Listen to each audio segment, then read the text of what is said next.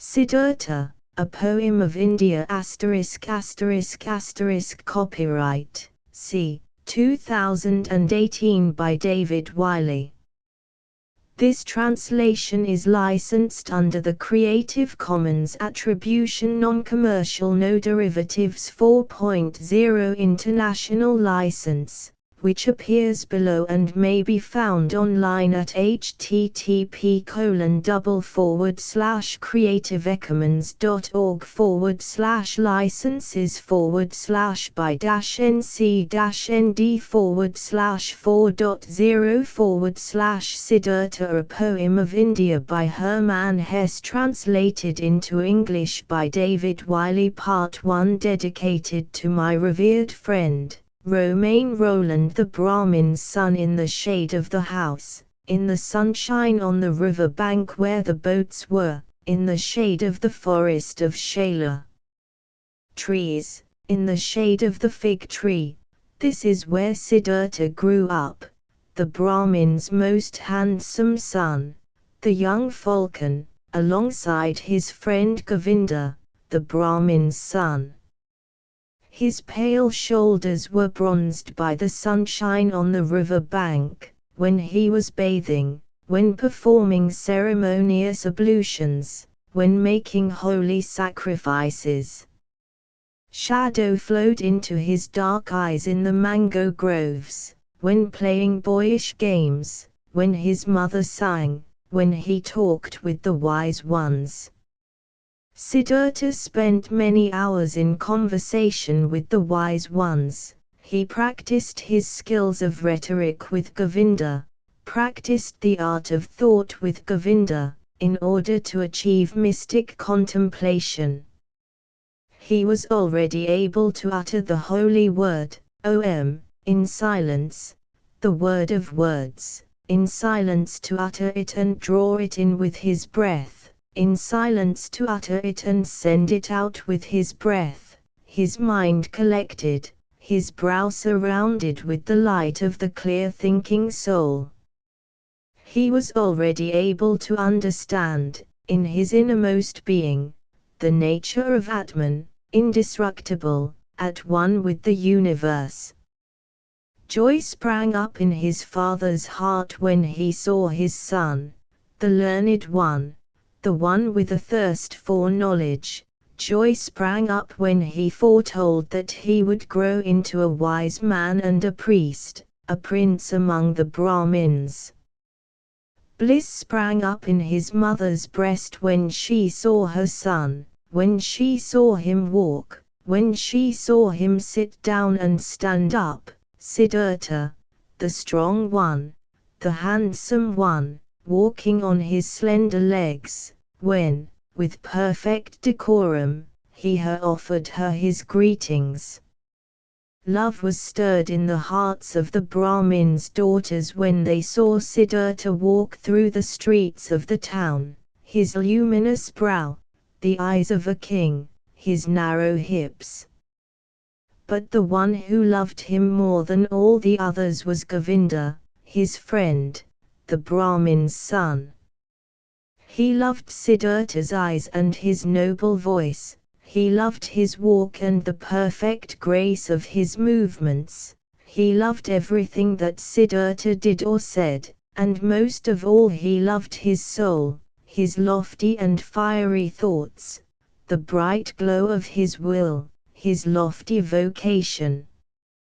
Govinda knew that Siddhartha would never become a mediocre Brahmin, no lazy officiator of sacrifices, no greedy peddler of magic spells, no rhetorician of vain and empty speech, no sly or malevolent priest, and also never become a good but stupid sheep in the flock of many.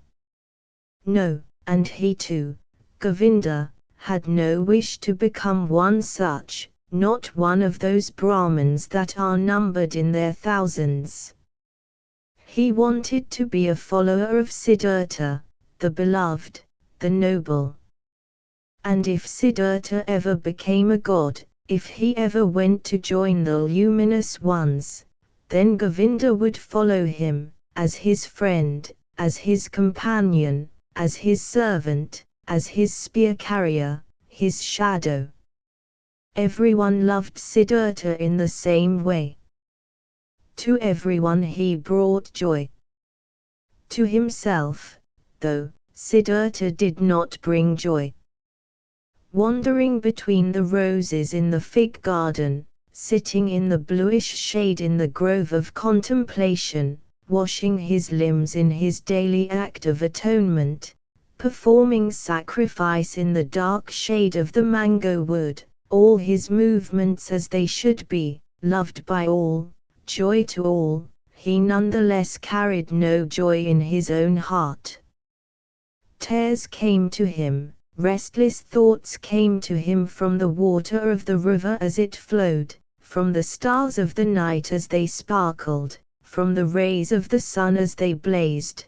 Dreams came to him and a restlessness of the soul, from the smoke of his sacrifices, from the verses of the Rig Veda as he breathed them, from the teachings of the ancient Brahmins as they seeped into him.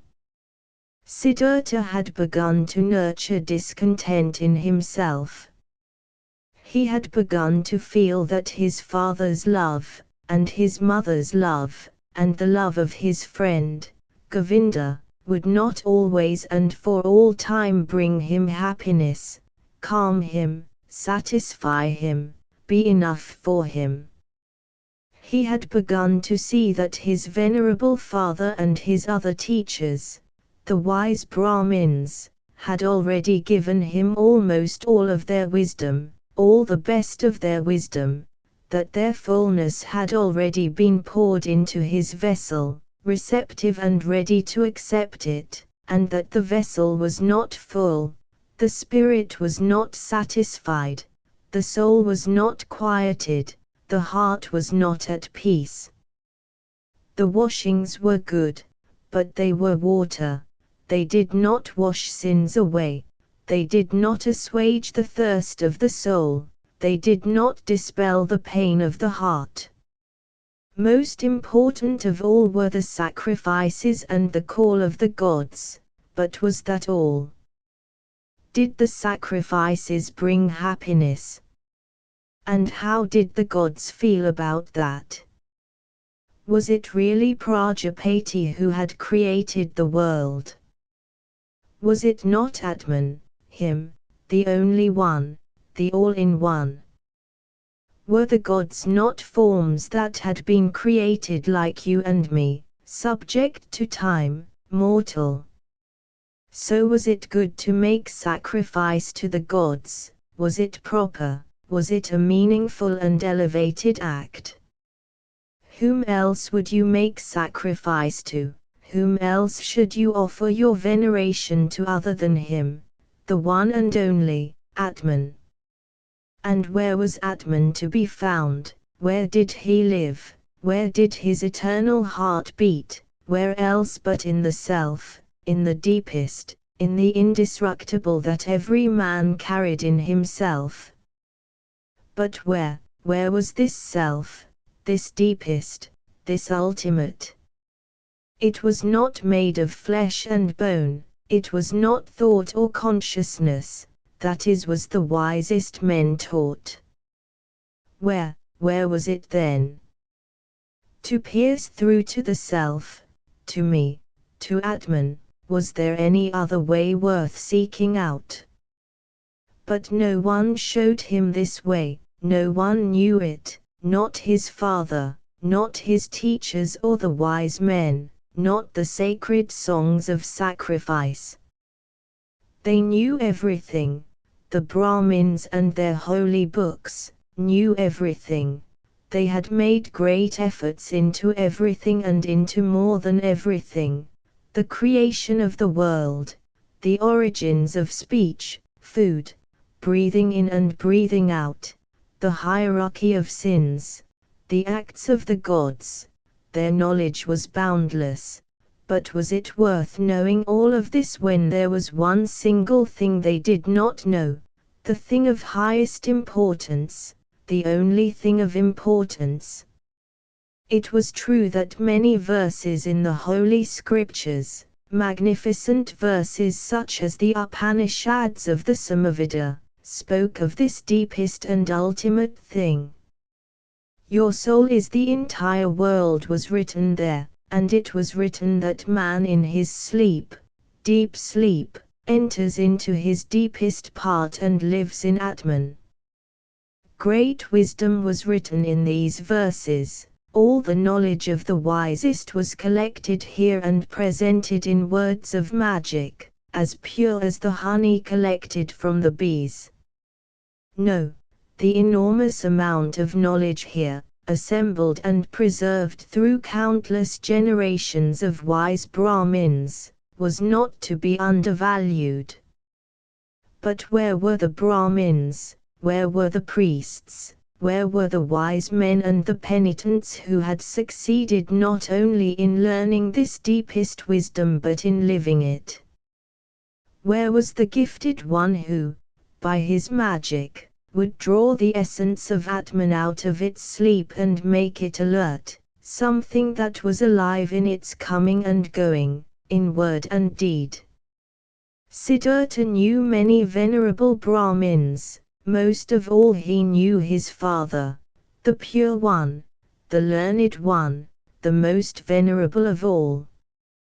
His father was an admirable man, quiet and noble in his manner, pure his life, wise his words, in his brow lived fine and noble thoughts, but even he, who had so much knowledge, did he live in holiness, was he at peace, was he, too, not just another seeker, just another thirsty one? Did he not, over and again, need to go to the well to assuage his thirst? Did he not need to make sacrifice, read books and debate his beliefs with the Brahmins? Why did he, the Immaculate One, need to wash his sins away every day, strive to become pure every day again and again? Was Atman not a part of him? Did the source not flow into his heart? The source of all things had to be found, the source within us all, it had to be taken into ourselves. All else was mere seeking, mere straying from the path, mere delusion. These were the thoughts of Siddhartha. This was his thirst, this was his sorrow.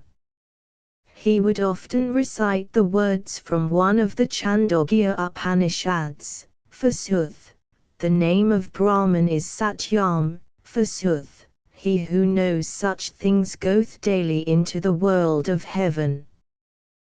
The world of heaven often seemed near to him, but he had never quite been able to reach it, never been able to quench the ultimate thirst. And from all the wise men he knew, even from the wisest of all, whose teachings he enjoyed, there was not one who ever had quite reached it, the world of heaven, which would have quenched the ultimate thirst for him. Govinda said Siddhartha to his friend, Govinda, dear friend, come with me under the banyan tree, we have to nurture our skill of contemplation. They went to the banyan tree, they sat down beneath it, Siddhartha here and, 20 paces away, sat Govinda. As he sat down in preparedness to utter the word Om, Siddhartha repeatedly muttered the verse, Om is the bow, the arrow is the soul, Brahman is the arrow's goal, the goal to reach directly. After they had practiced contemplation for their usual length of time, Govinda stood. The evening had come, it was time to wash in preparation for the evening. He called out Siddhartha's name. Siddhartha gave no answer. Siddhartha sat deep in contemplation, his eyes were fixed on a greatly distant object, the tip of his tongue protruded slightly from between his teeth, he seemed not to be breathing. So he sat, engrossed in contemplation, his mind fixed on Om, his soul as the arrow sent out to Brahman. One day summoners came through the town where Siddhartha lived, traveling ascetics, 3 men wizened and close to death, neither old nor young. Their shoulders were bloody and dusty, they were nearly naked and they were scorched by the sun, an air of loneliness about them, alien to this world and the enemy of the world, strangers, emaciated jackals in the empire of man. The odor of quiet suffering blew in from behind them, of service that destroyed, of pitiless loss of self. That evening, after their hour of contemplation, Siddhartha said to Govinda, "Tomorrow morning, my friend, Siddhartha will go to the samanas. He will become a samana." When Govinda heard these words and saw the unshakable resolution in his friend's face, he turned pale. Siddhartha could no more be dissuaded from his course than the arrow speeding from the bow. Just as soon as he saw this, Govinda knew that this was where it started. Siddhartha would now go on his way, now his destiny would begin to grow, and with Siddhartha's destiny so would Govinda's.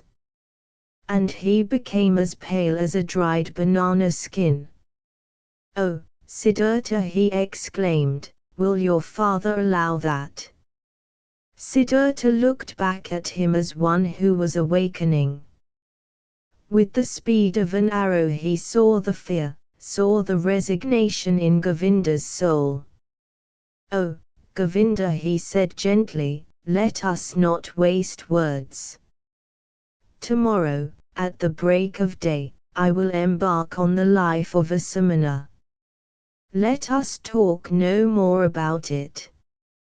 Siddhartha went into the room where his father sat on a raffia mat and stood behind him until his father could feel that he was there. The Brahmin said, "Is that you, Siddhartha? Say what it is you have come to tell me." Siddhartha answered, "If you will allow it, Father, I have come to tell you that I have been called on to leave your house in the morning and to go among the ascetics. It is my vocation to become a samana. I hope my father will not be opposed to this." The Brahmin was silent, and remained silent so long that, before the silence in the room came to an end, the stars outside the little window had moved across the sky and formed new shapes. His son remained there, speechless and immobile, his arms crossed. The father sat there on the mat, speechless and immobile, while the stars made their way across the sky. Finally, Siddhartha's father spoke. "It is not seemly for a Brahmin to speak loud and angry words, but my heart is moved to oppose this. I do not want to hear this request from your mouth a second time." Slowly, the Brahmin got to his feet. Siddhartha stood in silence, his arms crossed. "What are you waiting for?" his father asked. Siddhartha said, "You know what I am waiting for." Displeased, his father left the room. Displeased, he went to his bed and lay himself down. An hour passed, as no sleep came to his eyes. The Brahmin stood up, paced to and fro, left the house. He looked in through the little window of the room. There he saw Siddhartha standing, his arms crossed, unchanged. His upper clothing shone palely. Unease in his heart, Siddhartha's father went back to his bed. Another hour passed, as no sleep came to his eyes. The Brahmin stood up again, paced to and fro, went to the front of the house, saw that the moon had risen. He looked in through the little window of the room. There he saw Siddhartha standing, resolute, his arms crossed, moonlight reflecting from his bare legs. With worry in his heart, Siddhartha's father went back to his bed. He came again after an hour, and came again after 2 hours, looked in at the little window, saw Siddhartha standing there, in the moonlight, in the starlight, in the darkness. He came again hour after hour, in silence, looked into the room, saw the resolute one standing there. It filled his heart with anger, filled his heart with anxiety, filled his heart with doubts, filled it with sorrow. And in the last hour of the night, before the day began, he went back again, entered the room, saw the young man standing there. He seemed great to him, and like a stranger. "Siddhartha," he said, "what is it you are waiting for? You know what I am waiting for. Will you persist in standing like this and waiting until day comes, midday comes, evening comes? I will stand and wait. You will become tired, Siddhartha. I will become tired. You will fall asleep, Siddhartha. I will not fall asleep. You will die, Siddhartha. I will die. And would you rather die than do as your father tells you? Siddhartha has always done as his father has told him. So will you give up this idea? Siddhartha will do as his father says." The first rays of daylight fell into the room. The Brahmin saw that Siddhartha's knees were trembling slightly. He saw no tremble in Siddhartha's face, his eyes fixed on the far distance. Then his father realized that Siddhartha was no longer with him in his native country, that he had already left him. His father touched Siddhartha's shoulder. "You will go into the woods and become a samana," he said. "If you find holiness in the woods, come and teach me about holiness. If you find disappointment, come back and we can make sacrifices to the gods together again. Now go and kiss your mother, tell her where you're going. For me, it is time now to go down to the river and start the first washing of the day." He took his hand off his son's shoulder and went out. Siddhartha staggered to one side as he tried to walk. He forced his limbs to do as he wanted, bowed to his father and went to his mother to do as his father had told him. The town, in the light of early morning, was still quiet as Siddhartha walked out of it, moving slowly on his stiff legs. As he passed the last hut, a shadow rose from where it had been crouching and approached the pilgrim, Govinda. "You have come," said Siddhartha with a smile. "I have come," said Govinda. Among the samanas, they reached the samanas that evening, the emaciated samanas, and offered them their company and their obedience. They were accepted. Siddhartha had given his coat to a poor Brahmin on the way there. All he wore now were his loincloth and an earth-colored, untailored cloak. He ate just once a day and never had cooked food. He fasted for 15 days. He fasted for 28 days. The flesh disappeared from his limbs and his cheeks. Feverish dreams flickered from his bulging eyes. The nails grew long on his desiccated fingers, a dry, unkempt beard. When he encountered a woman his eyes became icy, his mouth twitched with contempt when he entered a town and saw the people in their fine clothes. He saw businessmen doing business, he saw noblemen go hunting, he saw the bereaved grieving for their dead, whores offering their bodies, doctors taking care of the sick, priests saying when to sow crops, lovers loving, mothers feeding their babies, and none of this was worth a glance from him. All was lies, everything stank of lies. Everything made a pretense of good sense and happiness and beauty, all was in decay and none could see it. The world tasted bitter. Life was a torment. Siddhartha had but one objective: to empty himself of thirst, of desire, of dreams, empty himself of joy and sorrow. To die away from himself, to no longer be himself, to find peace by emptying his own heart, to stand open to the miracle by alienating his own thoughts, that was his objective. Once the whole of his self had been overcome and destroyed, once every need and every drive of his heart was silent, that was when the ultimate had to wake. The deepest part of his being, that which is no longer the self, the great secret.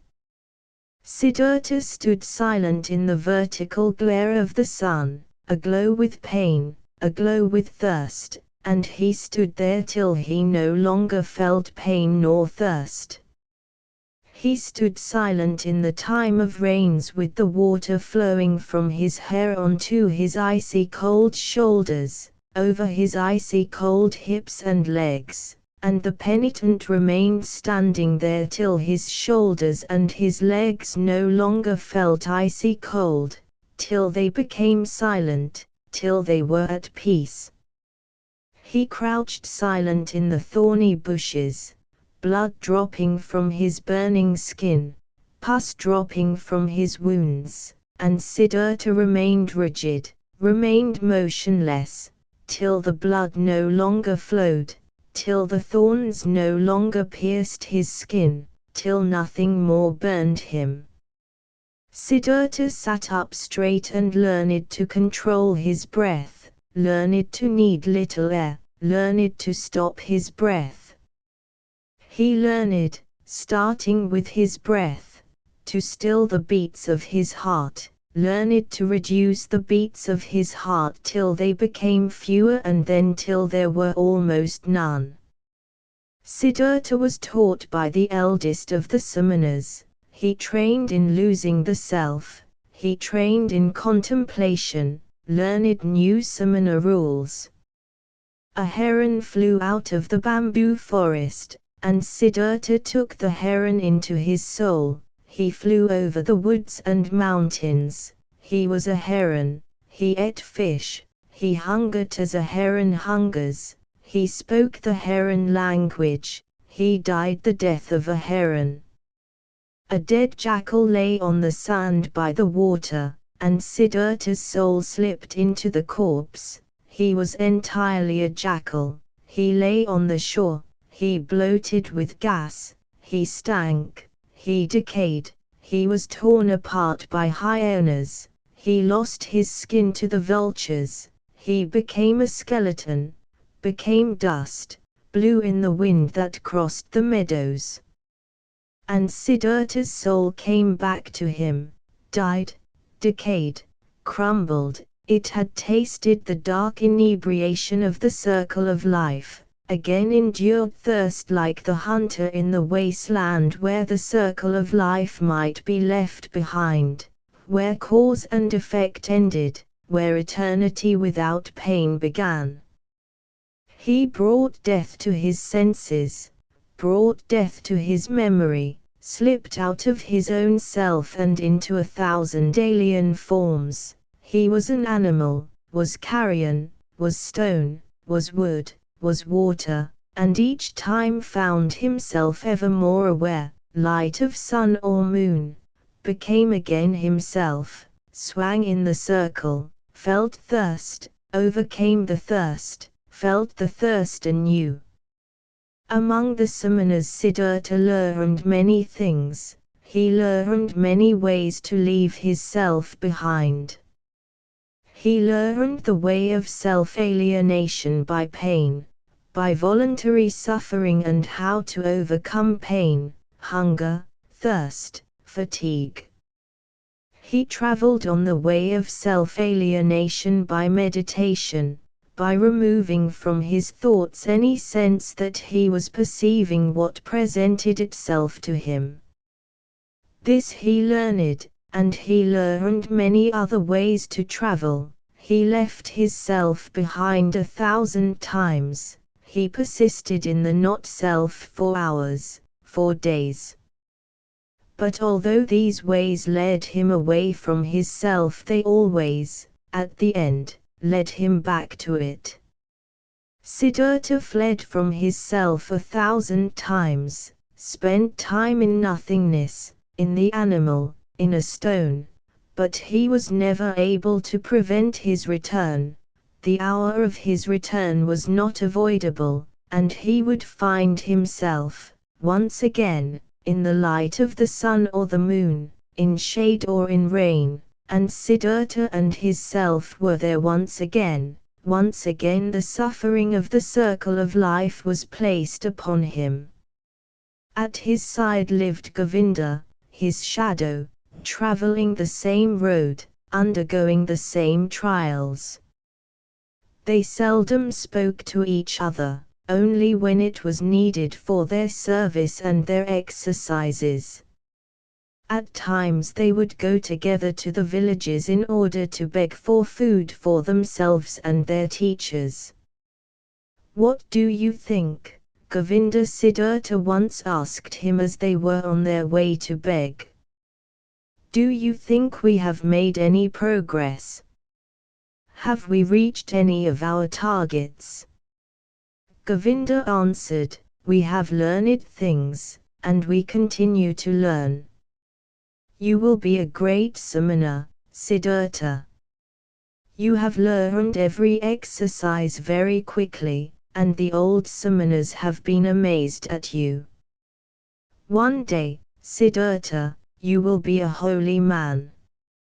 Siddhartha said, "That is not how I see it, my friend. All that I have learned so far I could have learned much faster and much easier in any bar where the whores are, my friend, among all the cheats and the gamblers." Govinda said, "That is what you say, my friend, but you know that Siddhartha is not some cattle driver, and that a samana is not some drunkard. The drunk can numb his senses, he can find escape and rest for a short time, but then he comes back from his stupor and finds that all is as it was before. He makes himself no wiser, he has gathered no knowledge any sort, he has climbed not one step higher." Siddhartha smiled and said, "I don't know, I've never been a drunkard. But I do know that in all my exercises and contemplations I have only ever found a brief respite from suffering, and remained just as far away from wisdom and liberation as a child in its mother's womb. I do know that, Govinda, I do know that." Another time, when Siddhartha and Govinda came out of the woods together and down to the village to beg for food for their brothers and teachers, Siddhartha began to speak and said, "What about now, Govinda, do you think we are on the right path? Are we getting any closer to knowledge? Are we getting any closer to liberation? Or are we just going round in circles, we, who are trying to escape the circle of life?"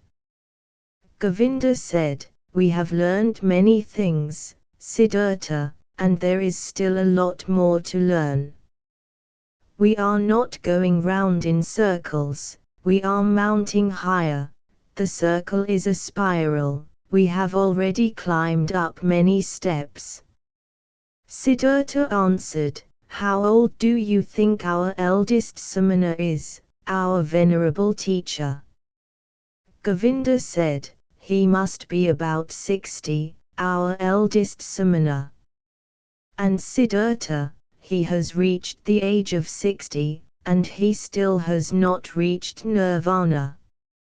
He will be 70, and then 80, and you and me, we will become old in the same way, and we will do our exercises, and we will fast, and we will meditate. But we will never reach nirvana, he will not, we will not." Govinda, "Of all the samanas that there are, I do not think any one of them is likely to reach nirvana. We find consolation, we find respite from pain, we learn the skills with which we deceive ourselves. But that which is essential, the way of ways, that is what we are not finding." "Do not utter such shocking words, Siddhartha," said Govinda. "We are among so many learned men, so many Brahmins, so many strict and venerable samanas, so many seekers, so many who strive with such effort, so many holy men. How could it be that none of these finds the way of ways?" But Siddhartha replied in a voice that was sad as much as it was mocking, a gentle voice, a somewhat sad voice, somewhat mocking, "Soon now, Govinda, your friend will be leaving the way of the samanas along which he has travelled so far with you. I suffer from thirst, Govinda, and my thirst has not become any the less on this long way of the samanas. I have always been thirsty for knowledge, always been full of questions. I questioned the Brahmins year after year, I sought knowledge in the holy Vedas year after year, and I put questions to the pious samanas year after year. Perhaps, Govinda, it would have been just as good, just as clever and just as healing to go and put questions to the rhinoceros birds or the chimpanzees. I have taken much time to learn this, Govinda, and I am still not at the end of it. I have learned that learning is impossible. I believe that in fact there is nothing in anything that we could call learning. There is only a kind of knowledge that is everywhere, my friend, and that is Atman. Atman is in me and in everything else that has existence. And so now I am beginning to believe that this knowledge has no worse enemy than the pursuit of knowledge, than learning." At this, Govinda stopped walking, raised his hands and said, "Siddhartha, please do not make your friend anxious with talk like this. What you are saying really does make me anxious in my heart. Think what you are saying. Where would that leave the holiness of prayer? Where would that leave the dignity of being a Brahmin? Where would that leave the holiness of the samanas if it were as you say, if it were not possible ever to learn? Siddhartha, where would that leave anything on earth that is holy or valuable or venerable?" Govinda quietly muttered a verse from one of the Upanishads. The purest soul that deeply thinks and sinks itself in Atman, his blessed heart will have no words to tell it to the world. Siddhartha, though, remained silent. He thought about the words that Govinda had just said to him, he thought about the words to their end. Yes, he thought as he stood there with his head lowered, what would be left of all the things that seem holy to us? What would remain? What would be preserved? And he shook his head. At an earlier time, when the two young men had lived with the summoners, and performed their exercises together for about 3 years, there came to them through many ways and turnings a message, a rumor, saying, "One has appeared that will be called Gautama, the noble one, the Buddha. He will have overcome the pain of the world in himself and brought the wheel of rebirth to a halt. With his followers he travels through the land, teaching as he goes, without property, without a home, without a wife, wearing the yellow garb of an ascetic but with joy on his brow, a holy man, and Brahmins and princes bow their knee to him and become his pupils." This legend, this rumor, this folk tale sounded out, raised itself like a scent far and wide. Brahmins spoke of it in the cities, samanas spoke of it in the woods. The name of Gautama, the Buddha, was repeated over and again in the ears of the young, in the good and in the evil, in praise and in contempt. As when the plague is raging through a country and a rumor arises that somewhere there is a man, a wise man, a knowledgeable man whose word and whose breath alone is enough to heal anyone afflicted with it, when this rumor spreads through the land and all are talking of it, many believe it, many doubt it, but many set themselves straight on the road to seek out this wise man who can help them. So it was with the fragrant rumor of Gautama, the Buddha, the wise man from the line of the Sakyas. He possessed, so the believers said, the highest enlightenment. He remembered his previous lives. He had attained nirvana and would never more come back to the cycle of rebirth, never more submerge in the dark waters that carried the forms of the lower world. Many things majestic and incredible were reported of him. He had performed miracles, had overcome the devil, had spoken with the gods. His enemies, however, and those who did not believe, said that this Gautama was a vain seducer. He spent his days in comfort, despised the acts of sacrifice, was without learning and performed neither exercise nor self-castigation. Sweet was this legend of the Buddha, magical was the aroma of these rumors. Diseased was the world, hard to bear was life, and look, there appeared to flow water from a new spring. A call of good news seemed to be heard, reassuring, mild, and full of noble promises. Everywhere that the rumor of the Buddha was heard, in every part of the lands of India, the young men listened, felt longing, felt hope, and every pilgrim or stranger who came to the sons of Brahmins in the towns and villages with news of him, the noble one, the Sakyamuni, was welcome. This legend even penetrated into the woods where the samanas lived, even to Siddhartha, even to Govinda, slowly, drop by drop, each drop laden with hope, each drop laden with doubt. They seldom spoke of it, as the eldest of the samanas was no friend of this legend.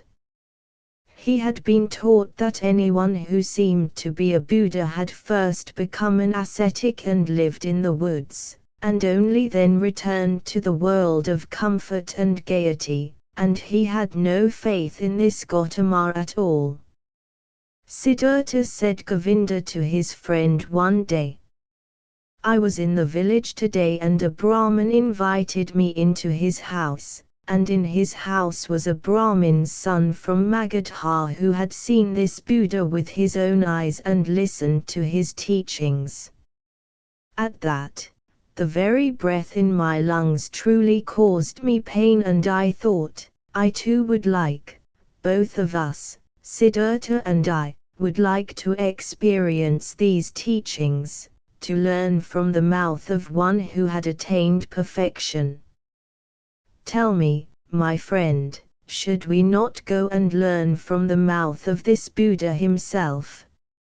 Siddhartha answered, "Oh, Govinda, I had always thought Govinda would stay with the samanas. It was always my belief that it was his objective to live to the age of 60 or 70 and always practice the arts and exercises that the samanas display. But look at me now, I did not know Govinda well enough, I knew little of his heart. But now, dear friend, now you want to set out on a new path and go there, where the Buddha spreads his teachings." Govinda answered, "You like to laugh at me. I hope you always keep laughing, Siddhartha.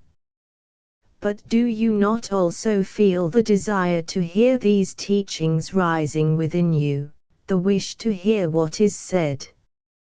And did you not once say to me that you would not stay for long among the samanas to follow their way?" At this Siddhartha laughed, in his way of laughing that took on a shadow of sorrow and a shadow of mockery, and said, "Quite right, Govinda, what you say is quite right, you have remembered it rightly. But maybe you should also remember something else you heard from me, that I had become tired and mistrustful of teachings and learning, and that my beliefs have little faith in the words that come to us from teachers. But anyway, my friend, I am willing to come and hear these teachings, even though, in my heart, I think we have already tasted the best fruits of them." Govinda answered, "Your readiness brings joy to my heart. But tell me, how can that be possible? How could the teachings of Gautama have given us their best fruits even before we have tasted them?" Siddhartha answered, "Let us enjoy these fruits and wait to see what happens, Govinda. But we can already be thankful to Gautama in that his fruits are calling us away from the samanas. Perhaps he has other fruit to offer, and better fruit, my friend. Let us keep peace in our hearts and wait to see if this is so." That very day Siddhartha told the eldest of the samanas of his decision to leave him. He told him with all the humility and modesty as befits a junior and a pupil. The samana, however, fell into a rage at the young men's decision to leave. He raised his voice and used foul language. Govinda was shocked and embarrassed, but Siddhartha put his mouth to Govinda's ear and whispered, "Now I will show the elder that I have learned something from him." Siddhartha stood close in front of the samana, gathered his own spirit, captured the gaze of the old man with his own gaze, and thereby did he enthrall him, made him dumb, deprived him of his will, subjected him to his own will, and without a word he ordered him to do as he commanded. The old man was unable to speak, unable to move his eyes, unable to direct his own will, his arms hung loose. He became powerless and was subject to the magic worked by Siddhartha. Siddhartha's thoughts overpowered those of the samana. He had to carry out whatever commands they gave him. And so the old man bowed down several times, performed gestures of blessing and humbly stammered out wishes for a good journey. And the young men replied by thanking him for his prostrations, thanked him for his good wishes, and with those greetings made their departure. On the way Govinda said, "O Siddhartha, you learned more from the samanas than I had realized. It is not easy at all, to bewitch an ancient samana. I am sure that if you had stayed with them you would soon have learned to walk on water." "Why would I want to walk on water?" said Siddhartha. "If the ancient samanas want to do tricks like that they can keep them." Gautama, in the city of Savatthi every child knew the name of the noble Buddha, and every house was ready to fill the begging bowls of Gautama's disciples when they made their silent requests. Near the city was the grove of Jetavana. This wood had been given to Gautama and his followers by an Athapindika, a rich businessman who was devoted to the Noble One, and it was the place that Gautama liked to visit most. All the stories and all the answers that the two young ascetics had heard in their search for Gautama had directed them to this place. When they arrived in Savatthi they stood at the door of the first house silently begging for food, which was given them. Siddhartha asked the woman who had offered them the food, "Generous lady, we would like to learn where the most venerable one, the Buddha, spends his time, for we are two samanas from the woods and have come to see him, the perfect one, and to hear the teachings from his mouth." The woman said, "You have certainly arrived at the right place, samanas from the woods. You should know that Jetavana, the garden of Anathapindikas, is where the Noble One spends his time.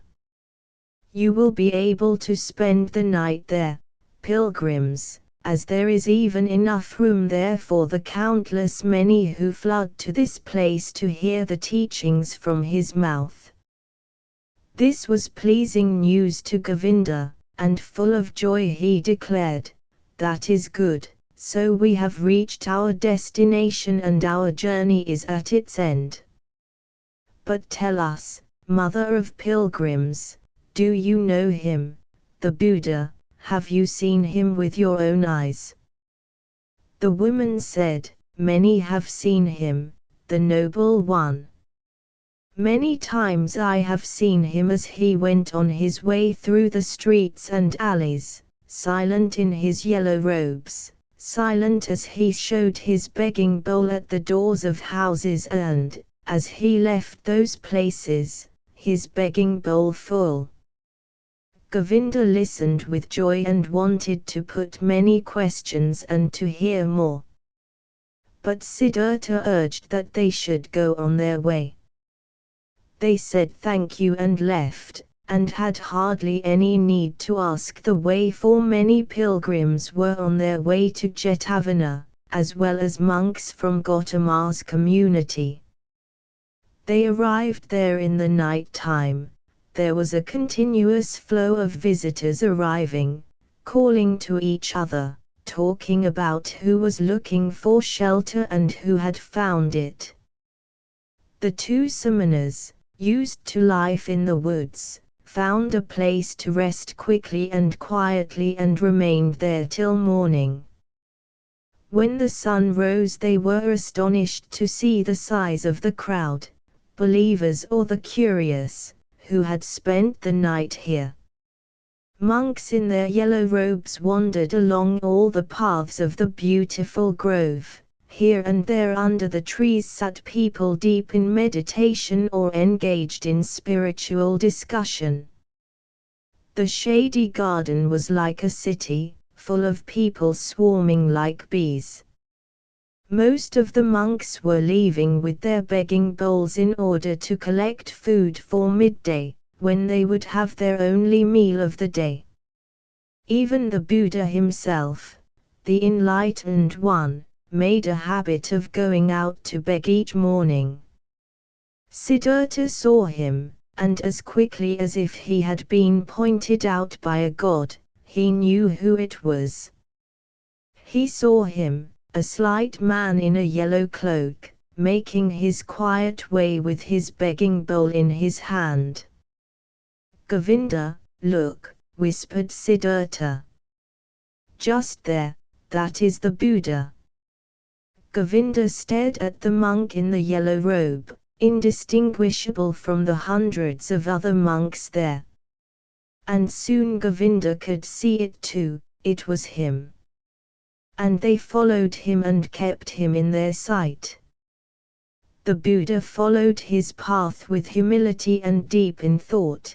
The peaceful expression on his face was neither gay nor sad, it seemed to show a gentle inward contentment. With a hidden smile, quiet, peaceful, not unlike a healthy child, the Buddha wandered on, wearing his robes and placing his feet in the same way as all his monks, in the way that was prescribed. But his face, his gait, his quiet lowered eyes, his hands hanging quietly from his arms, and even every finger on his quietly hanging hands spoke of peace, spoke of perfection, sought nothing, copied nothing, breathed gently with a peace that could not fade, in a light that could not fade, a peace that could not be touched. So, Gautama walked on slowly towards the town where he would gather alms, and the two samanas knew him simply from the perfection of his peace, the stillness of his form where no searching, no desire, no imitation, no striving could be seen, only light and peace. Today, we will hear the teachings from his own mouth, said Govinda. Siddhartha made no answer. He had less curiosity about the teachings, he did not believe they would teach him anything new, even though, like Govinda, he had heard many times about what the teachings of this Buddha contained, albeit from the reports he had heard at second or third hand. But he looked attentively at Gautama's head, at his shoulders, at his feet, at his hand as it hung there without moving, and it seemed to him that every part of every finger of that hand held a lesson, spoke, breathed, was fragrant and shone with truth. This man, this Buddha, was truthful down to every movement of every finger. This man was holy. Siddhartha had never felt such veneration for anyone, he had never loved anyone as much as this man. The two of them followed the Buddha into the town and then they quietly turned back, as they too hoped to obtain food for themselves before the end of day. They saw Gautama as he too came back, saw him surrounded by his followers as they took their meal. What he ate was not enough to feed a bird, and they saw him withdraw into the shade of the mango trees.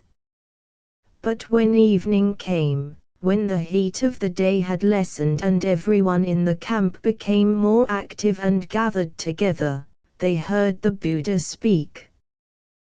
They heard his voice, and even that was a thing of perfection, of perfect stillness, of complete peace. Gautama taught the lesson of suffering, of the origin of suffering, of the way that leads to the removal of suffering. His speech flowed on, calm, peaceful and clear. It was.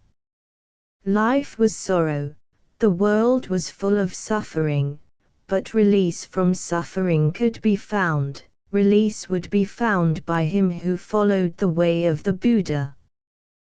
The Noble One spoke in a voice that was gentle but firm. He taught of the four principal doctrines, he taught of the Eightfold Path, the circle of reincarnation. His voice, clear and quiet, remained above his listeners like a light, like a star in the firmament. Night had fallen before the Buddha came to the end of his speech.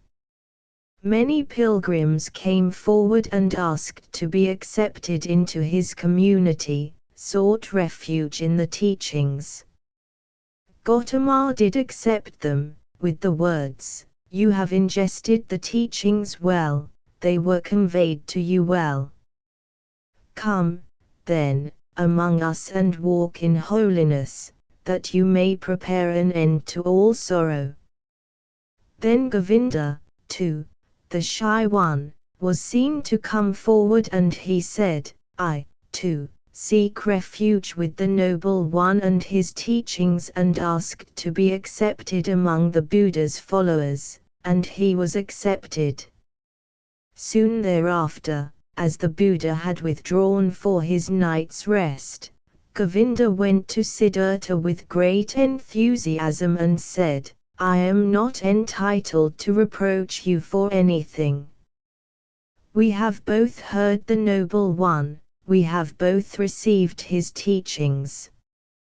Govinda heard the teaching, he has taken refuge in them. But you, revered one, will you not take the path of liberation? Will you delay, will you continue to wait? When he realized what Govinda had said, Siddhartha woke as if he had been sleeping. Then, gently and with no mockery in his voice, he said, Govinda, my friend, now you have taken the first step, now you have chosen your path. You have always been my friend, Govinda, you have always followed me one step behind. I have often asked myself whether Govinda would one day take a step of his own, without me, from his own soul.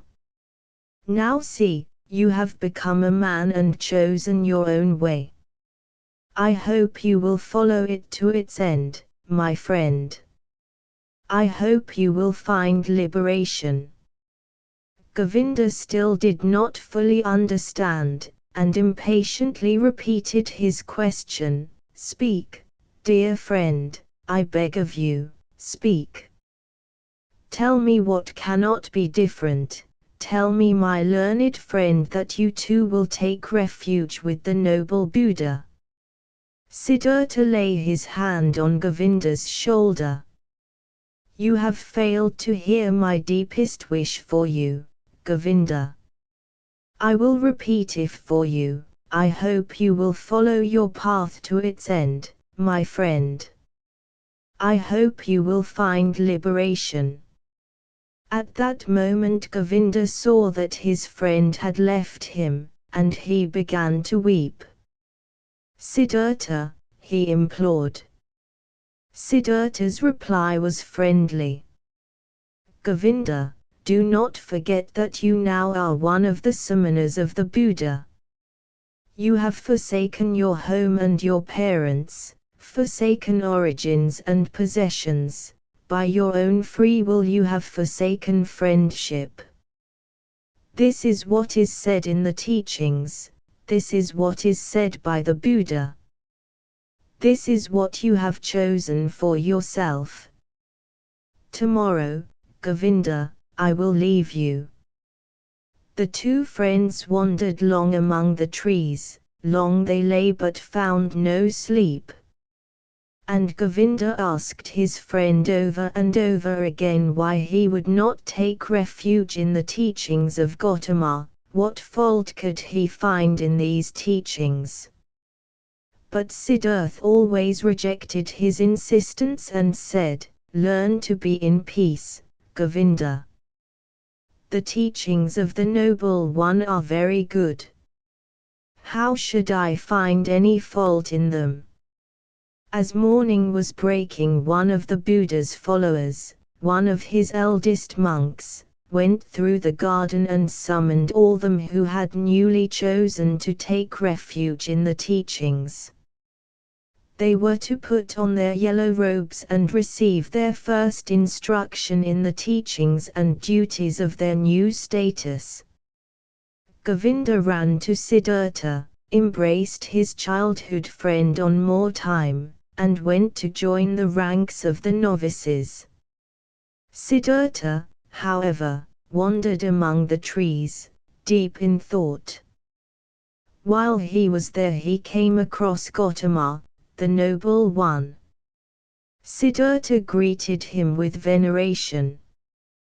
There was so much peace and goodness to be seen in the Buddha's eyes that the young man took courage and asked the Venerable One's permission to speak to him. The Noble One gave his assent with a silent nod. Siddhartha said, "Noble One, I was yesterday privileged to hear your wonderful teachings. I had come here from afar with a friend to hear them. My friend now will stay among your followers and take refuge with you. I, however, will start my pilgrimage anew." "You are free to do as you wish," said the Noble One politely. "In speaking to you I have been more bold than I should have been," Siddhartha continued, "but I would not want to depart from the Noble One without having given him my sincere thoughts. Would the Noble One be willing to give me another moment of his time to hear me?" The Buddha gave his assent with a silent nod. Siddhartha said, "There is something, Most Venerable One, that I admired most of all in what you said. Everything in your teachings is perfectly clear and supported with proof. You depict the world as a perfect chain, never broken anywhere on its length, an eternal chain made up of causes and effects. This has never been made so clear, never set out so irrefutably. The heart of every Brahmin must surely beat at a higher level when he has heard your teachings and first sees the world of perfect coherence, without omissions, as clear as crystal, not dependent on chance, not dependent on any gods. This could be good or bad, could bring joy or sorrow to life, but it is not something we need to consider. It could well be that it is not of basic importance, but the unity of the world, that all events are interrelated, the flow of existence that embraces all things great and small, the law of cause and effect, existence and death, all these things shine brightly out from your noble teachings, O Perfect One. But there is a place in your own teachings where this cohesion, this sound argument that governs all things is interrupted. There is a small hole where something strange, something new, something not previously there flows into this world. It is something that cannot be shown, cannot be proved. This is your teaching about not being overcome by the world. Your teaching about liberation. With this tiny hole, with this tiny intrusion, the entire coherent and eternal world order is once again broken down and cannot be maintained. I hope you will forgive me for voicing this objection." Gautama had listened to him still and unmoving. Now, with his benevolent voice, with his clear and polite voice, the Perfect One spoke, "You have listened to the teachings, Brahmin's son, and it is good that you have thought so deeply about them. You have found a gap in them, a mistake. I hope you will continue to think about the teachings. You have a thirst for knowledge, but you should be warned of the thickets of beliefs and of quibbles around words. Beliefs are not important, they can be beautiful or ugly, clever or foolish, anyone can stay attached to them or throw them away. But the teachings that you heard from me are not beliefs, and I was not trying to explain the world to them who have a thirst for knowledge. I was attempting something quite different. I was attempting to show how to gain liberation from suffering. This is what Gautama teaches, nothing else. I hope you will not be cross with me, Noble One," the young man said. I have no wish to argue with you but to argue about words. This is why I have spoken to you in this way. You are certainly quite right. Beliefs alone are not of great importance. But allow me to say one thing more. I have never for a moment had any doubts about you. I have never for a moment doubted that you are a Buddha, that you have reached the end of your path, the highest objective that so many thousands of Brahmins and Brahmins' sons pursue. You have found liberation from death.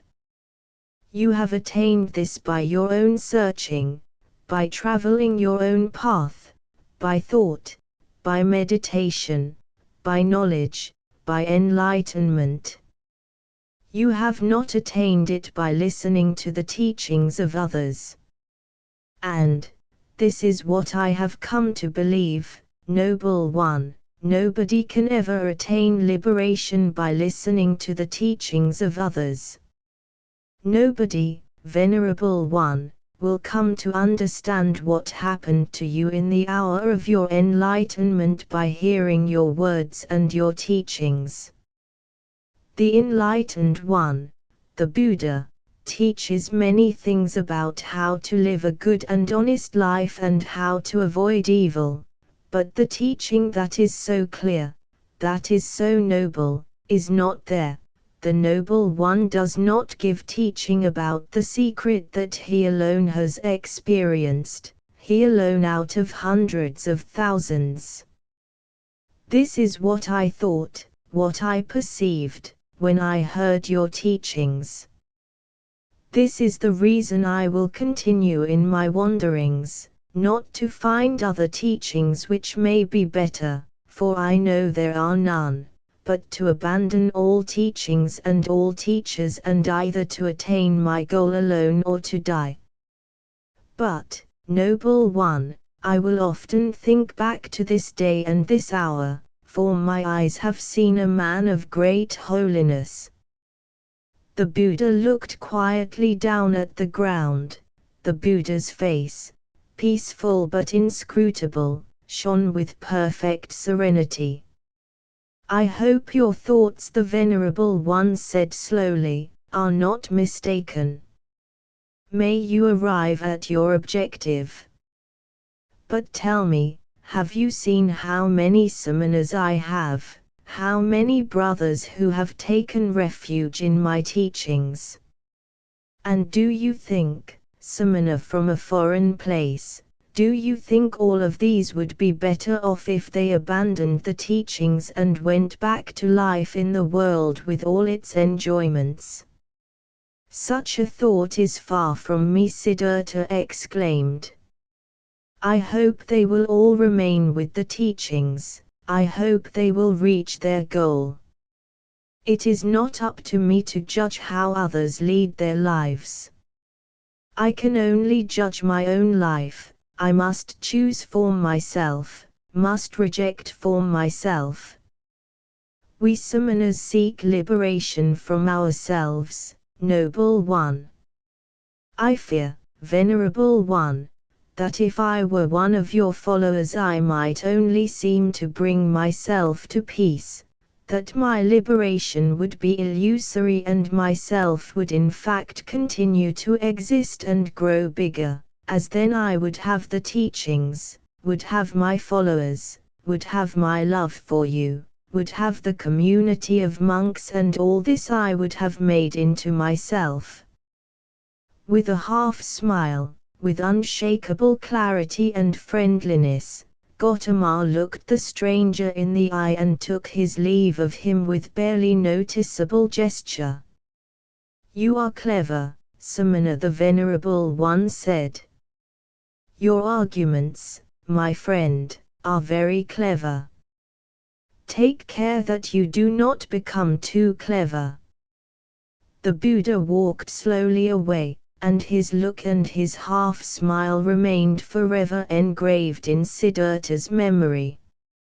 I have never before seen anyone look and smile, sit and walk, like this man, he thought to himself.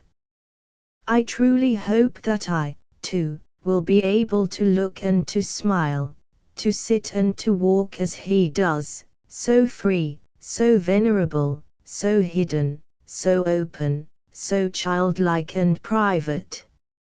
It is only the man who has penetrated to his innermost self who is truly able to look and to walk in this way. I, too, will do my utmost to penetrate to my innermost self. I have seen one man, Siddhartha thought, just one, to whom I had to lower my eyes. I will not lower my eyes to any other man, not anyone. I will not be drawn into any teachings, as I was not drawn into the teachings of this man. I was robbed by this Buddha, Siddhartha thought, he robbed me, but he gave me much more. He robbed me of my friend, of him who had faith in me and now has faith in him, of him who was my shadow and is now the shadow of Gautama. But he made the gift to me, to Siddhartha, of myself. Awakening as Siddhartha left the grove where the Buddha, the perfect one, remained behind, where Govinda remained behind, he felt that he was also leaving behind his life so far, that it was separating itself from him. This sensation filled him completely, and he thought about it as he slowly walked on. He pondered deeply as if sinking through deep water. He allowed himself to drop to the bottom of this feeling to the place where its causes lay, as it seemed to him that identifying causes was to think, and that is the only way to make sensations into knowledge and avoid losing them altogether. The only way to make them substantial, the only way to make them shine and show what they contain. He pondered as he walked slowly on. He concluded that he was no longer a youth but had become a man. He concluded that something had left him like a snake that sloughs its skin, that something within him was no longer there for him. Something that had been with him all through his youth and had belonged to him, the wish to have a teacher and to hear teachings. He had even departed from last teacher who had come to him on his way, the highest and wisest of teachers, the holiest of them all, the Buddha. He had had to separate himself from him, he had been unable to accept his teachings. Siddhartha continued to ponder as he walked, and his movement became slower as he asked himself, but what was it that you wanted to learn from the teachers? What was it that those teachers who spent so much time giving you their lessons were nonetheless unable to teach you? And Siddhartha found an answer. What I wanted to learn was myself. I wanted to learn the meaning and the essence of myself. I wanted to be rid of myself, wanted to overcome myself. But I was not able to overcome it, was able only to cheat it, was able only to flee from it, to hide from it. There is truly nothing in the world that has occupied my thoughts as much as this self of mine. This puzzle that I am alive, that I am separate from one and all, severed from them, that I am Siddhartha. And there is nothing in the world that I know less about than myself, about Siddhartha. Siddhartha walked more slowly as he pondered and then, gripped by these thoughts, came to a stop. And at that moment a new thought sprang out from them.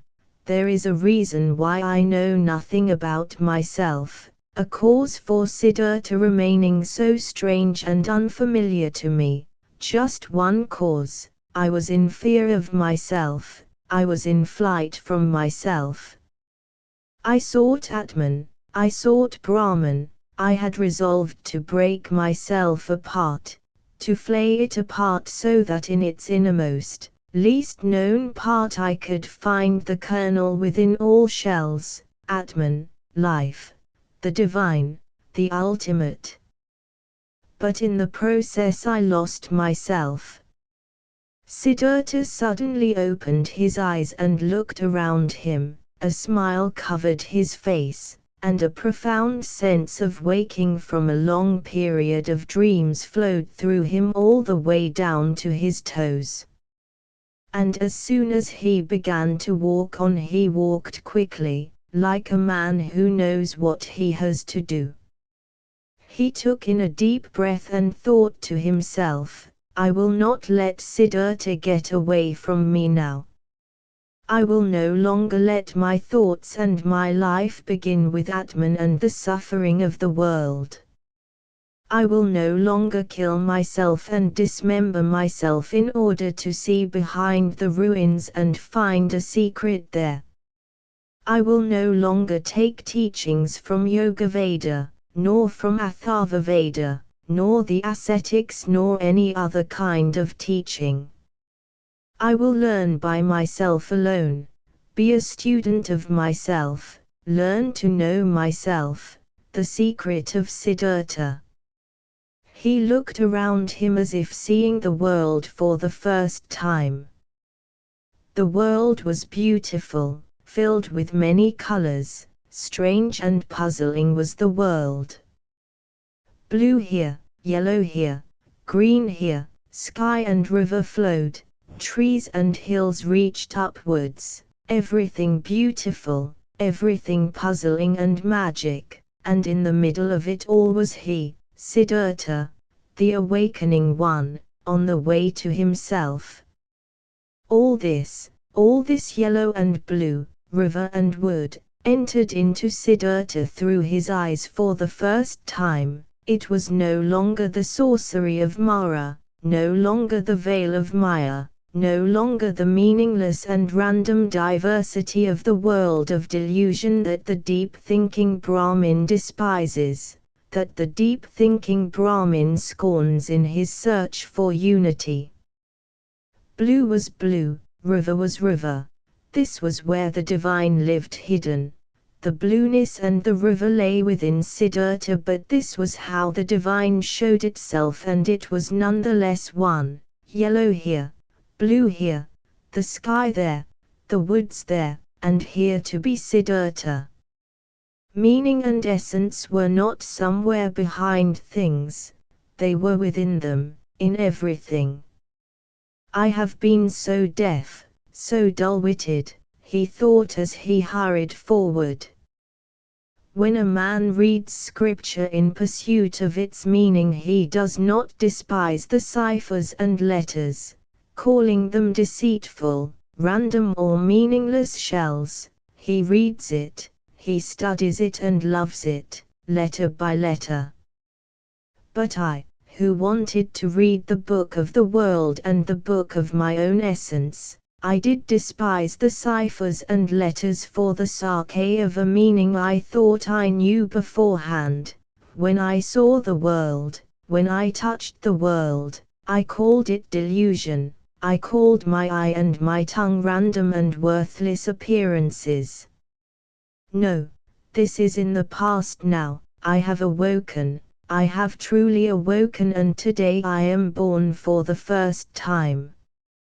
As Siddhartha had this thought, he suddenly stopped walking again, as if there lay a snake in front of him on the path. He also awoke to this insight: I am not now that which I once was, I am no longer an ascetic, I am no longer a priest, I am no longer a Brahmin. So what should I do at home in the house of my father? Study. Perform sacrifices. Cultivate meditation. All this lies now in the past, all this is no longer on my path.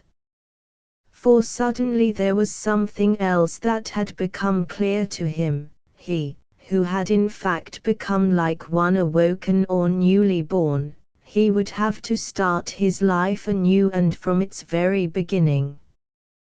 That very morning, as he left the grove of Jetavana, the grove of the Noble One, already awaking, already on the way to himself, it was his intention, an intention that seemed to be natural and a matter of course, that he would bring his years of living as an ascetic to an end and return home to his father. But now, only now at this moment when he stopped walking as if a snake lay on the path in front of him, he awoke also to this insight: I am no longer the person I once was, I am no longer an ascetic, I am no longer a priest, I am no longer a Brahmin. So what should I do if I go back home to my father? Study. Perform sacrifices. Cultivate meditation. These things are all in the past, these things no longer lie before me on my way. Siddhartha stood there motionless, and for one moment, for one intake of breath, his heart remained frozen. He felt it freezing in his breast inside him like a small animal, a bird or a hare, as he saw how alone he was. For many years he had been without a home and had not felt it. Now he did feel it. Until now, even when immersed in the deepest meditation, he had been his father's son, a Brahmin, a man of high status, a spiritual man. Now he was merely Siddhartha, the awoken one, nothing more. He drew in a deep breath, and for a moment he froze and shuddered. No one was as alone as he was. No nobleman who did not belong among noblemen, no handworker who did not belong among handworkers but found refuge among them, sharing his life with theirs and speaking their language. No Brahmin who did not count as a Brahmin and lived among them, no ascetic who found no refuge in his status as a samana, and not even the hermit lost deepest in the woods was single or alone. Even he was surrounded by the things he belonged to, even he belonged to a certain condition that made that place his home. Govinda had become a monk and had 1,000 monks as his brothers. He wore his robes, believed his beliefs and spoke his language.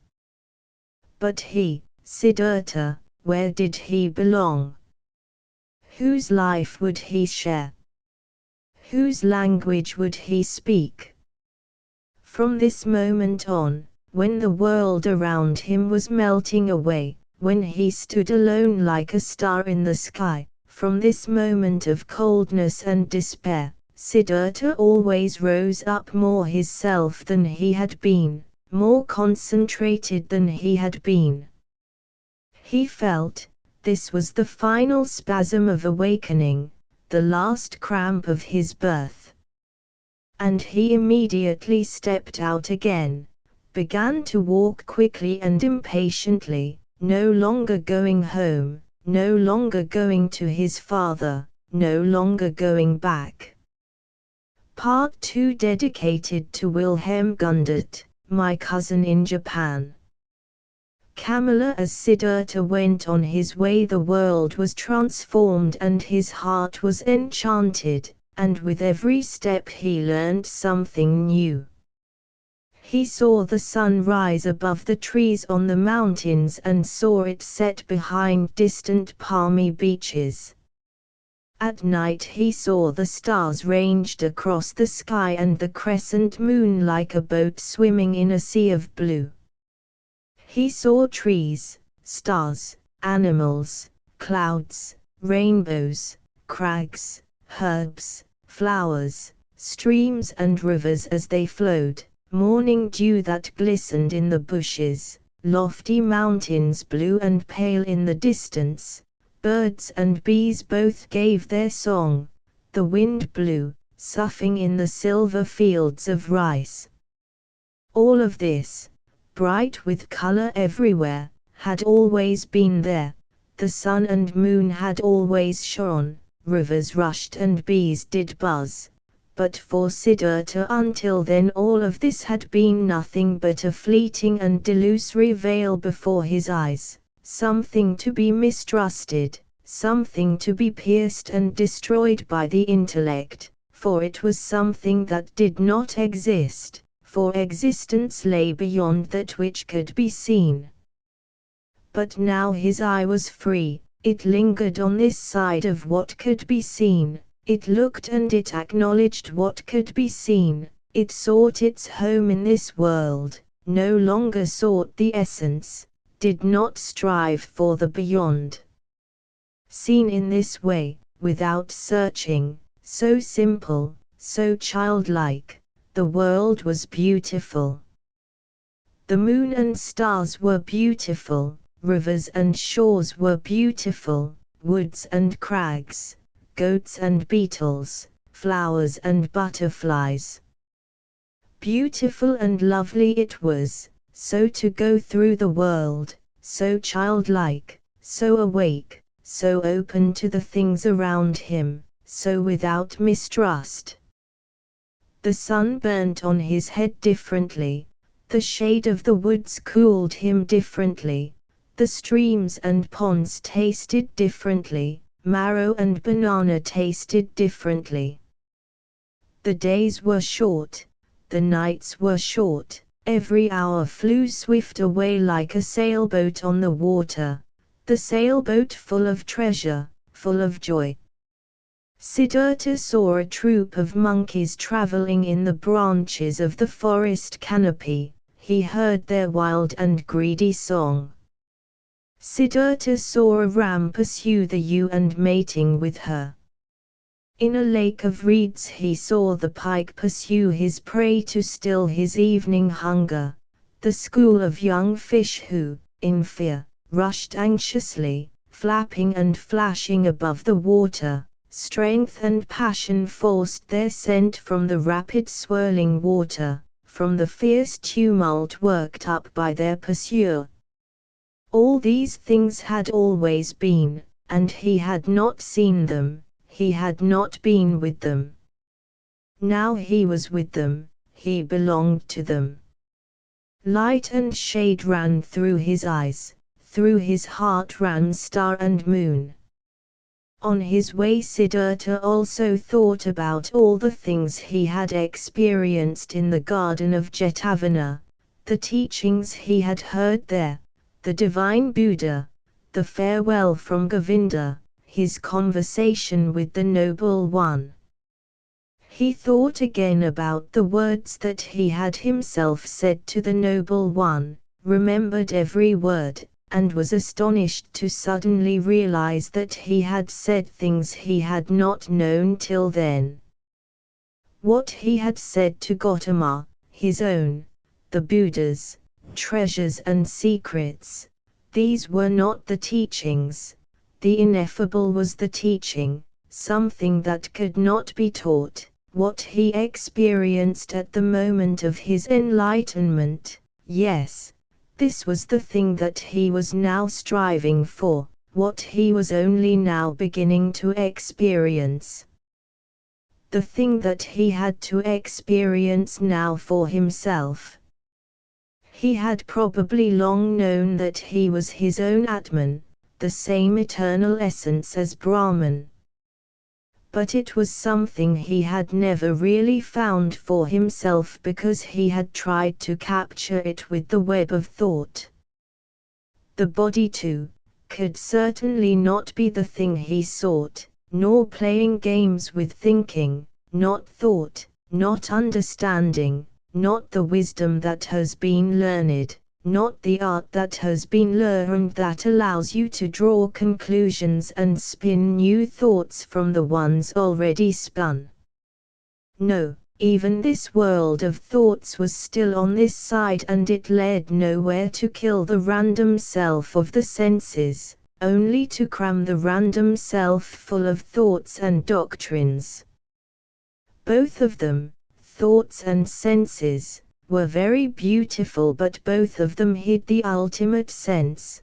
Both of them were worth listening to, worth playing with. Neither should be either despised or overvalued. Both of them offered to let you hear the secret voice of the innermost. There was nothing he strove for other than what the voice told him to strive for, nothing he would dwell on other than where the voice told him to dwell. Why had Gautama sat under the bo tree at that moment of moments where enlightenment came upon him? He had heard a voice in his own heart which told him to seek rest under this tree. He had not chosen rather to mortify his flesh, to perform sacrifice, ablution nor prayer. He had not sought food nor drink nor sleep nor dreams. He had done as the voice told him. This obedience was the one thing needed, not any command from outside himself, just the voice, to be ready. That was good, that was needed, nothing else was needed. In the night, while he slept by the river in the ferryman's straw hut, Siddhartha had a dream. Govinda stood before him in the yellow robes of the ascetic. Govinda looked sad, and sadly he asked, "Why have you abandoned me?" At this Siddhartha embraced Govinda, threw his arms around him, and as he drew him to his breast and kissed him, it was Govinda no longer, it was a woman. And from the woman's robe welled out her full breast, at which Siddhartha put his mouth and drank. Sweet and strong was the taste of the milk from this breast. It tasted of woman and man, of sunshine and forest, of beast and flower, of every fruit, of every joy.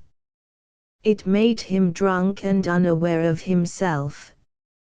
When Siddhartha woke, the pale river shimmered with light that came in through the door of the hut, and from the forest came the deep, dark, distinct call of an owl. At the start of day Siddhartha asked his host, the ferryman, to take him across the river. The ferryman put him on his bamboo raft and took him across the river as the red light of morning shimmered on the expanse of water. "This is a beautiful river," he said to his companion.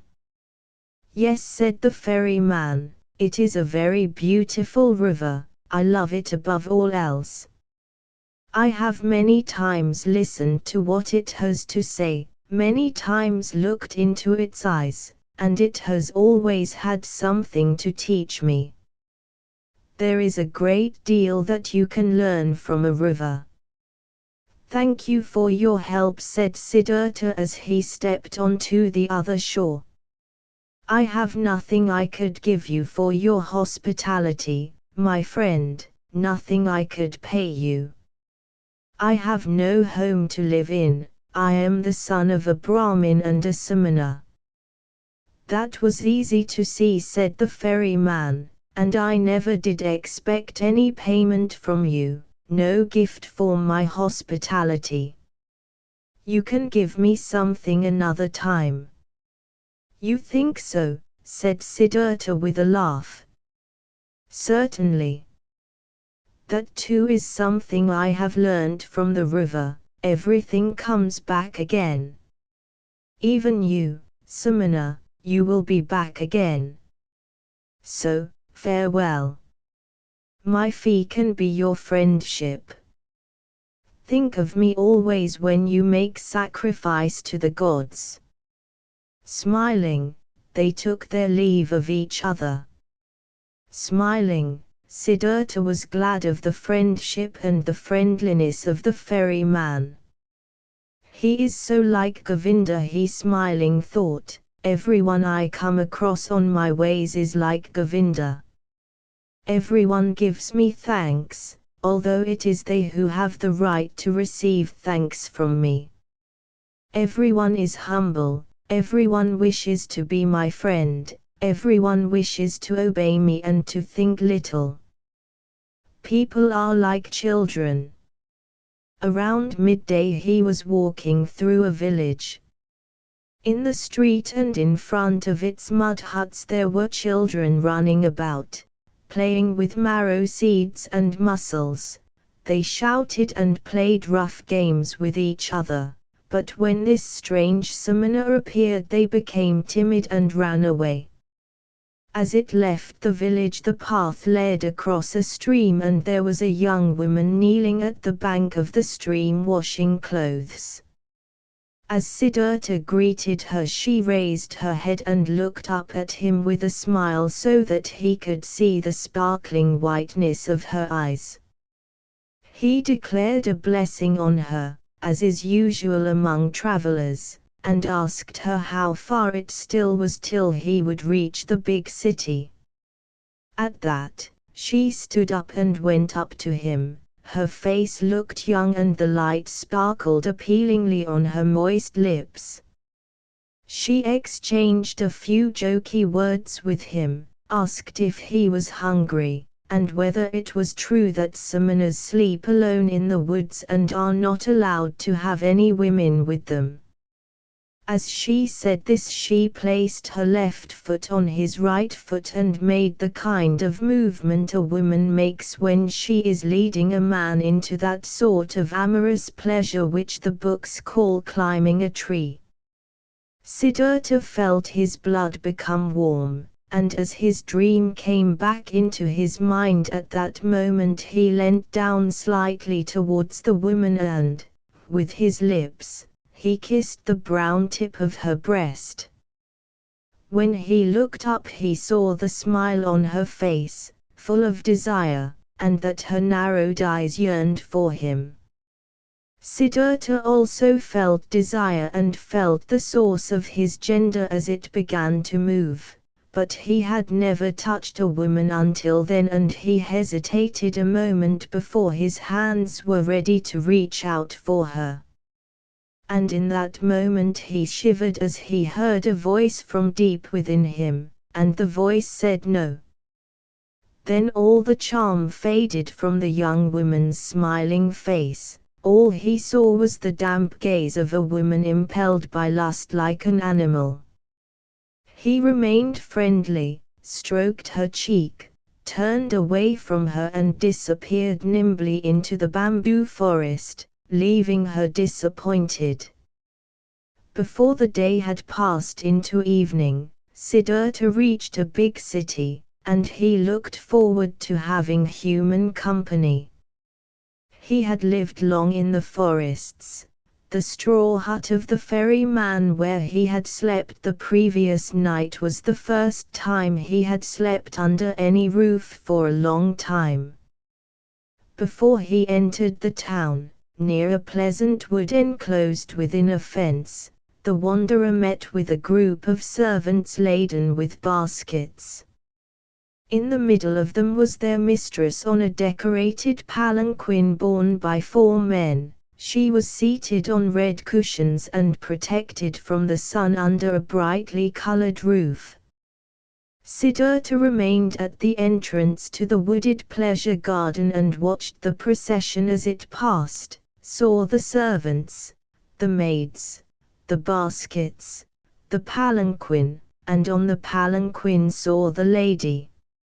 Under a high tower of black hair he saw a face that was very fair, very tender and very wise. He saw a mouth that was pink like a freshly opened fig, eyebrows that were carefully tended and painted into tall arches, eyes that were intelligent and dark, a fair neck that rose up from the green and golden clothing around it, fair hands that lay at rest, long and slender with white gold rings over the joints. Siddhartha saw how beautiful she was, and his heart laughed.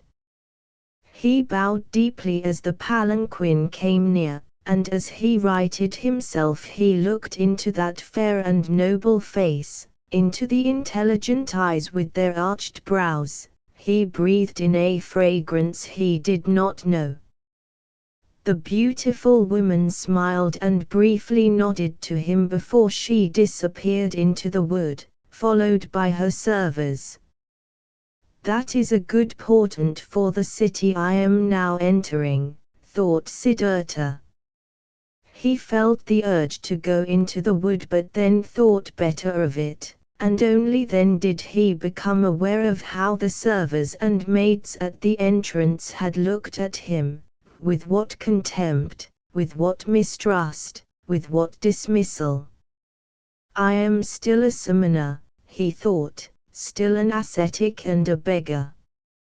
I will not, as such, be allowed to stay, not be allowed into the wood.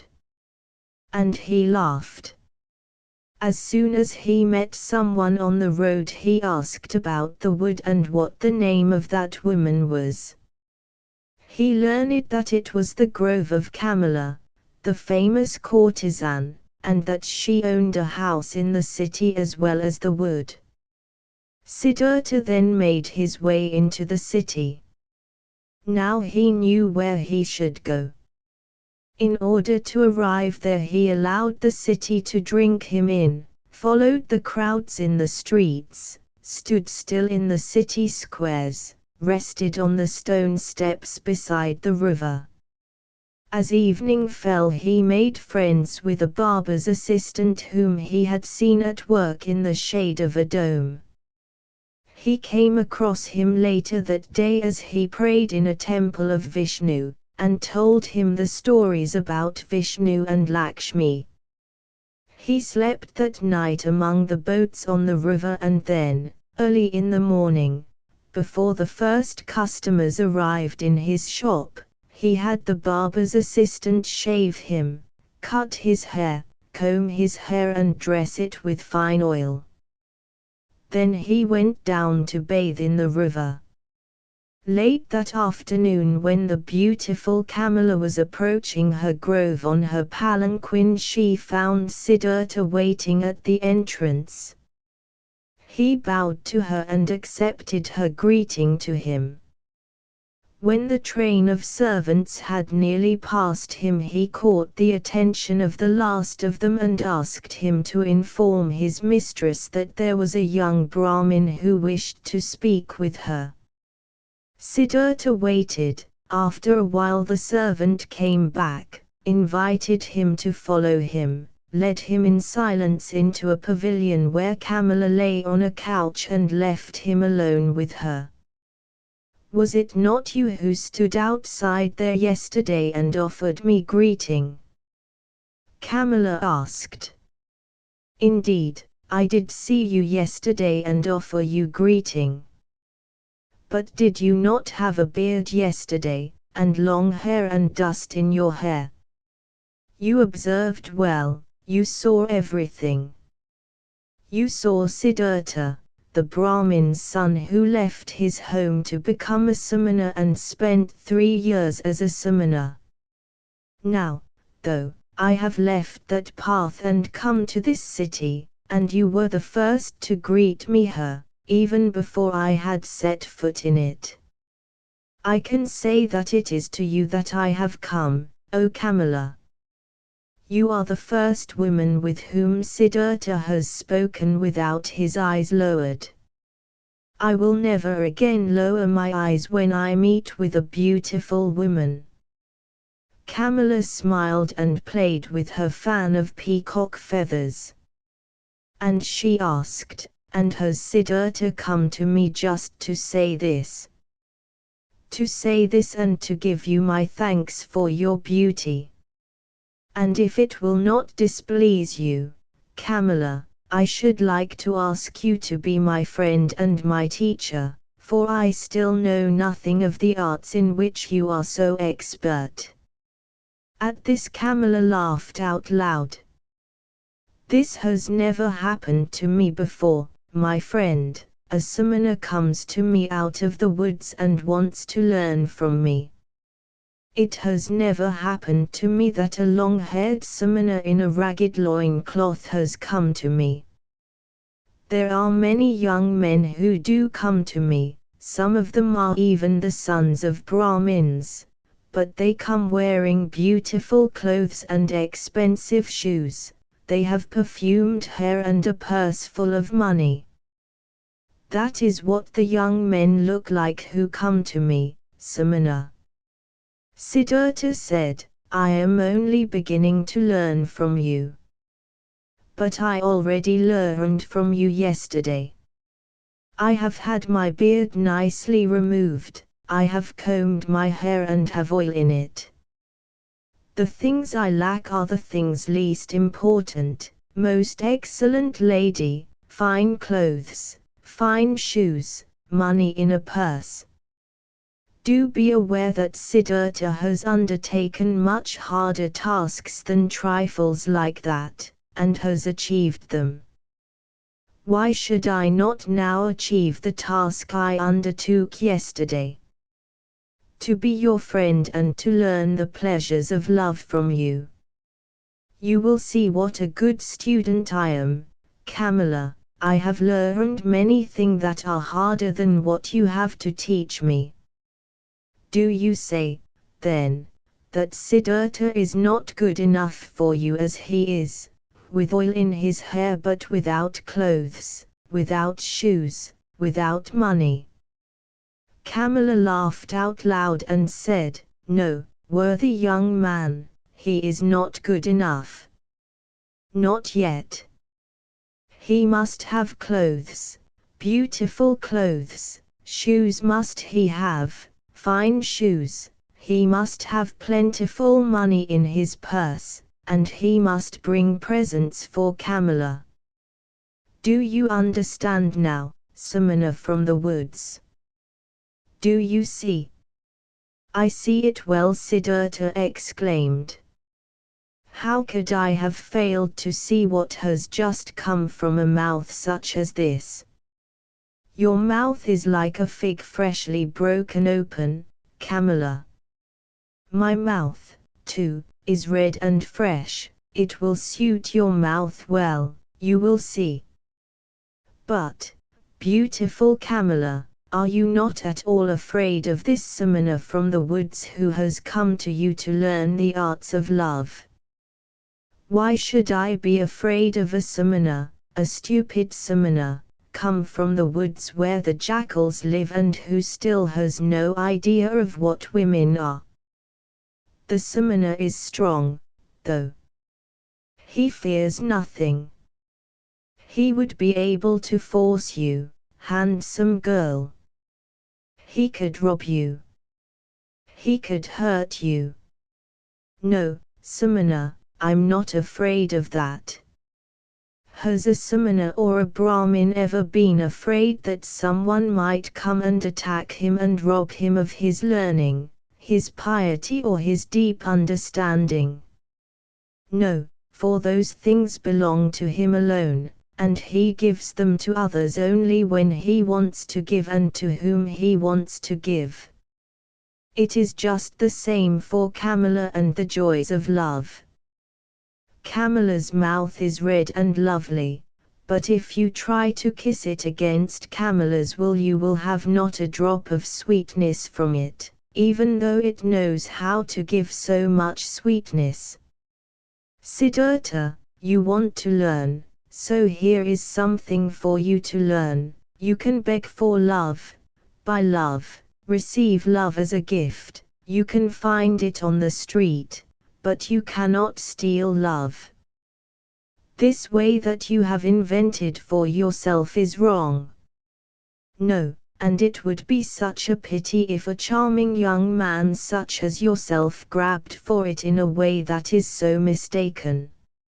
Siddhartha smiled and bowed to her. Yes, Kamala, you are quite right. It would be a pity. It would be an awful pity. No, I do not want any drop of sweetness from your mouth to be wasted on me, nor any drop of mine wasted on you. Only one option remains for us. Siddhartha must come back when he has the things that, at present, are lacking: clothes, shoes, money. But, noble Kamala, tell me, can you not give me just one more piece of advice? A piece of advice, why not? Who would not be happy to give a piece of advice to a poor and innocent summoner, just come down from the woods where the jackals live? So tell me, dear Camilla, tell me where I should go so that I can obtain these 3 things as quickly as possible.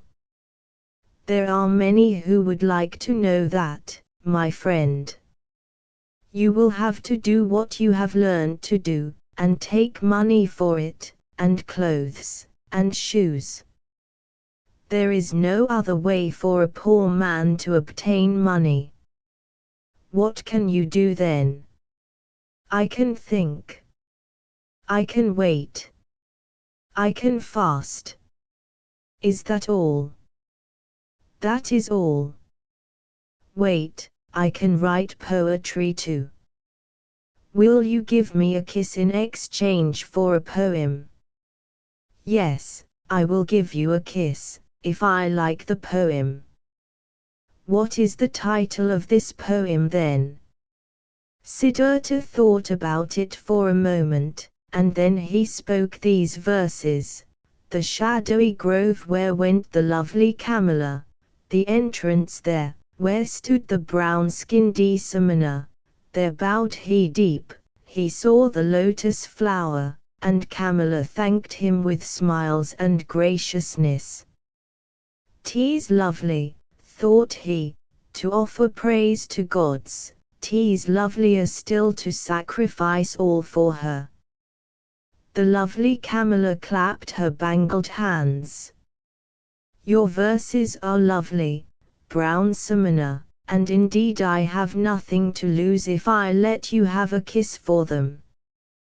With a gesture of her eyes she drew him to herself. He leant his face to hers and put his mouth on her mouth, which was like a fig newly broken open. Camilla's kiss was long, and Siddhartha felt deep astonishment at how she taught him, at how wise she was, at how she mastered him, pushed him away and drew him back, and at how this first kiss would be followed by many more, a long, well-ordered, well-tested series of kisses, each of them different from the last, that awaited him. He remained standing, breathing deeply, and at that moment he was amazed at the fullness of knowledge, the fullness of things worth knowing, that promised themselves to him in front of his eyes. "Your verses are lovely," Camilla declared. "If I were rich I would give you a piece of gold for them. Though you will find it very hard to gather as much money as you need by making up verses. You will, after all, need such a lot of money if you want to be the friend of Camilla. The way you kiss, Camilla." Siddhartha stammered. "Yes, I am good at that, aren't I? That is why I am never short of clothes and shoes and jewelry and all those nice things. But what will become of you? Can you think of nothing else but thinking and fasting and making up verses? I know the songs for performing sacrifice, too," said Siddhartha, "though I no longer wish to sing them. I know magic spells, too, though I no longer wish to cast them. I have read the scriptures." "Stop," Camilla interrupted him. "You can read and write?" "Of course I can. There are many who can. Most people cannot. Even I cannot." "It is very good that you can read and write, very good. You will even be able to put the magic spells to good use." At that moment a servant girl came running and whispered something into her mistress's ear. "I have a visitor," Camilla declared. "You must go, Siddhartha, quickly, you need to be aware that no one should ever see you here. I will see you again tomorrow." But she ordered the maid to give the pious Brahmin a white shirt. Before he knew what was happening to him, the maid had led Siddhartha away through indirect paths to a summer house, given him the shirt, drawn him into the undergrowth, and emphasized to him that he should leave the grove as quickly as possible and without being seen by anyone. He was content to do as he had been told. He was used to the woods and made his way out of the grove and over the hedge without a sound. He was content to make his way back into the town, the shirt rolled into a bundle under his arm. He went to the door of a traveler's hostel and asked silently for food, and silently accepted a piece of rice cake. "This is probably the last day," he thought, "when I will ever beg for food." Pride suddenly flamed up in him. He was no longer a samana, it was no longer appropriate for him to beg. He gave the rice cake to a dog and, himself, went without food. Life here in the world is simple, Siddhartha thought. There are no difficulties. When I was still a samana, everything was difficult, it took much effort and, in the end, it was without hope. Everything is easy now. The lesson in kissing that Kamala gave me was easy. I need clothes and money, that is all, and aims like that are petty and close at hand, no one would lose any sleep about them. He had long since discovered where Kamala's house in the city was, and the following day he arrived at its door. "It is going well," she called out to him.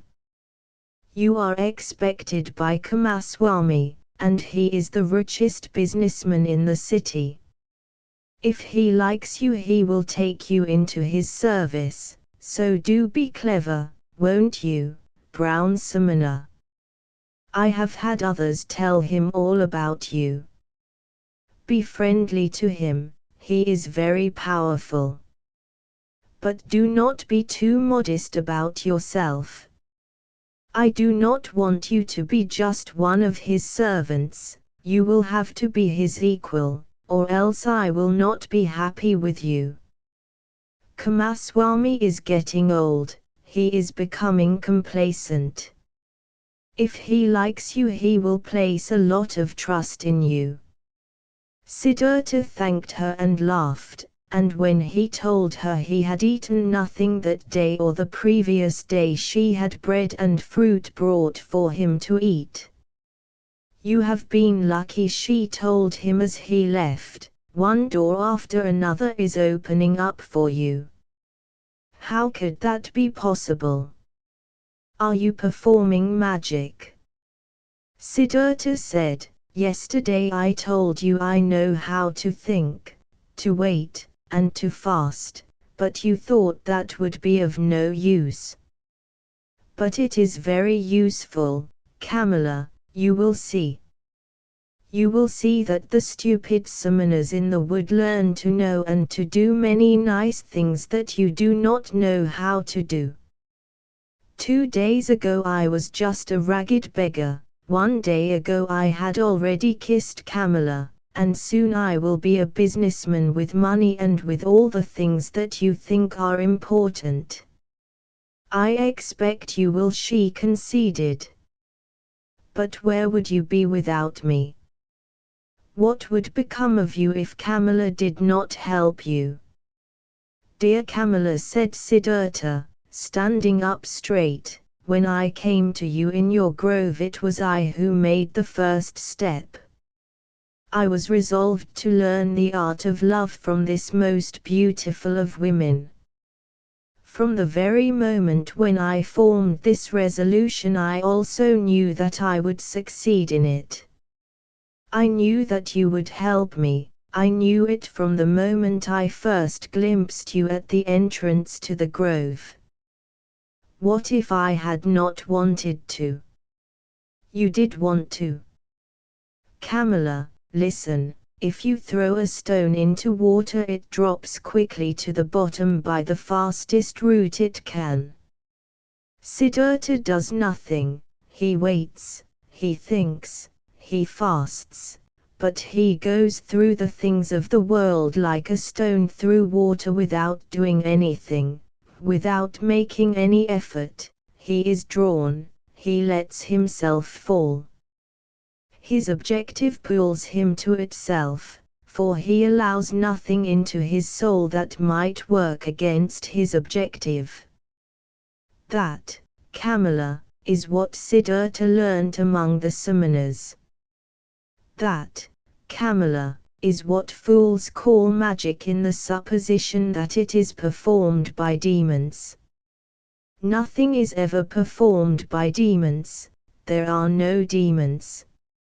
Anyone can perform magic, anyone can attain his objectives if he is capable of thought, if he is capable of waiting, if he is capable of fasting. Camilla listened to him.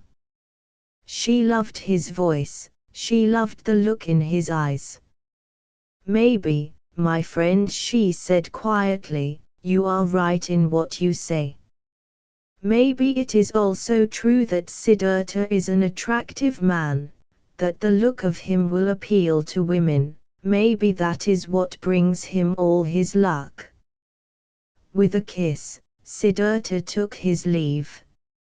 I hope you are right, my teacher. I hope the look of me will always please you, I hope you will always bring me luck. Among the childlike people Siddhartha went to see Kamaswami the businessman. He was shown into a house of opulence. Servants led him past costly carpets into a chamber where he waited for the master of the house. Kamaswami entered, a fast-moving, nimble man with very grey hair, with very clever and cautious eyes and an acquisitive-looking mouth. Master and guest offered friendly greetings to each other. I am told, the businessman began, that you are a Brahmin, a man of learning, but you seek a position in the service of a businessman. Have you fallen into need then, Brahmin? Is that why you seek a position of service? No, said Siddhartha, I have not fallen into need and I never have had difficulties. You should be aware that I come from the samanas, among whom I lived for a long time. How can you not be in need if you have come from the samanas? Do samanas not live completely without possessions? I am without possessions, said Siddhartha, if that is what you mean. Certainly, I am without possessions. But I am without possessions by my own free will, so I am not in need. What do you think you will live on if you have no possessions? I have never thought about that, sir.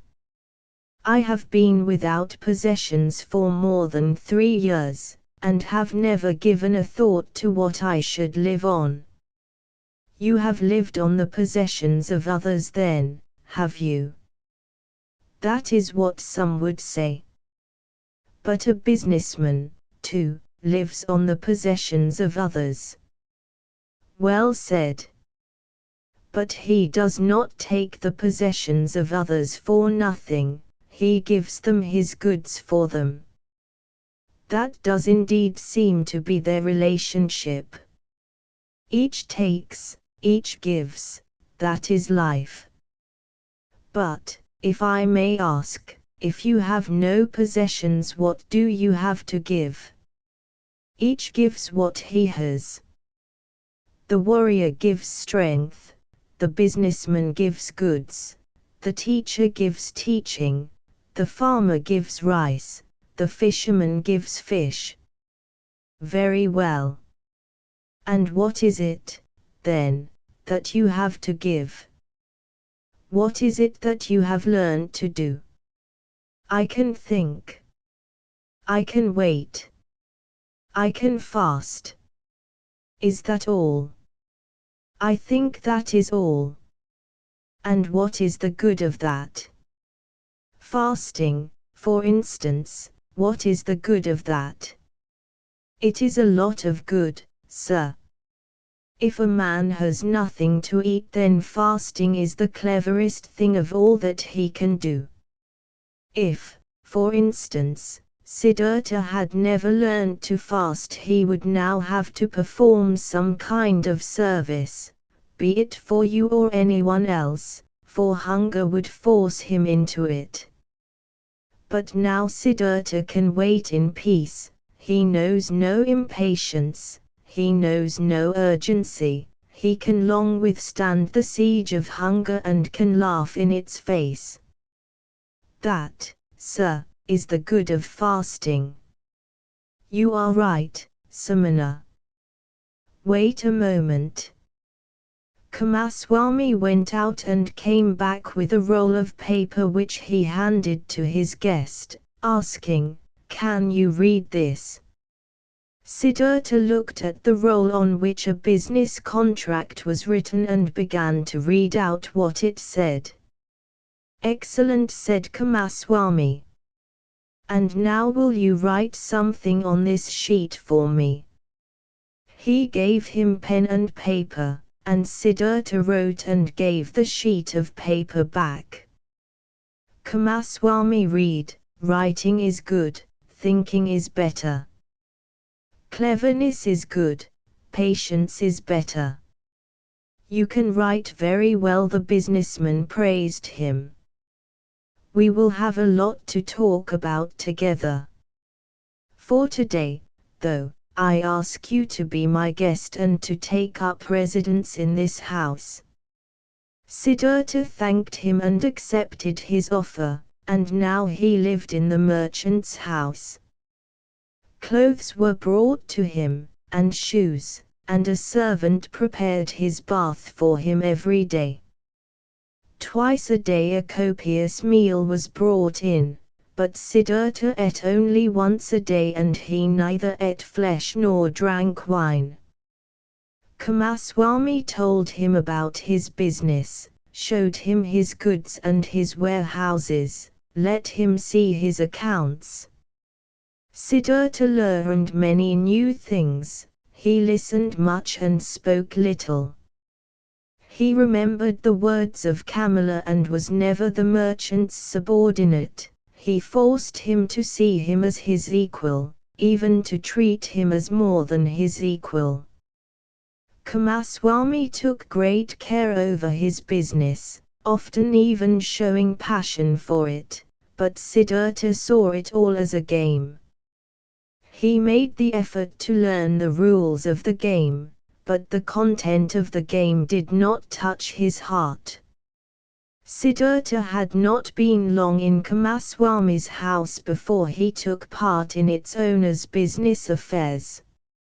Every day, but at the time she stipulated, he would visit the beautiful Kamala, wearing fine clothes, fine shoes, and he soon began also to bring her presents.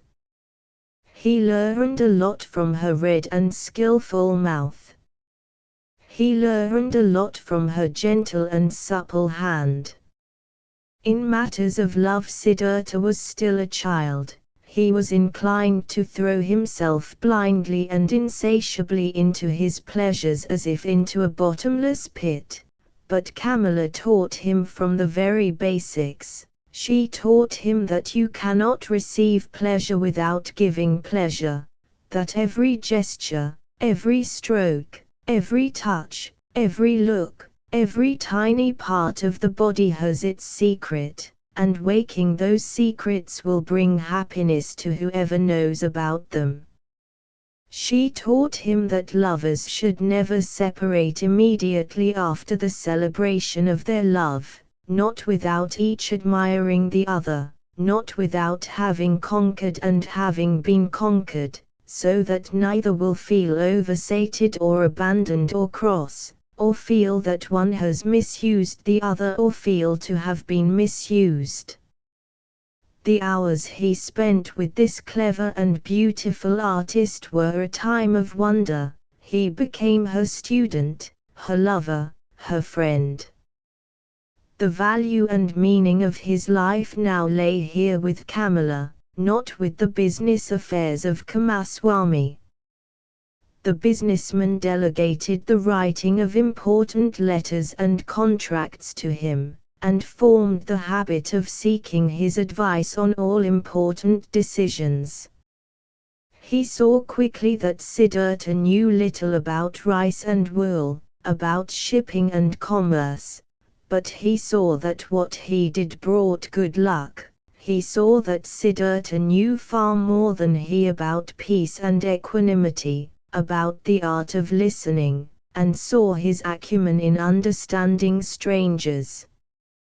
This Brahmin, he said to a friend, is not a proper businessman and he never will be. His soul never goes into affairs with any passion. But he has the secret of people to whom success comes of itself. Maybe it is because he was born under a good star, maybe it is magic, and maybe it is something he learned when he lived with the Samanas. He only ever seems to be playing at business. Business never seems to penetrate him, never to be his master. He never fears failure and he is never bothered by making a loss. The friend advised the businessman, give him 1/3 of the profit of all the business he does for you, and let him bear the same proportion of the losses when they happen. That will make him more enthusiastic. Kumaswami followed this advice. But Siddhartha seemed little bothered by it. If he made a profit he accepted it with indifference, if he made a loss he would laugh and say, "Oh look, that did not go well." It did indeed seem that he was indifferent to affairs of business. One day he went out to a village to buy up a large harvest of rice, but when he arrived the rice had already been sold to another handler. Siddhartha nonetheless remained for several days in the village, making the farmers his guests, giving copper coins to their children, attended a wedding ceremony, and came back from his journey entirely happy and content. Kumaswami accused him of squandering time and money by not having come straight back. Siddhartha answered, "Do not tell me off, my friend. Nothing has ever been achieved by telling anyone off. If I have caused you to make a loss, just let me bear it. I am very satisfied with this journey. I met many new people, a Brahmin is now my friend, children played on my knees, farmers showed me their fields, no one treated me there like a businessman." "That sounds all very nice," exclaimed Kumaswami grudgingly, "but I should have thought that a businessman is what you actually are. Or did you go out there just for your own pleasure?" "Certainly," laughed Siddhartha, "certainly it was for my own pleasure that I went there. Why else would I have gone there? I have met new people, seen new places, enjoyed trust and friendliness, found friendship. Listen, my friend, if I were Kumaswami I would have hurried back as soon as I saw that my attempt to purchase was in vain. I would have been full of annoyance, and in that case then time and money really would have gone to waste. As it is I have spent several days well, I have learned things, I have enjoyed the company of friends, I have done no harm to myself or anyone else either by getting cross or by being in too much of a hurry. And if I ever go there again, to buy a harvest in advance for instance or for any other reason, I will have a friendly welcome from cheerful people, and I will congratulate myself for not having been rushed or bad-tempered this time. So leave things well enough alone, my friend, don't harm yourself by telling me off. If the day ever comes when you see that Siddhartha has brought you any harm, then just say the word and Siddhartha will go on his way. But till then let us just be content with each other as we are. The businessman tried to persuade Siddhartha by saying he was eating his, Kumaswami's, bread, but this too was in vain. It was his own bread that he ate, or rather both of them ate the bread of others, the bread of everyone. Siddhartha never had an ear for Kumaswami's worries, and Kumaswami made many worries for himself.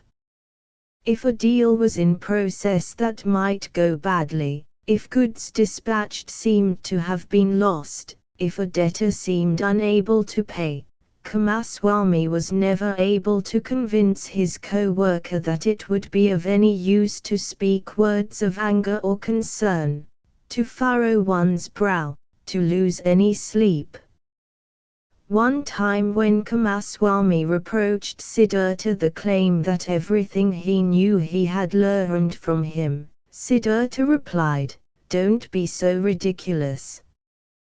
What I have learned from you is the price of a basket of fish and how much interest you can exact for money you lend. Those things are your kind of knowledge. You have never taught me to think. My dear Kumaswami, it might be better if you wanted to learn thinking from me." It was true that Siddhartha's heart was not in business. Business was good for him to obtain money for Kamala, and he obtained much more than he needed. Moreover, Siddhartha was only concerned with people. Their business, craft, worries, pleasures and follies had earlier been as strange and distant as the moon, but now he took an interest in them. He had no difficulty in talking with everyone, to live with everyone, to learn from everyone, but the easier this was, the more he became aware that there was something that separated him from them, and that was because he had been a samana. He saw how people lived their lives in a way that was like children or animals, something he both loved and despised. He saw their strivings, saw their sufferings and saw them turn grey about things that seemed to him not worth that price, about money, about petty pleasures, matters of petty honor. He saw them shouting and insulting each other. He saw them lamenting for pains which a samana would merely smile at, and for losses which a samana does not feel. He was open to everything that these people brought him. The businessman was welcome who brought canvas for him to buy, the debtor was welcome who came asking for a loan. The beggar was welcome who spent an hour to tell him the story of his poverty but who was not half as poor as any samana. He behaved toward the rich foreign businessman in the same way as to the servant who shaved him or the street seller, and would allow him to cheat him of a few petty coins when he bought bananas. When Kumaswami came to him to lament his troubles or to accuse him of having handled a deal badly, he listened to him with cheerful interest, wondered about him, tried to understand him, acknowledged that he was right on some small points when he had to, and then he would turn away to the next person who wanted his attention. And there were many who did want it. many who came to do business with him, many who came to cheat him, many who came to obtain information from him, many who wanted his pity, many who wanted his advice. He gave advice, he showed pity, he gave advice, he allowed himself to be cheated, slightly, and all this game, and all the passion with which all these people played it, occupied his thoughts just as much as, at one time, thoughts about the gods and about Brahman. From time to time he would feel, deep in his breast, a faint and tender voice that gently admonished, gently complained, so gentle he was hardly aware of it. Then he would become aware for an hour of what an odd life he was leading, that he was doing all these things just as a game, that although he was cheerful and felt moments of pleasure, his real life was flowing past without touching him. He played with his business affairs and the people he came into contact with in the same way as a sportsman plays with his ball. He watched them and found fun in so doing. In his heart, in the source of his being, he was not present. There was a place where that source flowed, but how far that place was from him, flowing and flowing out of sight, no longer had anything to do with his life. And there were times when he was alarmed at thoughts of this sort, and he wished he too could be granted a passion for all the childish activity of the day, to take part in it with his heart, truly to live, truly to do, truly to enjoy life instead of just standing at one side of it as an onlooker. But he always went back to the beautiful Kamala, learned the art of love, practiced the cult of lust by which, more than anywhere else, giving and taking become the same thing. He talked with her, learned from her, gave her his advice, accepted her advice.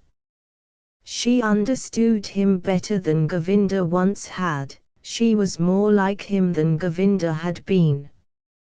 One day he said to her, "You are like me, you are different from most people. You are Kamala, nothing else, and deep inside you there is peace and a refuge where you can go at any time and feel that that is your place, just as I can. Few people have that, though all people could have it. Not all people are clever," said Kamala. "No," said Siddhartha, "that is not what it is about. Kumaswami is just as clever as I am, but he has no place of refuge within himself. Others have one, people whose understanding is like that of a small child. Most people, Kamala, are like a leaf falling through the air and is blown from side to side, it twists, it staggers, till it hits the ground. There are others, though not many, who are like the stars. They follow a fixed course, no wind blows them, they have their laws and their path set within themselves. All the learned men and all the samanas, and I have known many of them, had one of this sort among them, a perfect one, and I can never forget him. He is Gautama, the noble one who disseminated that teaching. Thousands of young men listen to his teachings every day, they follow his precepts every hour of every day, but each one of them is a falling leaf, they do not have law and teachings within themselves." Kamala looked at him with a smile. "You are talking about him again," she said, "you have your samana thoughts again." Siddhartha was silent, and they played the game of love, one of the 30 or 40 different games that Kamala knew.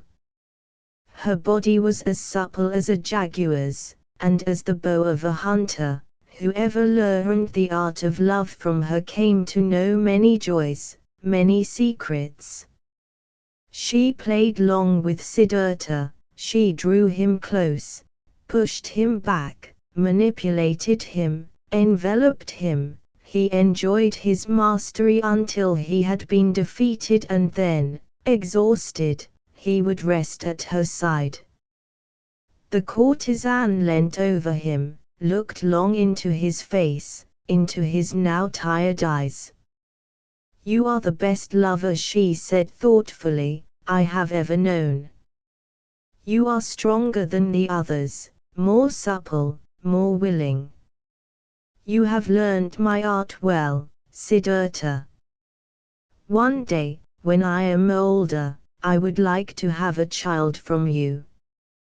But, my love, you have never stopped being a samana, and that means you do not love me. There is no one whom you love. Am I right?" "You might well be right," said Siddhartha, tired. "I am like you. You do not love either. If you did, how could you carry on with love-making as a craft? Perhaps people like you and me cannot love. The childlike people can, that is their secret." Sangsara Siddhartha had spent a long time in the world of pleasure, though without being a part of it. In his years as a devoted samana he had put his senses to death, but now they woke anew. He had tasted riches, tasted voluptuousness, tasted power, but in his heart he had remained a samana throughout this lengthy time, just as Kamala, clever Kamala, had seen. His life had been directed by the art of thinking, of waiting, of fasting, and it continued to be so. The people of the world, the childlike people, continued to be strangers for him, just as he was a stranger for them. The years went by and Siddhartha, wrapped in affluence, barely noticed how each of them passed away. He had become rich, he had long been the owner of his own house with servants and a garden by the river just outside the city. People liked him, they came to him when they needed money or advice, but, apart from Kamala, no one was close to him. That lofty, bright awareness that he had once experienced at the high point of his youth in the days after Gautama's sermon, the time since the separation from Govinda, that taut expectation, that proud independence without teachings and without a teacher, that readiness to hear the voice of the divine from many sources, including his own heart. All this had slowly turned into mere memories, had become something ephemeral. The source of holiness that had once been near to had him become something distant, something whose murmurings had become quiet, though it had once murmured within him. It was true that much of what he had learned from the samanas, that he had learned from Gautama, that he had learned from his father the Brahmin, had remained within in him through this time, a modest life, the joy of thinking, hours in meditation, secret knowledge of his self, the eternal self which is neither body nor awareness. Much of it remained within him, but the rest had little by little sunk down and become covered in dust. Like the potter's wheel that, once set turning, will continue long to turn, and only slowly will tire and lose its motion, the wheel of asceticism in Siddhartha's soul, the wheel of thinking, the wheel of discernment, continued to turn and was still turning, but it turned slowly and hesitantly and was close to stopping. Slowly, like damp that soaks into the trunk of a dying tree, slowly filling it and making it decay, The world and apathy had insidiously soaked into Siddhartha's soul, slowly filling it and making it heavy, making it tired. His senses, though, gained vigor, for they had learned much, experienced much. Siddhartha had learned how to do business, how to exercise power over people, to have pleasure with women. He had learned to wear nice clothes, to give orders to servants, to bathe in perfumed water. He had learned to eat dainty and carefully prepared foods, even to eat fish and meat and fowl, spices and sweet things, to drink wine that makes you weary and forgetful. He had learned to play with dice and on the chessboard, to observe dancers, to be carried on a litter and to sleep on a soft bed.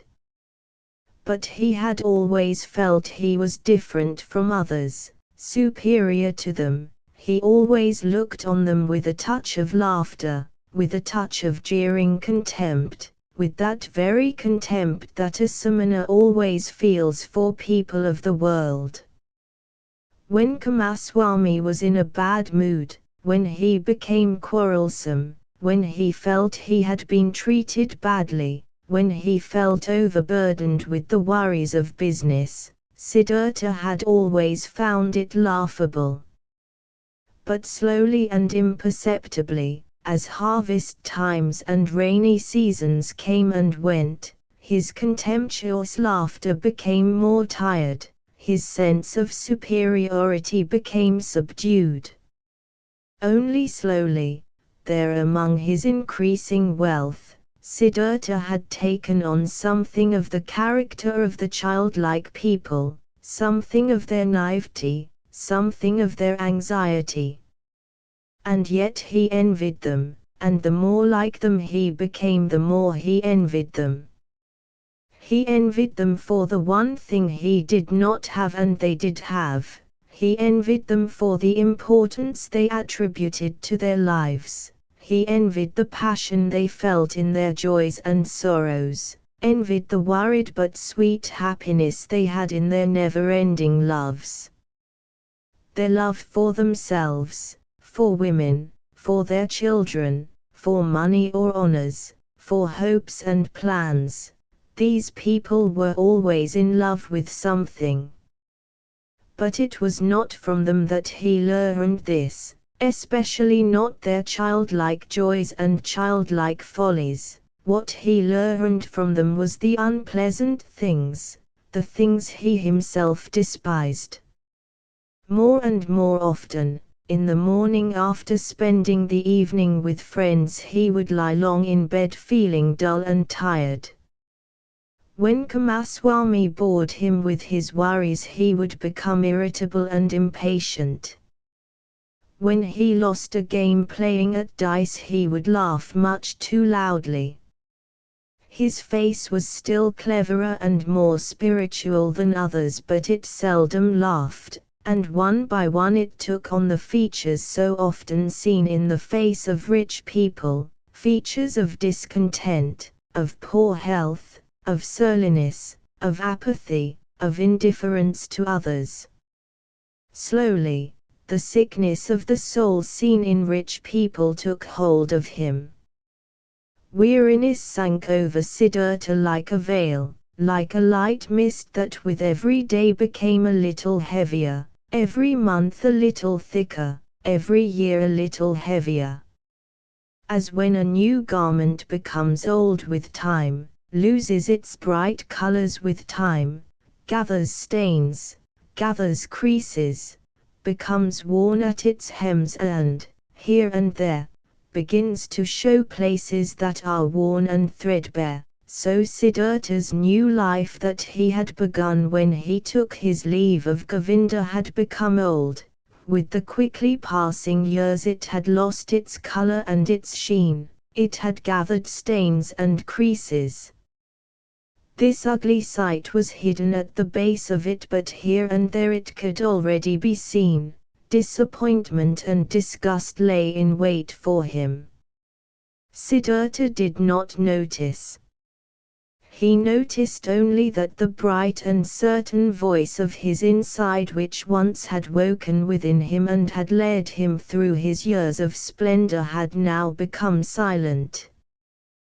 The world had taken possession of him, fun, lust, apathy, and lastly that very vice that he had most despised and for which he had had the most contempt because of its folly, greed.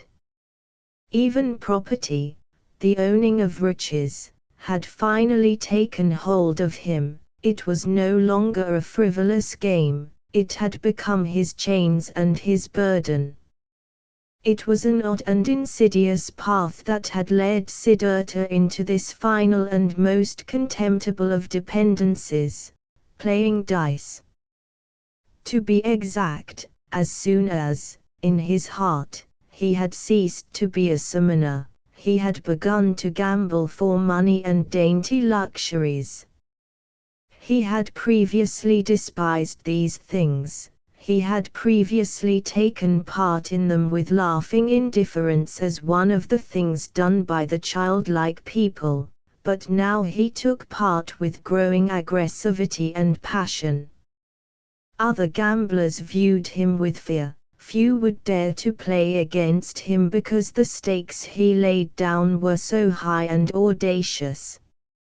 Something in his heart compelled him to gamble. Money was something miserable, and when he lost, when he threw it away, it brought him a haughty pleasure. There was no more ostentatious way, no more contemptuous way that he could display his disdain for riches, the idol of businessmen. So he gambled high and without reserve. He hated himself for this, he despised himself for it. He threw it in by the thousand, threw it away by the thousand. He lost money, lost jewelry, lost a country house. Then he won again, then he lost again. The anxiety, every terrible and oppressive anxiety he felt while throwing the dice for worryingly high stakes, was something he loved. He always sought to renew it, always to raise it, always to tickle it a little higher, for it was in this feeling alone that he could feel something like happiness, something like inebriation, something like a higher kind of life in among the sated, a lukewarm, insipid life he led.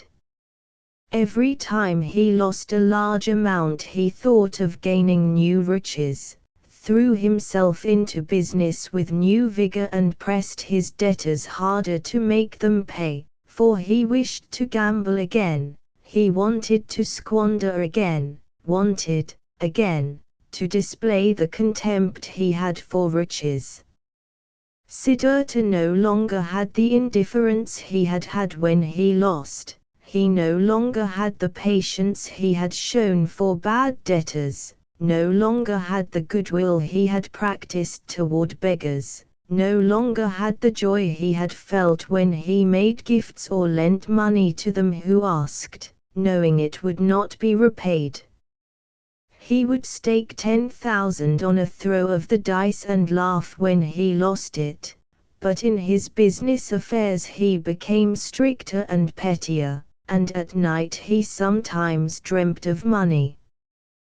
Whenever he awoke from this vile enchantment, whenever he looked in the mirror on the bedroom wall and saw his face changed and uglier, whenever he felt beset by shame and disgust, then he would flee from it, he would flee into new games of chance, flee into the numbness of lust, the numbness of wine, and from there flee back into piling up more possessions.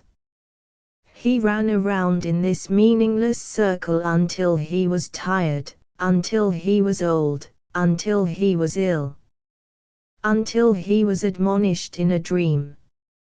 He had spent the evening hours with Camilla in her gorgeous pleasure garden. They had sat talking under the trees, and Camilla offered some well-considered words, words with sorrow and tiredness hidden behind them. She had asked him to tell her about Gautama and could not hear enough about him. The clarity of his eyes, the quiet beauty of his mouth, the benevolence of his smile, the peace of his walk. He had to tell her about the noble Buddha for great lengths of time, and Kamala would sigh and say, "One day, perhaps one day soon, I will go and follow this Buddha too. I will give my pleasure garden to him and take refuge in his teachings." But then she would tease him, she would lead him into playful love-making, she would chain him to her with a passion that was painful, with biting, with tears, as if she wanted, just once more, to press the last drops of sweetness out of this life of vain and short-lived fun. Never had it been so exceptionally clear to Siddhartha how close lust is to death. Then he would lie at her side and Kamala's face would come close to his, and, clearer than ever before, he would read a message of anxiety under her eyes and at the corners of her mouth, a script of fine lines, of slight wrinkles, a script reminiscent of autumn and of growing old, just as Siddhartha was himself growing old, for he was now in his 40s and had noticed grey hairs here and there among the black ones. Tiredness could be read on Kamala's beautiful face, tiredness from traveling a long road that has no happy ending, tiredness and the start of her decline, and hidden there, not yet spoken of, was an anxiety that she was not yet aware of, fear of old age, fear of the autumn, fear of the certainty of death. He had taken his leave of her with a sigh, his soul full of lethargy, full of concealed anxiety. One time, when Siddhartha had spent an evening at home with wine and dancing girls, when he had played the superior with his peers, though he no longer was their superior, when he had drunk a great deal of wine and, tired but excited, he had not gone to seek his rest until long after midnight, he found himself in a state of despair and was close to tears. He waited long in the vain pursuit of sleep, his heart full of a sorrow that he thought he could no longer bear, full of disgust that seemed to permeate every part of him like the vile taste of lukewarm wine, like the over-sweet and vapid music, like the over-soft smiles on the dancers' faces, like the over-sweet scent on their hair and their breasts. But what disgusted him more than anything else was himself, his perfumed hair, the smell of wine in his mouth, the tired slackness and the dullness of his skin. Just as one who has eaten or drunk too much will endure his vomiting and even feel glad at the relief it brings, so Siddhartha, unable to sleep, felt a gush of monstrous disgust and wished to be relieved of these pleasures, these habits, this entire life of meaninglessness. It was only when the first light of morning came, and the activities in the street in front of his house began to wake, that he drowsed, for a few moments felt some slight assuagement of his anguish, found something resembling sleep. And that was when he began to dream. Kamala had a small and rare songbird that she kept in a golden cage. It was of this songbird that he dreamed. He dreamt, the bird had become silent, though it had formerly always sung in the morning time, and when he noticed this he went to the cage and looked in. There he saw the little bird lying dead and stiff on the floor. He took it out, held it for a while in his hand and then threw it away, out into the street. At that moment he felt horror at what he had done and felt such pain in his heart as if he had thrown out everything of any value, everything of any good about himself when he threw this bird out. Waking from this dream he felt himself possessed by a deep sorrow. Worthless, it seemed to him, worthless and meaningless was the life he had been leading. Nothing living, nothing that was in any way beautiful or worth keeping had remained with him. He stood there alone and empty, like a castaway on the shore. In low spirits, Siddhartha betook himself to one of the pleasure gardens he owned. He locked the gate, sat down under a mango tree, felt the death in his heart and bleakness in his heart. He sat and felt how something in him was dying, wilting, coming to its end. Gradually he gathered his thoughts together and, in his mind, walked once more along the whole of his life's path, beginning at the first day when he was able to think. When was it that he had ever been happy, felt any real joy? Oh yes. He had experienced these things many times. He had tasted that joy when, as a boy, he had been praised by the Brahmins and he felt it in his heart.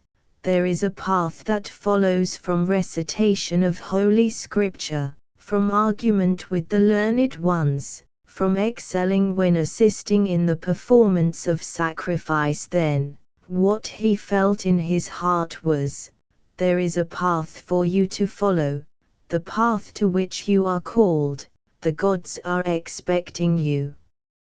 And again when he was a young man, because his thoughts rose ever higher, they tore out and away from the commonplace many who had the same objectives, because he was in accord with the sufferings and the meanings of Brahman.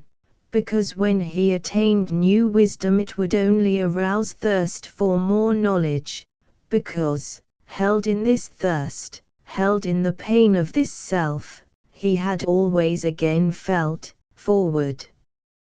Forward. You have received the call.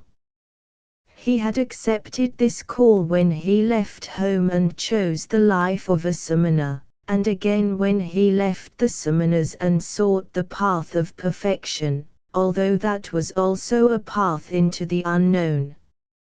How long was it, now, that he had not heard that voice? How long was it since he had attained any new heights? How level and barren had his path become? It had been many years, years without any higher objective, no thirsting, no rising, content with petty pleasures and nonetheless never satisfied. Throughout all these years, without knowing it himself, he had striven to be a person like these masses, he had longed for it, to be like these children, and in the process had made a life for himself that was much more poor and miserable than theirs. For their objectives were not his objectives, nor were their worries his worries. All this world of people like Kamaswami had been just a game for him, a dance to be looked at, a comedy. Kamala alone was dear to him, was something he valued, but was she still? Did he still need him, or he her? Were they not playing a game without end? Was it necessary to live a life for that? No, it was not necessary. The name of this game was Sangsara, a children's game, a game that it was good to play 1, twice, 10 times, but over and over again. Then Siddhartha came to see that the game was at its end, that he was no longer able to play it. A shudder ran down his body, in his innermost parts, as he felt that something had died. All that day he sat under the mango tree thinking of his father, thinking of Govinda, thinking of Gautama. Had he really had to leave these people and become a Kamaswami? He still sat there as night began to fall. When looked up and saw the stars, he thought, here I am, sitting under my own mango tree, in my own pleasure garden. A faint smile came to his face. Was it necessary, then, was it proper, was it not a foolish game to be the owner of a mango tree, to be the owner of a garden? He put an end to this too died within him. He rose, took his leave of the mango tree, took his leave of the pleasure garden. He had not eaten all day and so felt very hungry. He thought of his house in the city, of his chambers there and his bed. He thought of the table laden with food. With a weary smile he shook his head and took his leave of these things. There and then, at that hour of the night, Siddhartha left his garden, left the city and never returned to them. Kamaswami had his servants search long for him. He thought he had fallen into the hands of bandits. Kamala did not send anyone to search for him. She was not surprised when she heard of Siddhartha's disappearance. Was it not something she had always expected? Was he not a samana, a pilgrim without a home? And she had felt it most of all when she was last with him, and deep within her pain at losing him she was glad that she had drawn him so deep into her heart that last time she saw him, glad that she had once more felt so entirely possessed and pervaded by him. When she first received the news of Siddhartha's disappearance, she crossed to the window, where she kept a rare songbird captive in a golden cage. She opened the door of the cage, took the bird out and let him fly away. She looked long after him as he flew. From that day on she received no more visitors and kept her house closed. But some while later she became aware that her last meeting with Siddhartha had left her pregnant. Beside the river Siddhartha wandered through the woods, already far from the city, and he knew just one thing, that he could never go back, that this life that he had lived through many years was ended and gone. He had tasted its joys, sucked out its pleasures, till it disgusted him. The songbird he had dreamt of was dead. The songbird in his heart was dead. He had been entangled deep in samsara. He had drawn death and disgust into himself from every side, like a sponge sucking in water till it is saturated. He was full of weariness, full of misery, full of death. There was nothing more in the world that could appeal to him, could give him pleasure, could give him reassurance. He yearned to know nothing more about himself, to have peace, to be dead. If only a thunderbolt would come and strike him down. If only a tiger would come and eat him. If only he had wine, poison, that would numb his senses, oblivion and sleep, never more to wake. Was there any kind of filth left with which he had not already besmirched himself? Was there any kind of sin or folly that he had not committed, anything he had not done that for his soul was entirely fruitless? Was it even possible still to live? Was it possible to draw in breath, let out breath over and over again, to feel hunger, once more to eat, once more to sleep, once more to lay with a woman? Was this circle not, for him, exhausted and closed off. Siddhartha arrived at the great river that flowed through the wood, the same river that the ferryman had taken him across when he was a young man and had just departed from Gautama's community. On the bank of this river he stopped and he stood there, uncertain what to do. He was weak from tiredness and hunger, and why should he go on, where to, what for? No, he had no objectives anymore. There was nothing but the deep and sorrowful yearning to shake all this barren dream from himself, to pour away this stale wine, to put an end to this pitiful and shameful life. There was a tree that hung over the river bank, a coconut tree.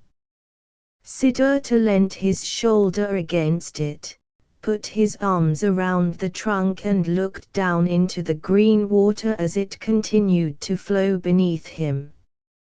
He looked down into it and found himself possessed with the wish to let go of the tree and to perish in the water.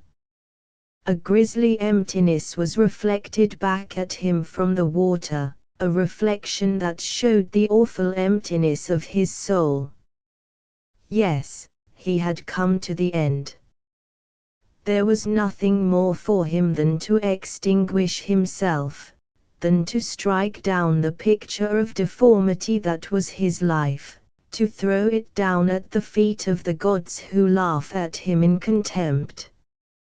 This was the great breakthrough that he had longed for, death, the destruction of the form he hated. The fish could come and eat him, Siddhartha the dog, the deluded, the decayed and putrid body and the flaccid and abused soul. The fish and the crocodiles could come and eat him, the demons could dismember him. His face distorted into a scowl, he stared into the water, saw his distorted face mirrored back at him, and he spat at it. Deep in tiredness he loosened his arm from the tree trunk and twisted round slightly so that he would fall vertically and finally go under. With eyes closed he sank down to meet his death. From some distant place his soul began to twitch, from some time past in his tired life came a sound. It was one word, one syllable which he uttered to himself without a thought and with voice that mumbled, the ancient word that formed the beginning and the end of any Brahmanist prayer, the holy word Om, meaning perfection or completion. And at the moment when the sound of Om touched Siddhartha's ear, his dormant spirit suddenly awoke and saw the folly of what he was doing. Siddhartha was deeply shocked. So this was the state he had come to, this was how lost he was, how confused. He was so forsaken by any kind of wisdom that he was able to seek death, that this whim, this childish whim, could have grown within him, to find peace by extinguishing his body. All that he had recently suffered, all the disillusionment, all the doubts, none of these things had the effect on him that Om had at that moment as it entered his consciousness, and he became able to see his misery and his folly. Om. He said to himself, Om. And he knew of Brahman, knew that life could not be destroyed, knew once more everything about the divine that he had forgotten. All this, however, lasted for just one moment, just a flash. Siddhartha sank down at the foot of the coconut tree, lay down exhausted, and muttering Om he laid his head on the root of the tree and sank into a deep sleep.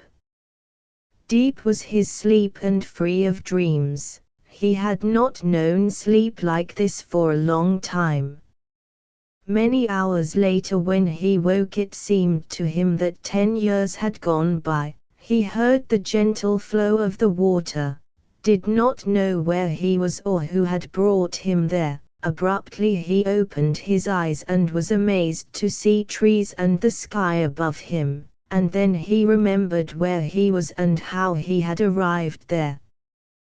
This process took a long time, though, and the past seemed to him to have had a veil thrown over it. It was infinitely far, it lay at infinite distance, infinitely meaningless. He knew only that his previous life, at first as he came back to his senses, this previous life seemed like something lying long in the past, an earlier incarnation, an early birth of his present self, that his previous life was something he had left behind, that, full of disgust and misery, he had even wanted to throw his life away, that instead he had regained consciousness at the side of a river under a coconut tree with the holy word Om on his lips, that he had then slept and now had woken. And he looked at the world as a new person.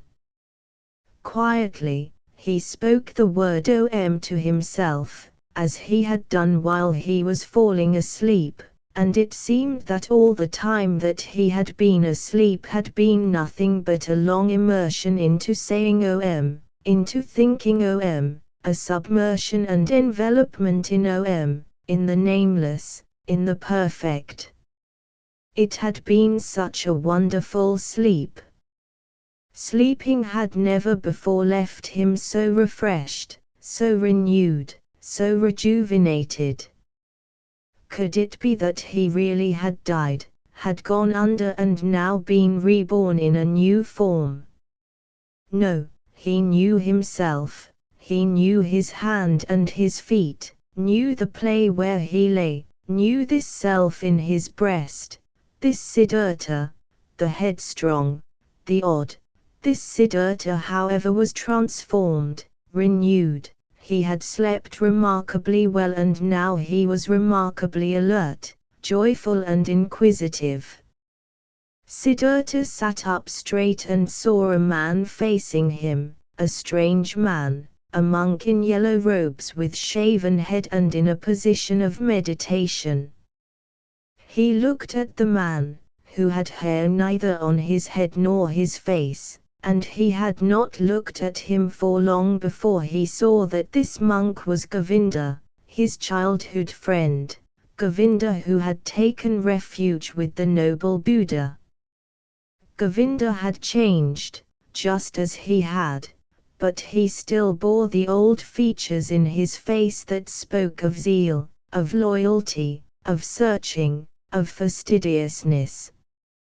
Govinda felt now that Siddhartha was watching him, opened his eyes and returned his gaze. Siddhartha saw that Govinda did not recognize him.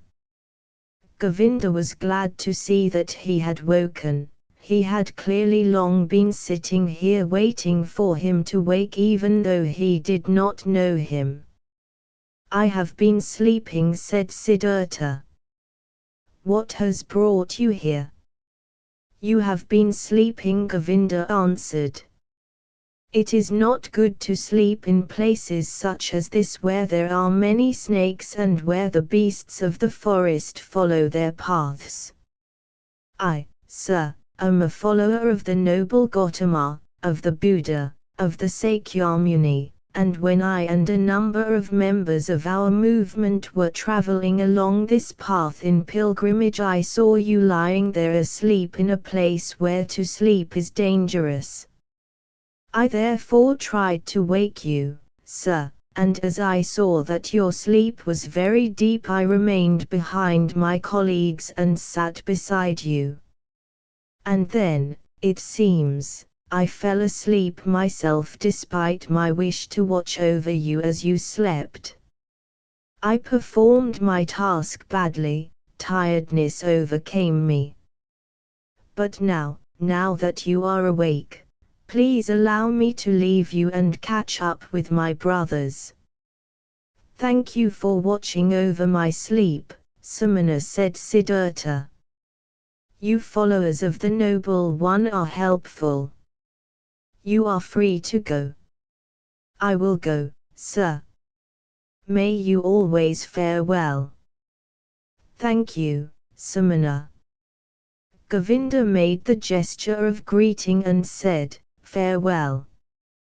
Farewell, Govinda said Siddhartha. The monk remained where he was. Sir, may I ask how you know my name? Siddhartha smiled. I know you, Govinda. I know you from your father's hut and from the Brahmin's school. I know you from the sacrifices we performed and from our journey to join the Samanas. I know you from that time when, in the grove of Jetavana, you took refuge with the Noble One.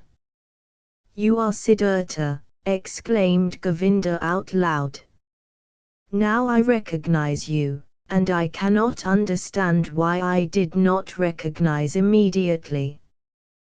Welcome, Siddhartha, it is a great joy for me to see you again.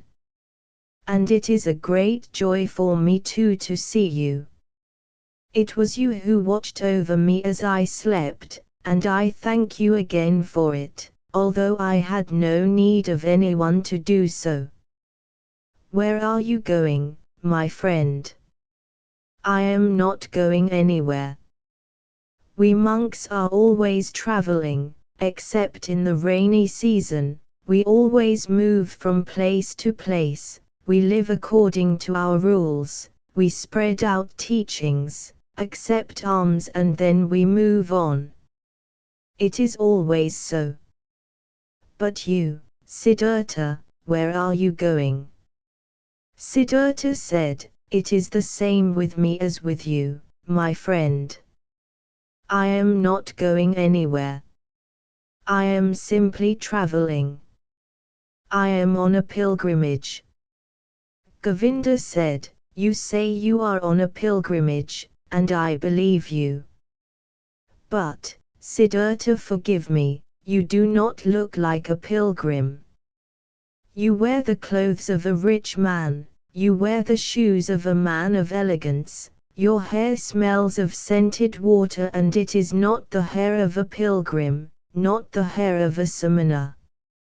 Yes, my friend, well observed, your sharp eye sees everything. But I did not tell you I am a samana. I said I am on a pilgrimage, and that is what I am, on a pilgrimage. You are on a pilgrimage, said Govinda. I have been going on pilgrimage for many years, but I have never come across a pilgrim like this. There are not many who go on pilgrimage in clothes like this, or in shoes like this, or with hair like this. I believe you, my friend. But now, today, you have just a pilgrim like this, in shoes like this, with clothes like this. Remember this, my friend, the world of forms is transitory, our clothes are highly transitory, just like the way we have our hair and the hair itself and our bodies themselves. I am wearing the clothes of a rich man, you are quite right about what you have seen. I am wearing them because I was a rich man, and my hair is like the hair of a libertine or men of the world, because I was a libertine and a man of the world. And now, Siddhartha, what are you now? I do not know it any more than you do. I am on a journey. I was a rich man and now I am not, and nor do I know what I will be tomorrow. Did you lose all your riches? I lost them, or they lost me. I no longer have them. The wheel of forms spins fast, Govinda. Where is Siddhartha the Brahmin? Where is Siddhartha the Samana? Where is the wealth of Siddhartha? Things that are transitory change fast, Govinda, you know that. Govinda stared long at his childhood friend, his eyes full of doubt. Then, using words that were very polite, he said goodbye and went on his way. With a smile on his face, Siddhartha watched him as he went. He loved him still, faithful Govinda, conscientious Govinda. And how, at that moment, at that magnificent time after such a wonderful sleep permeated with Om, how could he not have loved someone and something? This was the very magic that had taken place in him by the power of Om while he was sleeping. He loved everything, he was filled with joyful love for everything he saw.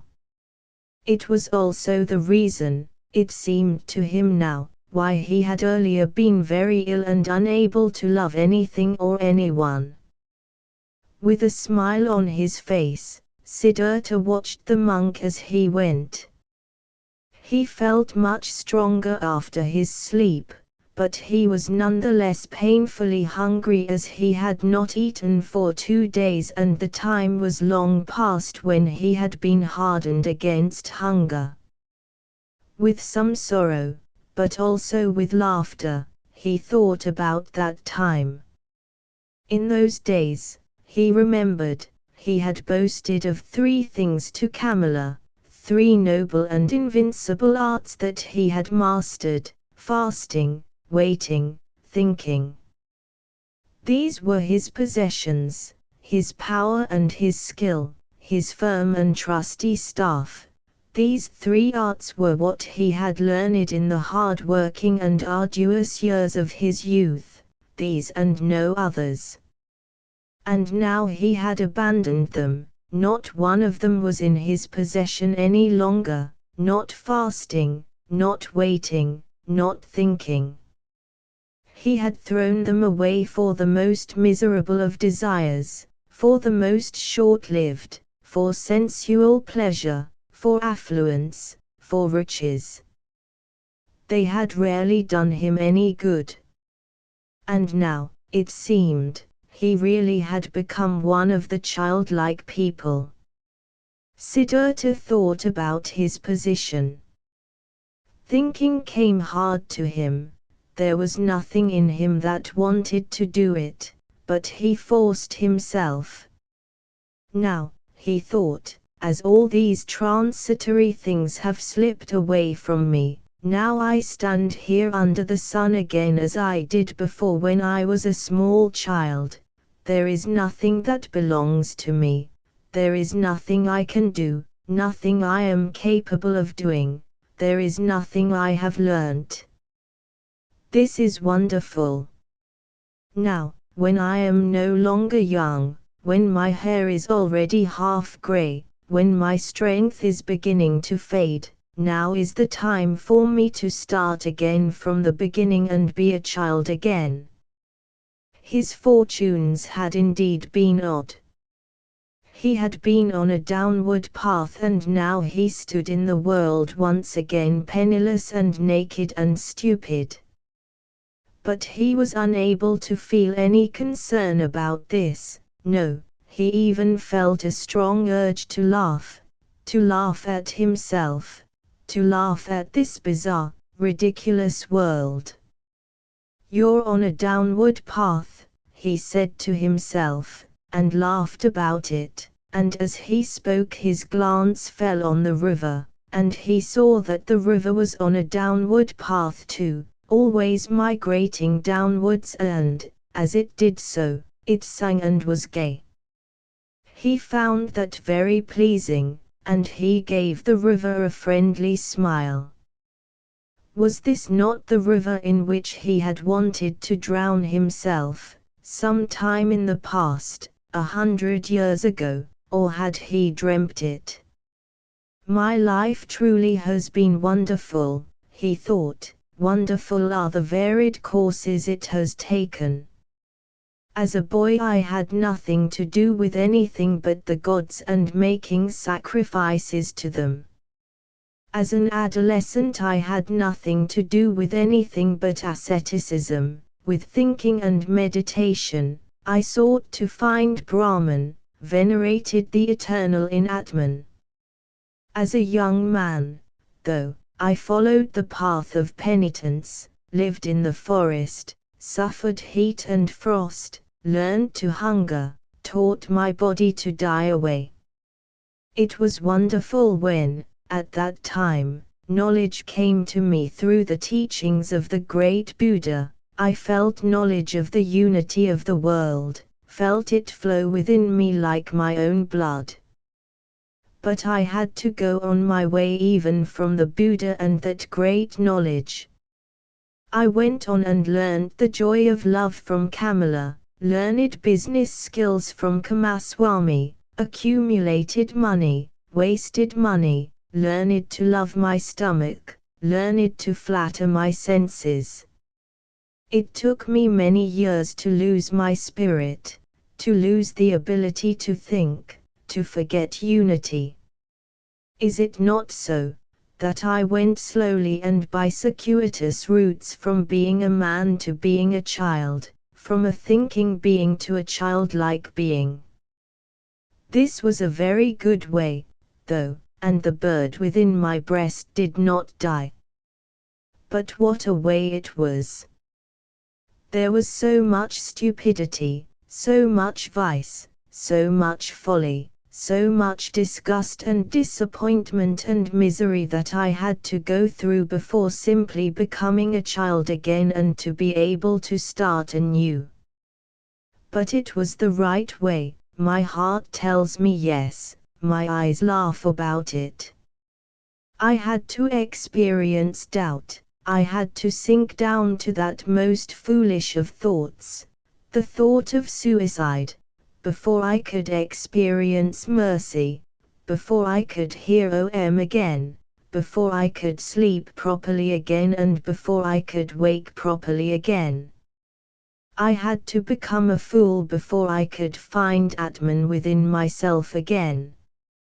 I had to commit sin before I could live again. Where will my path lead me from here? This is a foolish path, it goes round in loops, perhaps it goes round in circles. Whichever way it chooses to go, I will follow it. In his breast he felt a surge of wonderful joy. Where from then, he asked his heart, where from do you have this gaiety?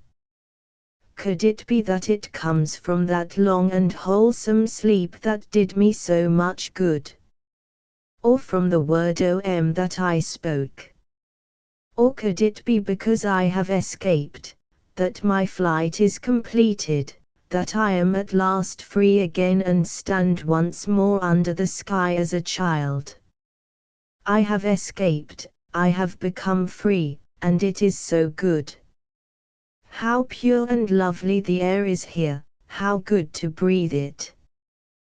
There, the place whence I escaped, everything smelt of ointment, of spices, of wine, of excess, of lethargy. How I hated this world of the rich, of the world of luxury, the world of gamblers. How I hated myself for staying so long in this dreadful world. How I hated myself, robbed myself, poisoned and tortured myself, how I made myself old and bad-tempered. No, I will never again delude myself, as I so much used to like doing, never again think that Siddhartha is a wise man. But this is something it was right to do, this is something that pleases me, this is something for which I should praise myself, that I have put an end to this self-hatred, to this life of folly and barrenness. I praise you, Siddhartha, after so many years of folly you have once again had an idea, you have done something, You have heard the bird singing in your breast and you have followed him. Thus he praised himself, had pleasure in himself, listened with curiosity to his stomach, which was rumbling with hunger. In the last few days, he felt, he had tasted pain, he had tasted sorrow, he had tasted them completely and thoroughly, he had eaten them totally to the point of doubt and of death, and then he had spat them out. It was good, so. He could have remained much longer with Kamaswami, making money, wasting money, filling his belly and letting his soul go thirsty. He could have lived much longer in this soft, well-cushioned hell if this had not happened. That moment of perfect doubt and despair, that moment when he was at such an extreme that he hung over the flowing water and was ready to destroy himself. He had felt doubts and the deepest disgust but had not succumbed to them. The bird within him that was his voice and his source of gaiety was still living, and this filled him with joy, this brought him to laughter, this made his face, under his grey hair, beam. It is good, he thought, to experience everything you need to know yourself. I learned as a child that wealth and worldly pleasures are not good. It is something that I have long known but only now experienced. And now I know it not only in my thoughts but with my eyes, with my heart, with my stomach. It is good for me that I know it. He thought long about his transformation, he listened to the bird as it sang for joy. Had this bird within him not died, had he not felt its death? No, it was something else within him that had died, something that had long been yearning for death. Was it not this that in his earlier years of fervent penitence he had wanted to kill off? Was it not his self, his petty, anxious and proud self, that he had struggled against for so many years, that found victory over him again and again, that reappeared each time he killed it off, each time he forbade himself pleasure, each time he was afraid? Was it not this that today had finally found its death, here in the woods by this lovely river? Was it not because of this death that he was now like a child, so full of trust, so without fear, so full of joy? Siddhartha now also began to understand why his efforts against this self were in vain when he was a Brahmin, when he was a penitent. He had been hindered by too much knowledge, too much of the holy verses, too many rules of sacrifice, too much castigation, too much doing and too much striving. He had been full of pride. He had been always the cleverest, always the keenest, always one step ahead of the others, always the one who knew, the one who was spiritual, always the priest or the wise man. His self had crept into this priesthood, into this pride, into this spirituality. It sat firmly there and grew while Siddhartha thought he was destroying it with fasting and penitence. Now he could see it, and he saw that the secret voice had been right, that no teacher could ever have removed this self. That is why he had had to go out into the world, to lose himself in fun and power and women and money, had had to be a businessman, a gambler, a drinker, and to be greedy, till the priest and the samana within him were dead. That is why he had had to continue to endure these years of loathsomeness, to bear the disgust, the emptiness, the meaninglessness, of a life that was lost and barren, right till the end, till the bitter doubt, till Siddhartha the Sybarite, Siddhartha the greedy, was even ready to die. He did die, a new Siddhartha awoke from that sleep. Even he would grow old, even he would have to die one day. Siddhartha was impermanent, every form was impermanent. But today he was young, he was a child, and the new Siddhartha was full of joy. These were his thoughts. He listened with a smile to his stomach, listened with gratitude to a buzzing bee. He looked happily into the river as it flowed. Water had never been too pleasing to him as this water. He had never been so strongly aware of the beauty of water, of its voice, of what it represents. The river seemed to have something special to say to him, something he still did not know, something still waiting for him. This was the river where Siddhartha had wanted to drown himself. This was the river where the old, tired, doubting Siddhartha today had drowned. But the new Siddhartha felt profound love for this rushing water, and he promised himself never again to be so rash in leaving it. The ferryman, I would like to remain by this river, thought Siddhartha. It is the same river that I once crossed on my way to the childlike people. That time I was taken across by a friendly ferryman. I would like to go to him. It was from his hut that my way once led out into a new life, a life which now has become old and dead. I hope the way I am now on, the new life that I have begun, take its starting point from there. He looked tenderly into the flowing water, into that transparent green, into the crystal lines of its drawing that was so full of secrets. He saw pearls of light rising from its depths, peaceful bubbles of air floating on its surface, the blue of the sky reflected there. With its 1,000 eyes the river looked back at him, eyes of green, eyes of white, eyes of crystal, eyes of heavenly blue. How he loved this water, how it delighted him, how he was grateful to it.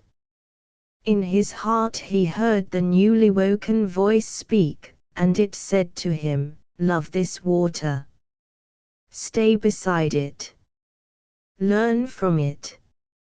Oh yes, he did want to learn from it, he did want to listen to it. Whoever understood this water and its secrets, it seemed to him, would also have understanding of many other things, many secrets, all secrets. Of the river's secrets, however, he saw today just one, and it was understood by his soul. He saw, this water flowed and flowed, it never ceased to flow but was nonetheless always there, it was always and for all time the same, yet each glance at it showed something new. Whoever could grasp this would understand it. He understood but could not grasp it, he felt no more than the rising of some vague notion, a distant memory, voices of gods. Siddhartha stood up, for the power of hunger in his body was becoming unbearable. He walked on, not caring whither he went. He followed the path along the river bank as it led him upstream. He listened to its flow, listened to growling hunger in his body.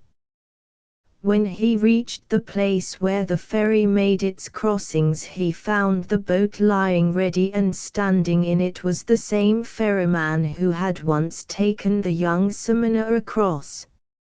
Siddhartha recognized him, though he too was greatly altered. "Would you like to take me across?" he asked. The ferryman, astonished to see such an elegant man traveling alone and on foot, accepted him into the boat and pushed off from the bank. You have chosen a nice life for yourself, said the passenger. It must be nice to have a life beside this water every day and to travel on it. It is very nice, sir, said the oarsman, smiling as he rowed, just as you say. But is not every life nice? Is not every job a good job? You could well be right. But I still envy you your job. Oh, you would soon become tired of it. It is not a job for a gentleman in fine clothes.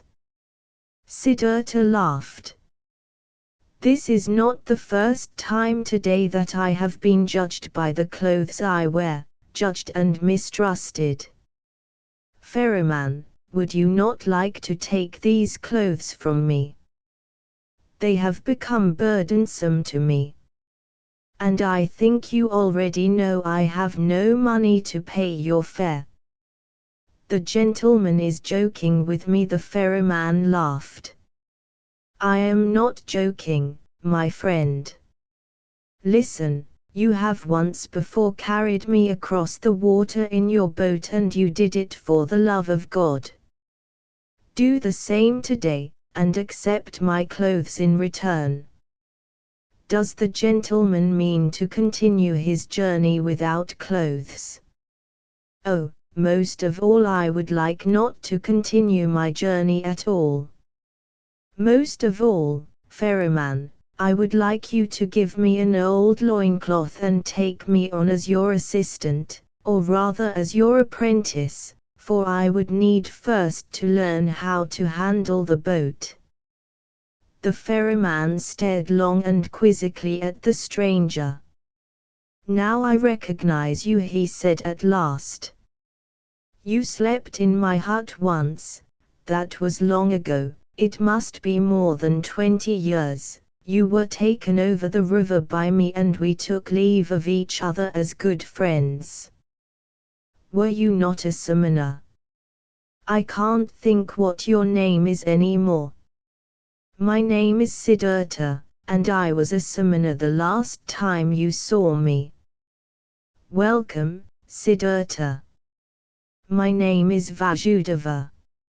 I hope you will again be my guest today and sleep in my hut and tell me all about where you have come from and why your fine clothes are such a burden to you. They had reached the middle of the river and Vasudeva pulled harder on the oars in order to overcome the current. He worked quietly with his powerful arms and with his eye on the bow. Siddhartha sat and watched him and remembered how, once before, in the last days of his time as a samana, love for this man had arisen in his heart. He accepted Vasudeva's invitation with gratitude. When they reached the bank, Siddhartha helped him to tether the boat and the ferryman invited him into the hut where he offered him bread and water. And Siddhartha ate hungrily, and he ate hungrily of the mangoes that Vasudeva offered him. The sun had begun to set, and they went to sit on a tree trunk at the side of the river where Siddhartha told the ferryman about where he was from and what his life had been, about how he had seen it before his eyes that day in his moment of doubt. His story continued late into the night. Vasudeva listened with great attention. He took in all that he heard, his origin and childhood, all that learning, all that seeking, all that joy, all that suffering. This was one of the ferryman's greatest virtues. Few knew how to listen as well as he. Vasudeva would not say a word, but the speaker would sense how he allowed the words to enter into him, quiet, open, patient, never losing a word, never waiting impatiently for a word, never offering praise nor censure, simply listening. Siddhartha was aware of what good fortune it was to have the company of a listener such as this, one into whose heart he could sink his own life, his own searchings, his own sorrows. As Siddhartha neared the end of his story, though, as he spoke of the tree at the riverside and of the depth of his fall, of the holy Om and of how he felt such love for the river when he woke from his sleep, then the ferryman listened with twice as much attention, totally devoted to it with his eyes shut. But when Siddhartha became silent and there was a long period of stillness, Vasudeva said, "It is just as I thought. The river spoke to you. He is the friend of you also, he speaks to you also. That is good, that is very good. Stay with me, Siddhartha my friend. I had a wife once. Her place was next to mine, but it is long since she died. I have lived long alone. Now you live with me, there is room here and there is food here for both of us." "I thank you," said Siddhartha, "I thank you and I accept. And I also thank you, Vasudeva, for being such a good listener. There are few people who know how to listen. And I have never come across anyone who could do it as well as you. This is something else that I shall be learning from you." "You will learn," said Vasudeva, "but not from me. It is the river that taught me how to listen, and he will teach you too. He knows everything, the river. There is nothing you cannot learn from him. Look, this is something else that you have already learned from the river, that it is good to strive to go down, to sink, to seek out the depths. The rich and courtly Siddhartha will become an apprentice oarsman, the learned Brahmin Siddhartha will become a ferryman. This is something else that the river has told you. And there is more that you will learn from him." There was a long pause, and Siddhartha said, "What more, Vasudeva?" Vasudeva stood up. "It is getting late," he said, "let us go to bed. I cannot tell you what more, my friend. You will learn, perhaps you even know it already. I am not a learned man. You see, I do not know how to give speeches, I do not know how to think. All I know how to do is listening and saying my prayers. There is nothing else I have learned how to do. If I could explain it to you and give lessons, then that might mean I am a wise man. But as it is, I am just a ferryman and it is my job to take people across this river. It could have been thousands that I have taken across, and all that my river has ever been to them is something that has gotten in the way on their journey. They have been traveling for the sake of money or business, going to weddings, going on a pilgrimage, and the river was in their way and the ferryman was there so that they could get past that thing in their way as soon as possible. Some of those thousands though, some of them, though not many, 4 or 5 of them, for some of them the river stopped being just something in their way, they heard his voice, they listened to him, and the river became something holy for them, just like he has for me. Now let us go and take our rest, Siddhartha." Siddhartha remained with the ferryman and learned how to operate the boat, and when there was no ferry work to do he would work with Vasudeva in the rice field, gathering wood, picking the fruits of the plant in trees. He learned how to make an oar and how to repair the boat. He learned how to weave a basket, and he was happy at all that he had learned, and the days and the months passed quickly. The river, though, taught him more than Vasudeva was able to. He learned from it without cease. Most of all he learned from the river how to listen, to pay attention with a quiet heart, with a patient and open soul, without passion, without desire, without judgment, without opinion. He lived in friendly proximity with Vasudeva, and they would now and then exchange a few words which had long been considered. Vasudeva was not a friend of words. It was rare for Siddhartha to move him to speak. "Have you," he once asked him, "have you also learned from the river the secret that there is no time?" A bright smile spread over Vasudeva's face.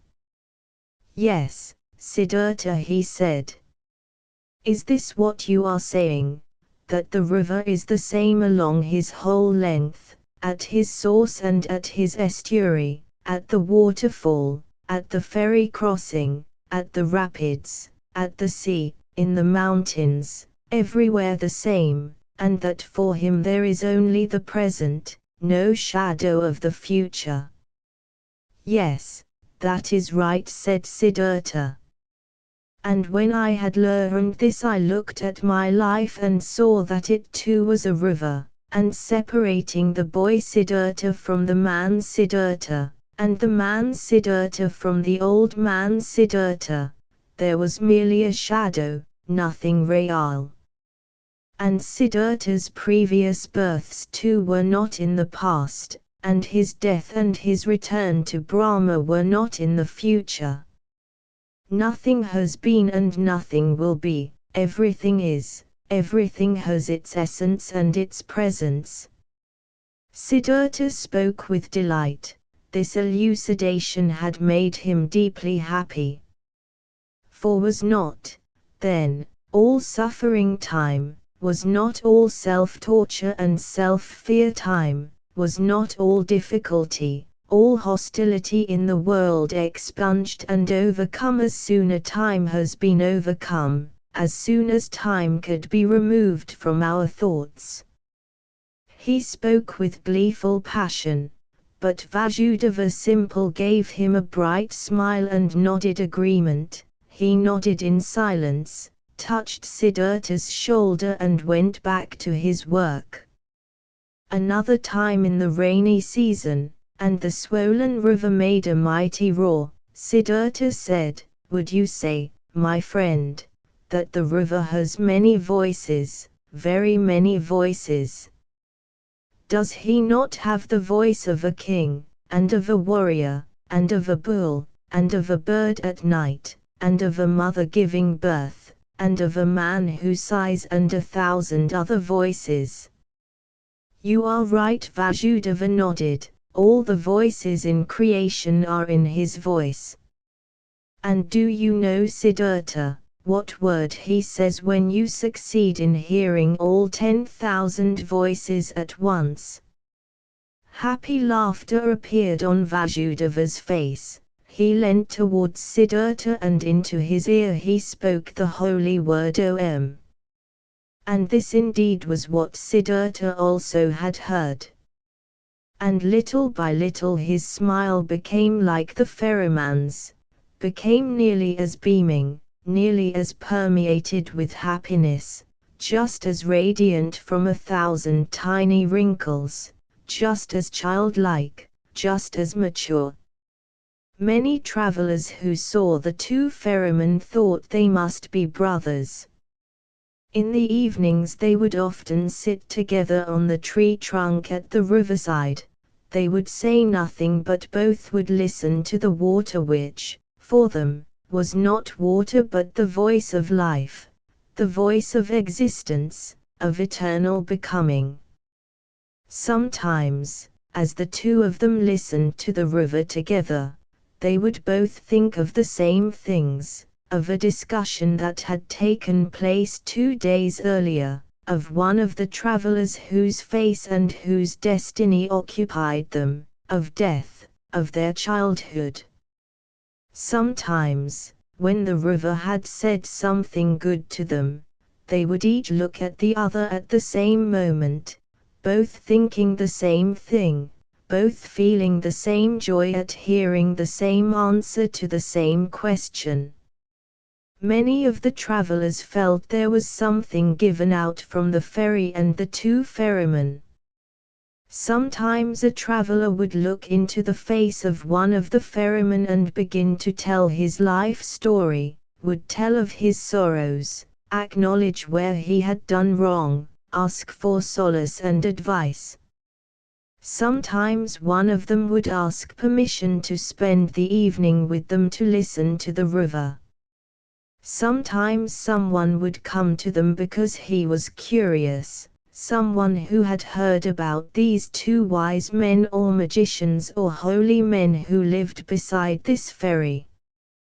They would ask many questions but received no answers, and they found neither magicians nor wise men. All they found were two elderly and friendly little men who seemed unable to speak and, in some special way, demented.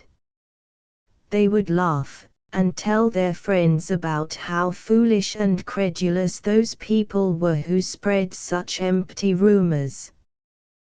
The years went by and nobody counted them.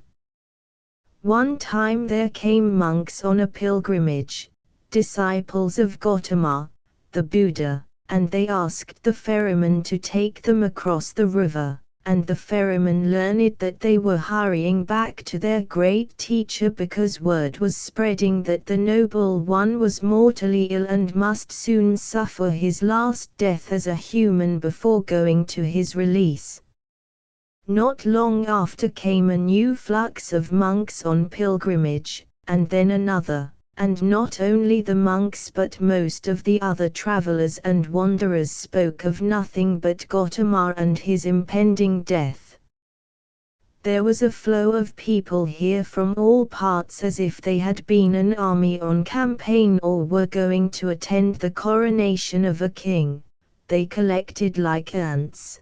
They flowed as if drawn by some kind of magic on their way to where the great Buddha lay awaiting death, to the place where that awful event would take place and the great perfect one of an era would rise to majesty. At this time Siddhartha thought a great deal about the wise man as he was dying, about the great teacher whose voice had admonished and who had brought hundreds of thousands to an awakening, whose voice he too had learned from and whose holy face he too had once looked on with veneration.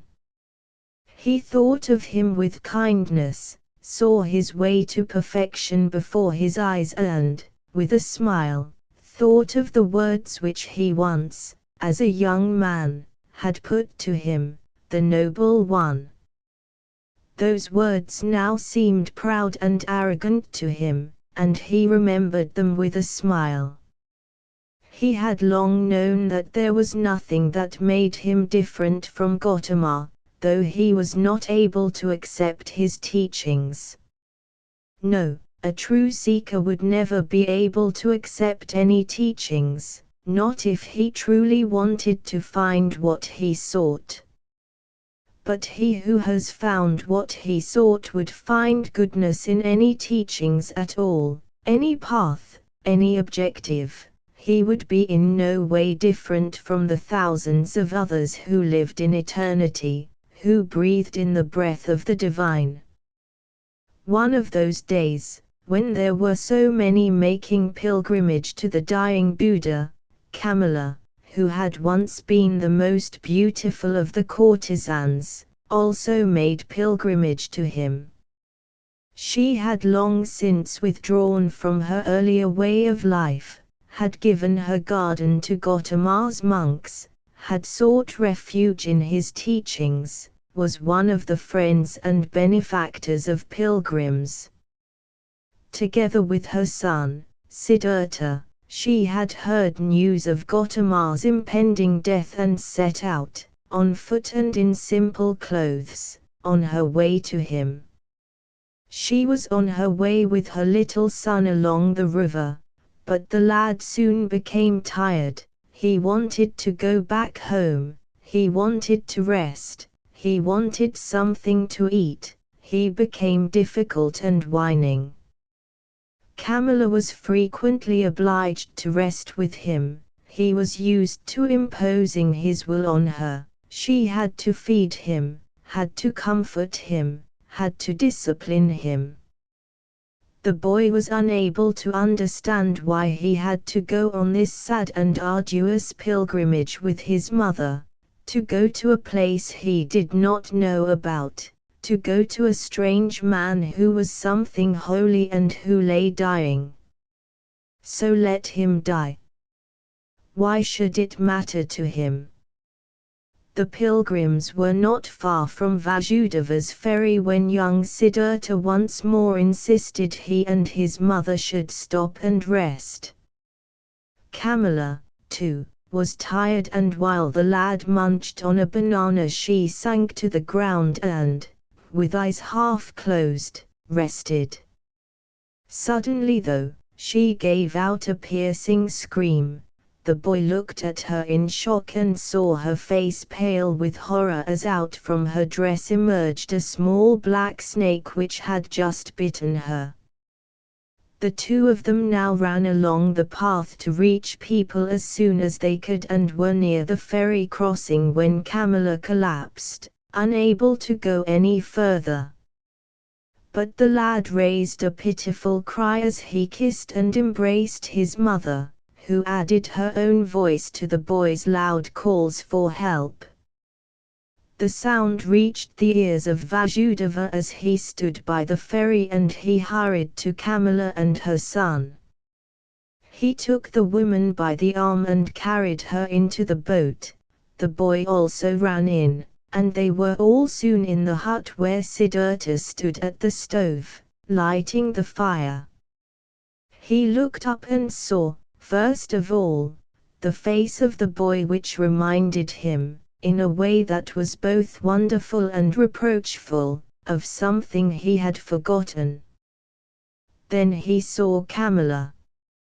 He recognized her immediately even though she lay unconscious in the arms of the ferryman, and now he realized that it was the face of his own son that had so reproached him, and his heart moved within his breast.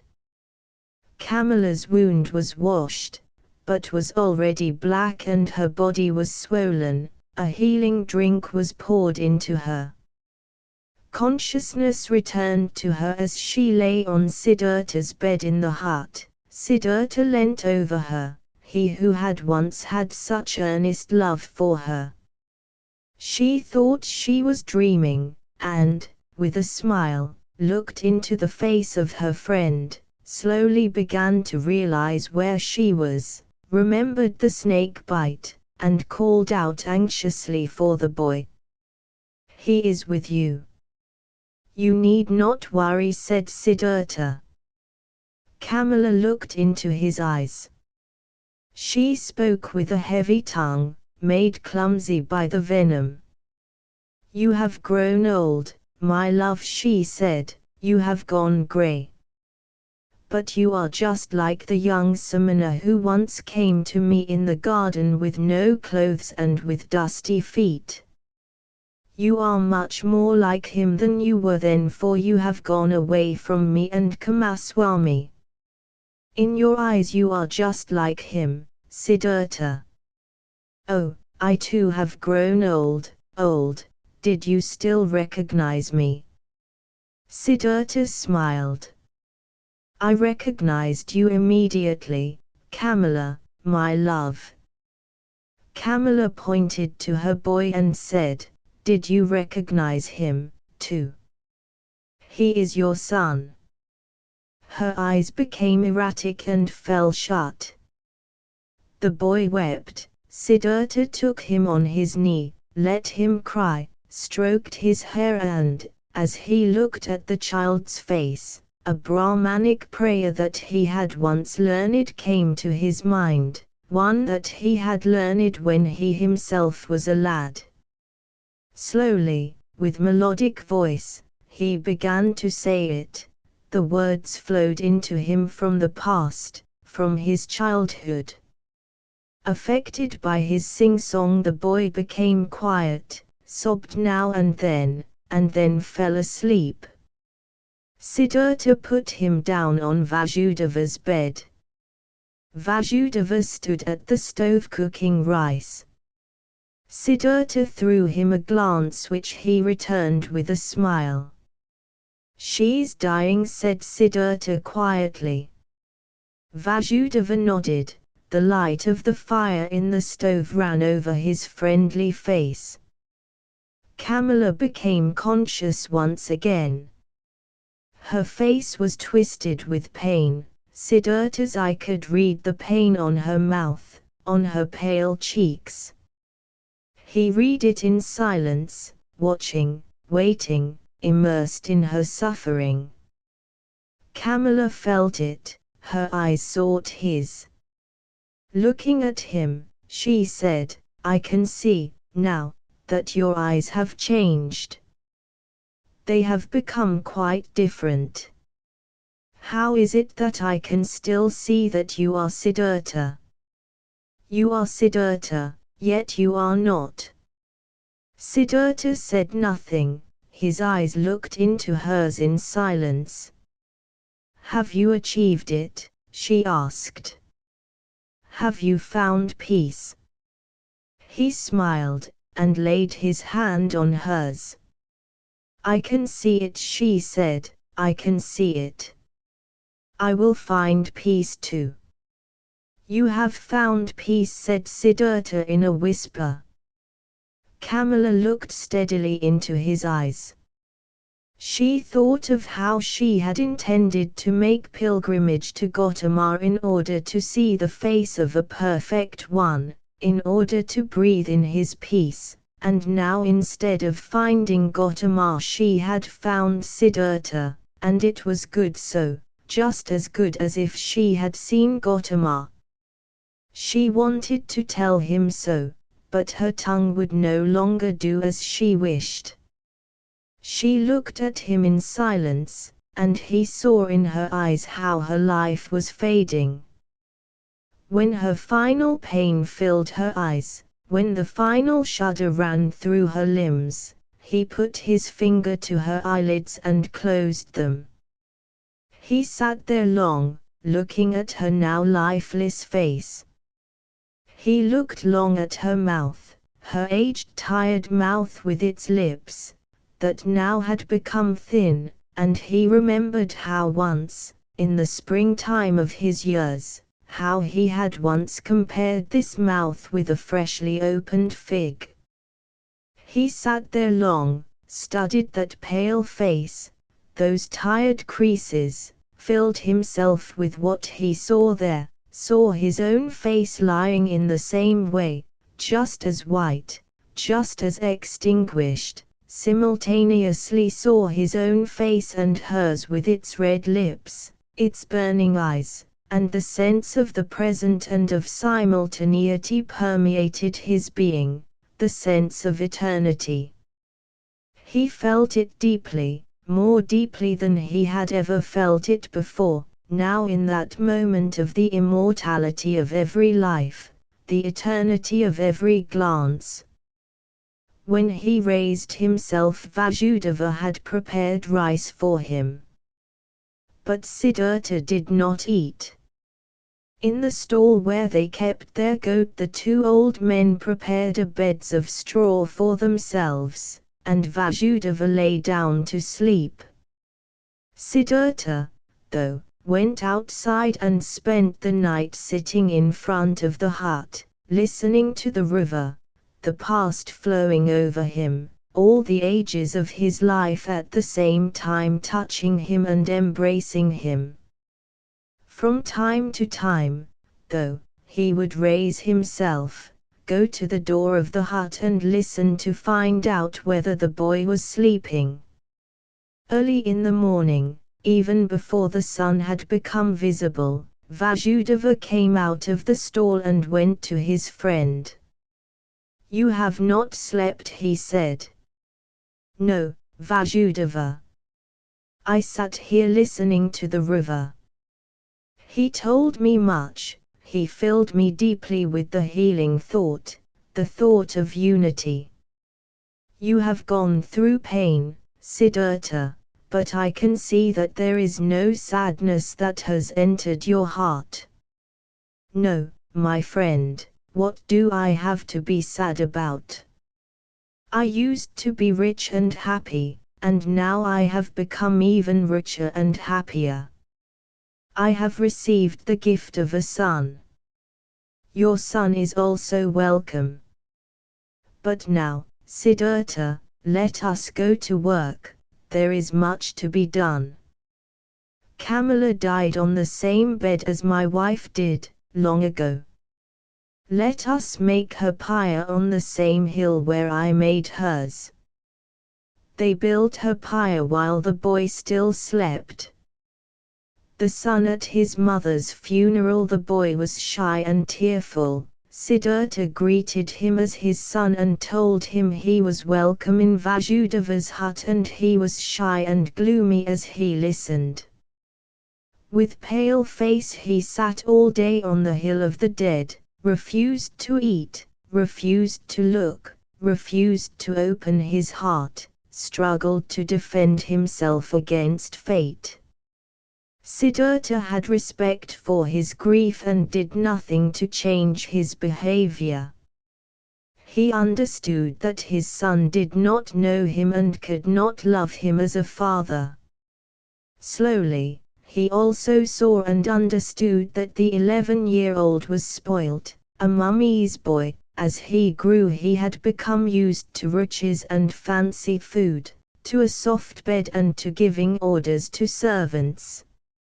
Siddhartha understood that, spoilt and grieving as the boy was, he would not become content with poverty in a strange place either quickly or with good grace.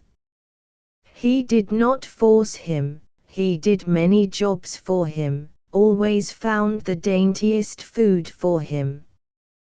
He hoped he could slowly win him over by friendliness and patience. He had counted himself rich and happy when the lad came to him. But time flowed by and the boy continued to be alien and gloomy. He showed a heart that was proud and truculent, wanted to do no work, showed no respect for his elders, robbed Vasudeva of the fruit on his trees. And so Siddhartha began to understand that it was not peace and happiness that the boy had brought with him but sorrow and worries. But Siddhartha loved him, and he preferred the sorrow and worries of love over the happiness he had enjoyed without the boy. Since the young Siddhartha had been in the hut, the two old men had taken on separate tasks. Vasudeva had once more taken on the office of ferryman by himself and, in order to be with his son, it was Siddhartha who did the work in the hut and the fields. Siddhartha waited long, through many months, for his son to understand him, for him to accept his love, for him perhaps to return it.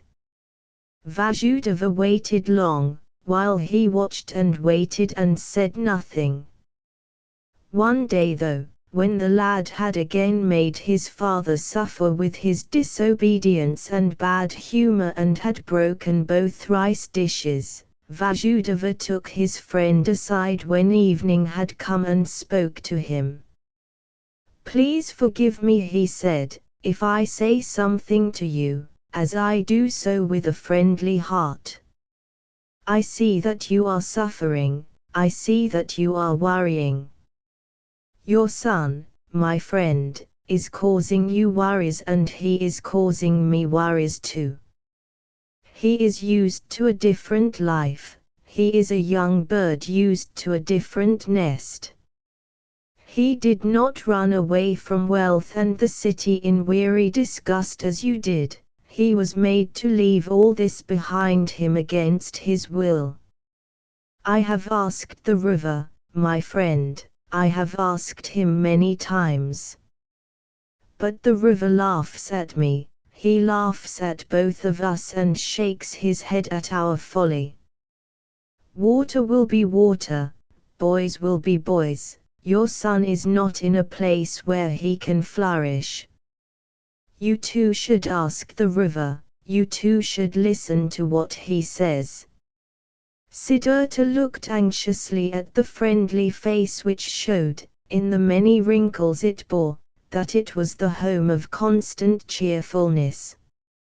Do you think, then, that I would be able to separate myself from him? He said gently, with some shame. Allow me some time, my friend. Look, I am struggling for him, I am trying to win his heart, I am trying to gain it with love and with friendly patience. And one day the river will speak also to him, he also has a calling. Vasudeva's smile became warmer. Oh yes, he also has a calling, he also is part of the eternal life. But do we know, you and I, what it is that he is called to, what path, what acts, what sufferings? His sufferings will not be light, he has a heart that is proud and hard, such as he must suffer greatly, make many mistakes, commit many injustices, burden themselves with many sins. Tell me, my friend, are you not bringing your son up? Do you not compel him to do what he does not want to do? Do you not strike him?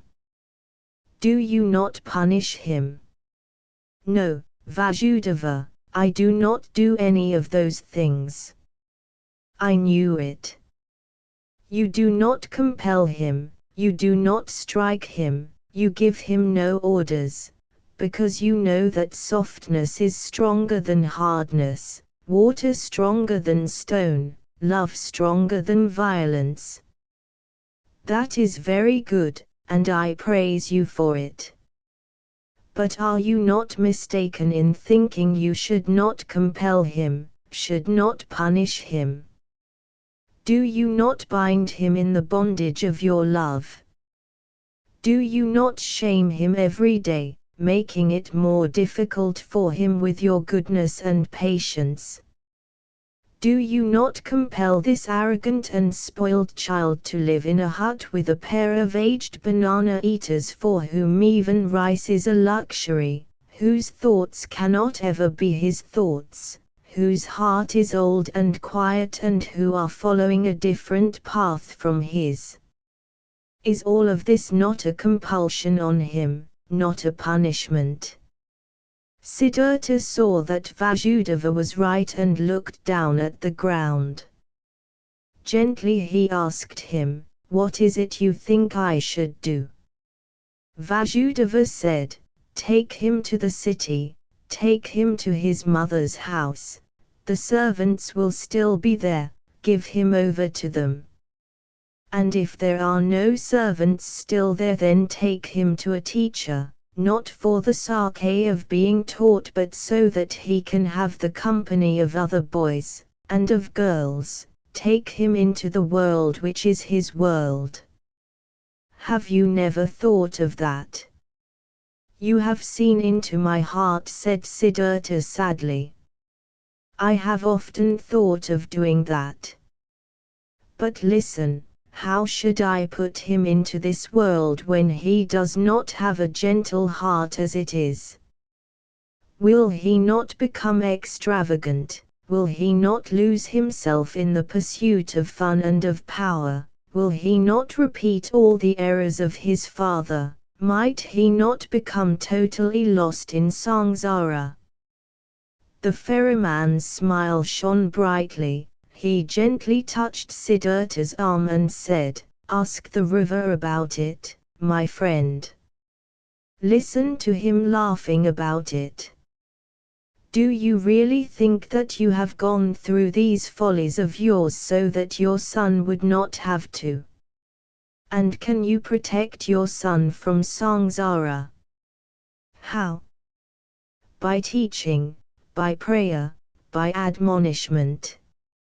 Dear friend, have you entirely forgotten that story of the well-educated Brahmin's son, Siddhartha, that you once told me once on this very spot?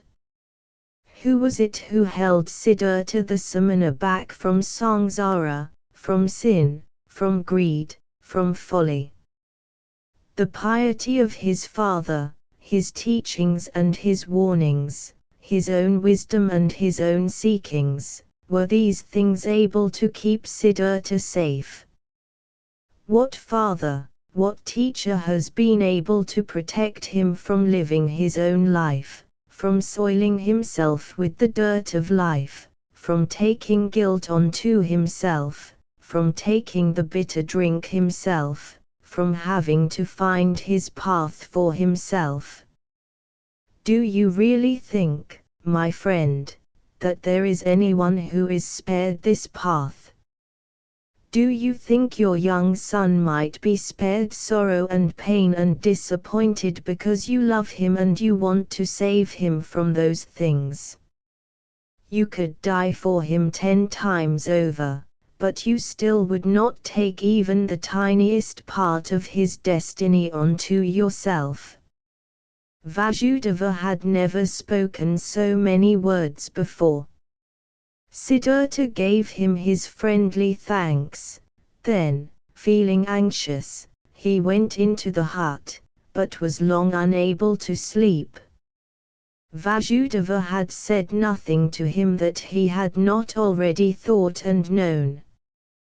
But it was knowledge that he could not implement. His love for the lad was stronger than that knowledge, his affection was stronger. The fear of losing him was stronger. Had he ever before lost his heart for anything so completely? Had he ever loved anyone this much, so blindly, so passionately, so hopelessly and yet so happily? Siddhartha was not able to follow his friend's advice, his was not able to give his son up. He allowed the boy to give him orders. He allowed him to show him contempt. He remained silent and waited. Every day he would begin the wordless struggle for friendliness, the soundless war of patience. Vasudeva, too, remained silent and waited, with friendship, with understanding, with forbearance. Both of them were masters of patience. One time, when the boy's face reminded him especially of Kamala, Siddhartha suddenly remembered something that Kamala, long before, had said to him when he was young. She had once said to him, "You are not capable of love," and he had conceded that she was right. He had been comparing himself with a star, while comparing the childlike people with falling leaves. But he had nonetheless felt an accusation in every word. It was true that he had never been able to entirely lose himself in another person and devote himself to them till he forgot himself, had never undergone the folly of love for another. He had never been capable of it, and it had seemed to him then that that was the great difference that divided him from the childlike people. But now, since his son had been there, even he, Siddhartha, had become entirely childlike, feeling sorrow for someone, feeling love for someone, losing himself in love, becoming a fool for love.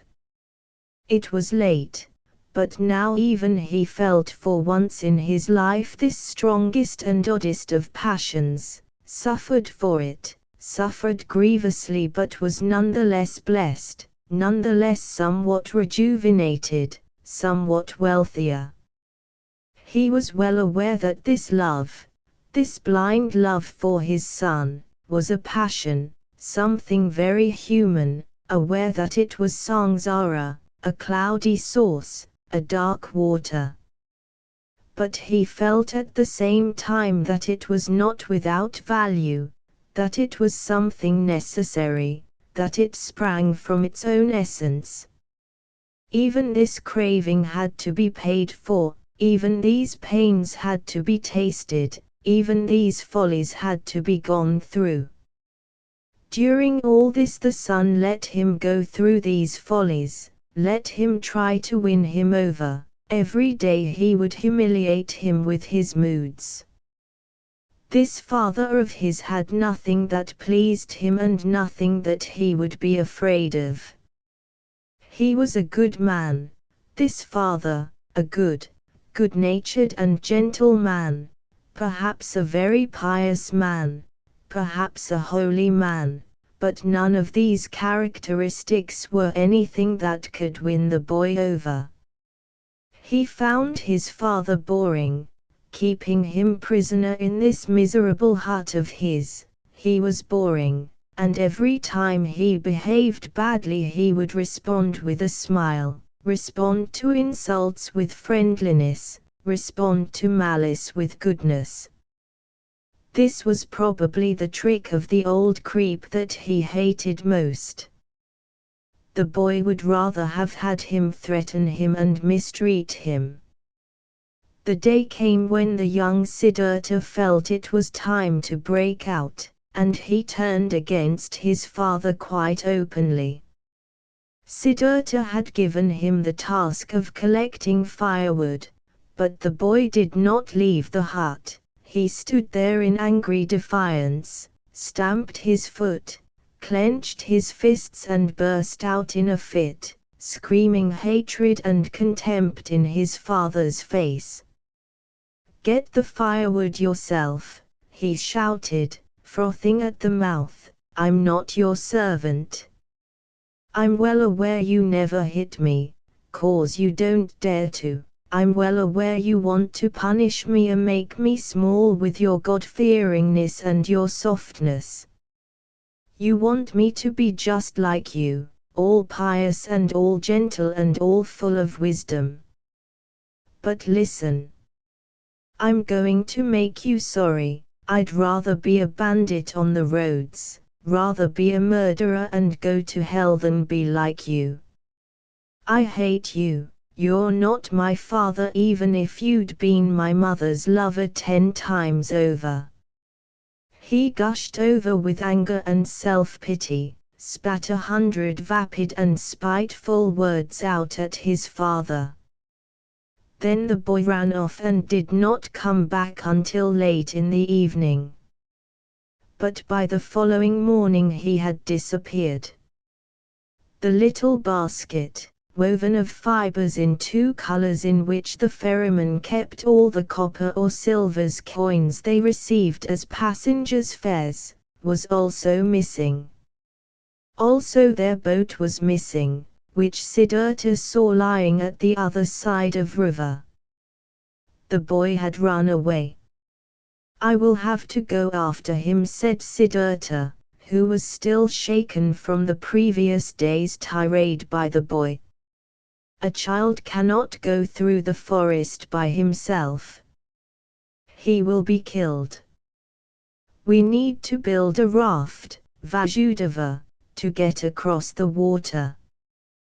We will build a raft, said Vasudeva, to fetch back our boat that the lad took away. But you should let him go, my friend. He is not a child anymore. He knows how to look after himself. He is looking for the way to the city, and he is right, do not forget that. He is doing what you have failed to do yourself. He is looking after himself, he is following his own path. O Siddhartha, I can see that you are suffering, but the pains you are suffering are pains that could be laughed about, pains that you too will soon laugh about. Siddhartha gave no answer. He already held the chopper in his hand and had begun to build the raft from bamboo wood.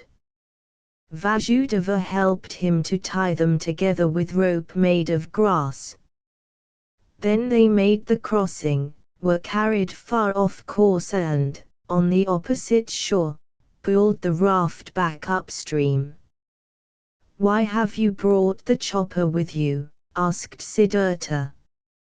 Vasudeva answered, "It could be that the rudder of our boat will be missing."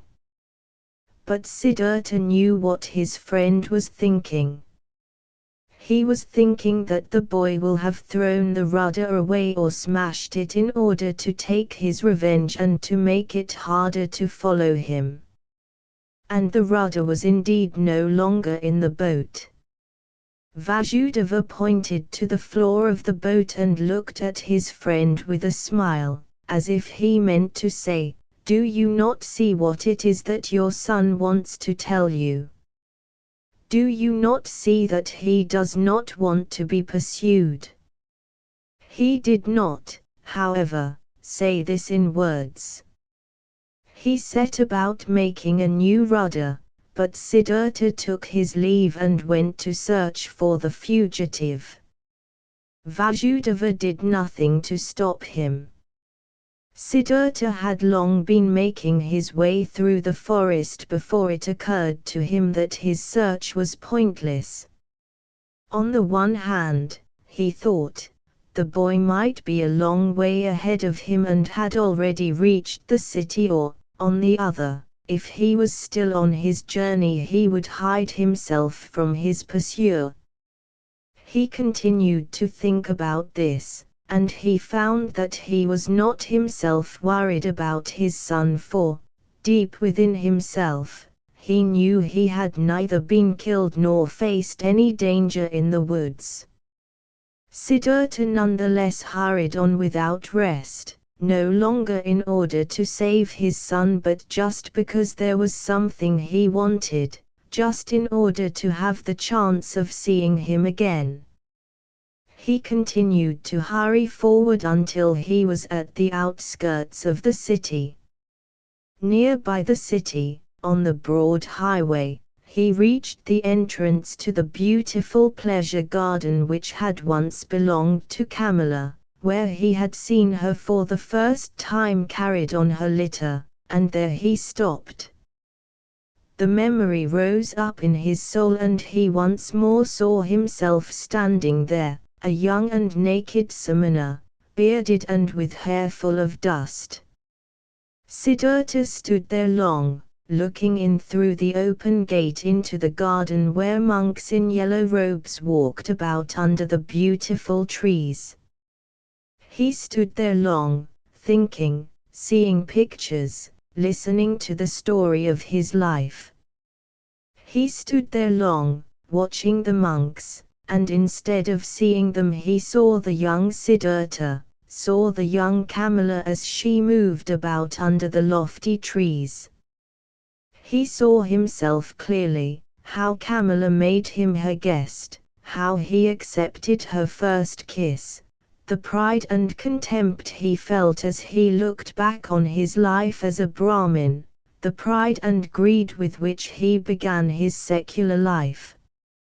He saw Kumaswami, saw the servants, saw the wild parties, the gamblers with their dice, the musicians. He saw Kamala's songbird in its cage. He lived through all this once again. He breathed samsara. He was once again old and tired, felt once again the wish to extinguish himself, was healed once again by the holy Om. He stood long at the gateway into the garden until he saw that it was a foolish wish that had driven him to this place, that he was unable to help his son, that he should not stay too attached to him. He felt his love for the fugitive deep in his heart, like a wound, and at the same time he saw that the wound had not been given to him for him to dig at it, but that it would blossom and had to shine. It made him sad that by this time the wound still had not blossomed, still did not shine. Instead of having an objective for his wishes, the objective that had drawn him to this place in pursuit of his runaway son, he now had nothing. Disheartened, he sat down, felt something die within his heart, felt the emptiness, saw nothing to bring him joy, nothing to be his objective. He sat there deep in thought and waited. This was what he had learned at the riverside, just this, to wait, to be patient, to listen. And he sat and listened, in the dust of the road, he listened to his sad and tired heart, he waited for a voice. He remained there for many hours, crouched and listening. He saw no more pictures, he sank into emptiness, allowed himself to sink, and saw no path to follow. And when he felt the wound burning he would silently utter Om, would fill himself with Om. The monks in the garden saw him, for he crouched there for many hours, and on his grey hair the dust accumulated. One of them came to him and put 2 bananas down in front of him. The old man did not see him. He was woken from this stupor by a hand shaking his shoulder. He recognized this gentle and tentative movement straight away, and came out of his state. He stood up and greeted Vasudeva who had come after him. And as he looked into Vasudeva's friendly face, into those cheerful little eyes surrounded by many laughter wrinkles, he smiled too. Now he saw the bananas lying in front of him, lifted them up, gave one to the ferryman and ate the other one himself. Then he and Vasudeva went in silence back into the wood and back to their home at the ferry point. Neither spoke of what had happened that day, neither spoke the name of the lad, neither spoke of his flight, neither spoke of the wound. In the hut Siddhartha lay down on his bed, and a little while later, when Vasudeva came to him to offer him a cup of coconut milk, he found he was already asleep. The wound continued to cause pain. Siddhartha had to take many travelers across the river who had a son or a daughter with them, and there was not one of them whom Siddhartha did not look on with envy, and he would think, there are so many thousands, who have this noblest of happiness, why do I not? Even evil people, even thieves and robbers have children whom they love and who are loved by them, and I alone do not have. This was the simplicity of his thoughts at that time, so lacking in understanding, so similar had he become to the childlike people. He no longer looked on people in the way he had done, less clever, less proud, but with more warmth, more curiosity, more concerned. When he carried people who were normal, child people, businessmen, soldiers, women, these people did not seem as alien to him as they had done previously. He understood them, he shared the life they led, a life which was not directed by thoughts and insights but solely by drives and wishes. He felt he was the same as they were. He was now near liberation, though he still suffered from the wound which was still fresh. These people seemed to him nonetheless to be his brothers. These childlike people, with all their vanities, their greed and their ridiculousness, no longer seemed ridiculous. They had become understandable, become deserving of love, even, it seemed to him, become venerable.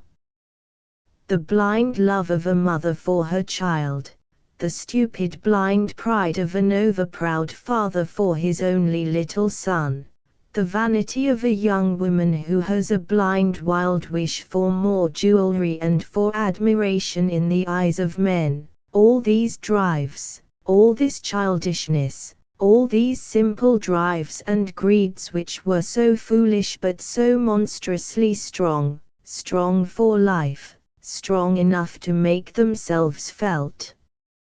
For Siddhartha now, these drives and greeds were no longer childish. He saw how they gave people life, he saw how people could achieve the infinite, how they could go on journeys, wage war, bear infinite sorrows, and he was able to love them for it. He saw life, he saw the living, he saw the indestructible, he saw Brahman in all their sorrows and all their actions.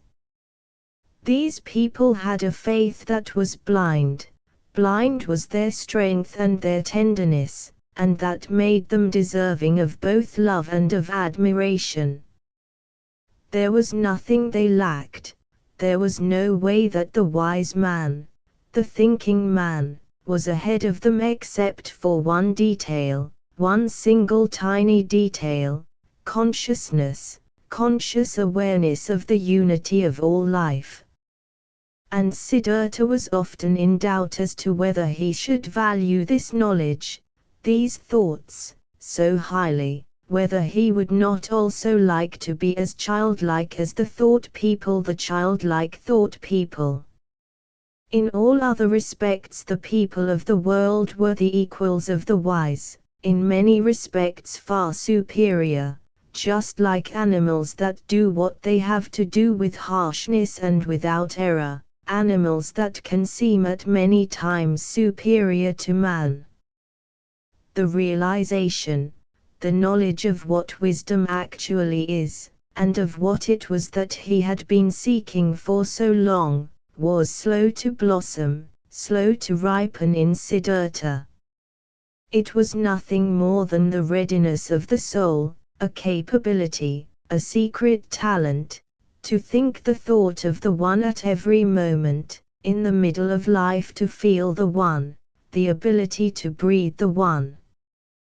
This was slow to blossom in him, it shone on him back from the childlike face of Vasudeva, harmony, knowledge of eternal perfection, the world, a smile, the One. The wound, however, still burned. Siddhartha yearned bitterly for his son, he nurtured his love and tenderness in his heart, he allowed the pain to consume him. He went through all the follies of love. This was a flame that would not die away by itself. One day, when the wound was burning fiercely, Siddhartha, impelled by the yearning for his son, crossed the river, disembarked and wanted to go to the city to seek him out. The river flowed with gentle smoothness, it was the dry time of year. But his voice sounded odd, it was the voice of laughter. It was clearly the voice of laughter. The river was laughing, laughing brightly and clearly at the aged ferryman. Siddhartha stopped and bent towards the water in order to hear it better, and in the smoothly flowing water he saw the reflection of his own face. And this reflection seemed to remind him of something, something forgotten, and as he thought about it he found it. This face was the same as another face he had once known and loved and feared. It was the same face as his father's, the face of the Brahmin. And he remembered how, long ago as a young man, he had forced his father to let him go and join the penitents, how he had taken his leave of him, how he had left and never gone back. Had his father not suffered the same grief as he now suffered for his own son? Was his father not now long dead, dying alone without ever having seen his son again? Would he not now have to expect the same fate for himself? Was it not a comedy, something peculiar and stupid, this repetition, this running round in circles that would lead only to his fate? The river was laughing. It was true, everything came back to you that had not been endured to the end and resolved. The same pains would be suffered again and again. But Siddhartha got back into the boat and went back to the hut, thinking of his father, thinking of his son, laughed at by the river, in dispute with himself, inclined to doubt and no less inclined to join in with the laughter at himself and at the whole world. But the wound had still not matured into blossom, his heart still struggled against his fate, there was still no merriment, no victory, shining from his suffering. He nonetheless felt hope, and when he had arrived back at the hut he felt a wish that he could not overcome to open himself to Vasudeva, to show him all, him the master of listening, to tell him everything. Vasudeva sat in the hut weaving a basket. He no longer went out on the boat, his eyes were becoming weak, and not only his eyes, his arms and his hands were becoming weak too. It was only his joy and the cheerful benevolence shown in his face that remained unchanged and flourishing. Siddhartha sat down by the old man and slowly began to speak. He told him of things they had never before discussed, of his journey to the city, of his burning wound, of his envy when he saw a happy father, of his awareness of the folly of such wishes and his unsuccessful struggle against them. He told him all, he was able to tell him all, even the most painful, all could be said, all could be shown, all could he relate. He displayed his wound to him, even told him of his attempt to flee that very day, how he had crossed the river, fleeing like a child and wishing to walk to the city, how the river had laughed at him. He spoke long. Vasudeva listened with a quiet expression on his face. Siddhartha felt that Vasudeva listened more closely than he ever had before. He felt how his pain, his anxieties flowed over to him, how his secret hopes flowed over to him, how he came across to meet him. To tell this listener about his wounds was the same as bathing them in the river till they became cool and became one with the river.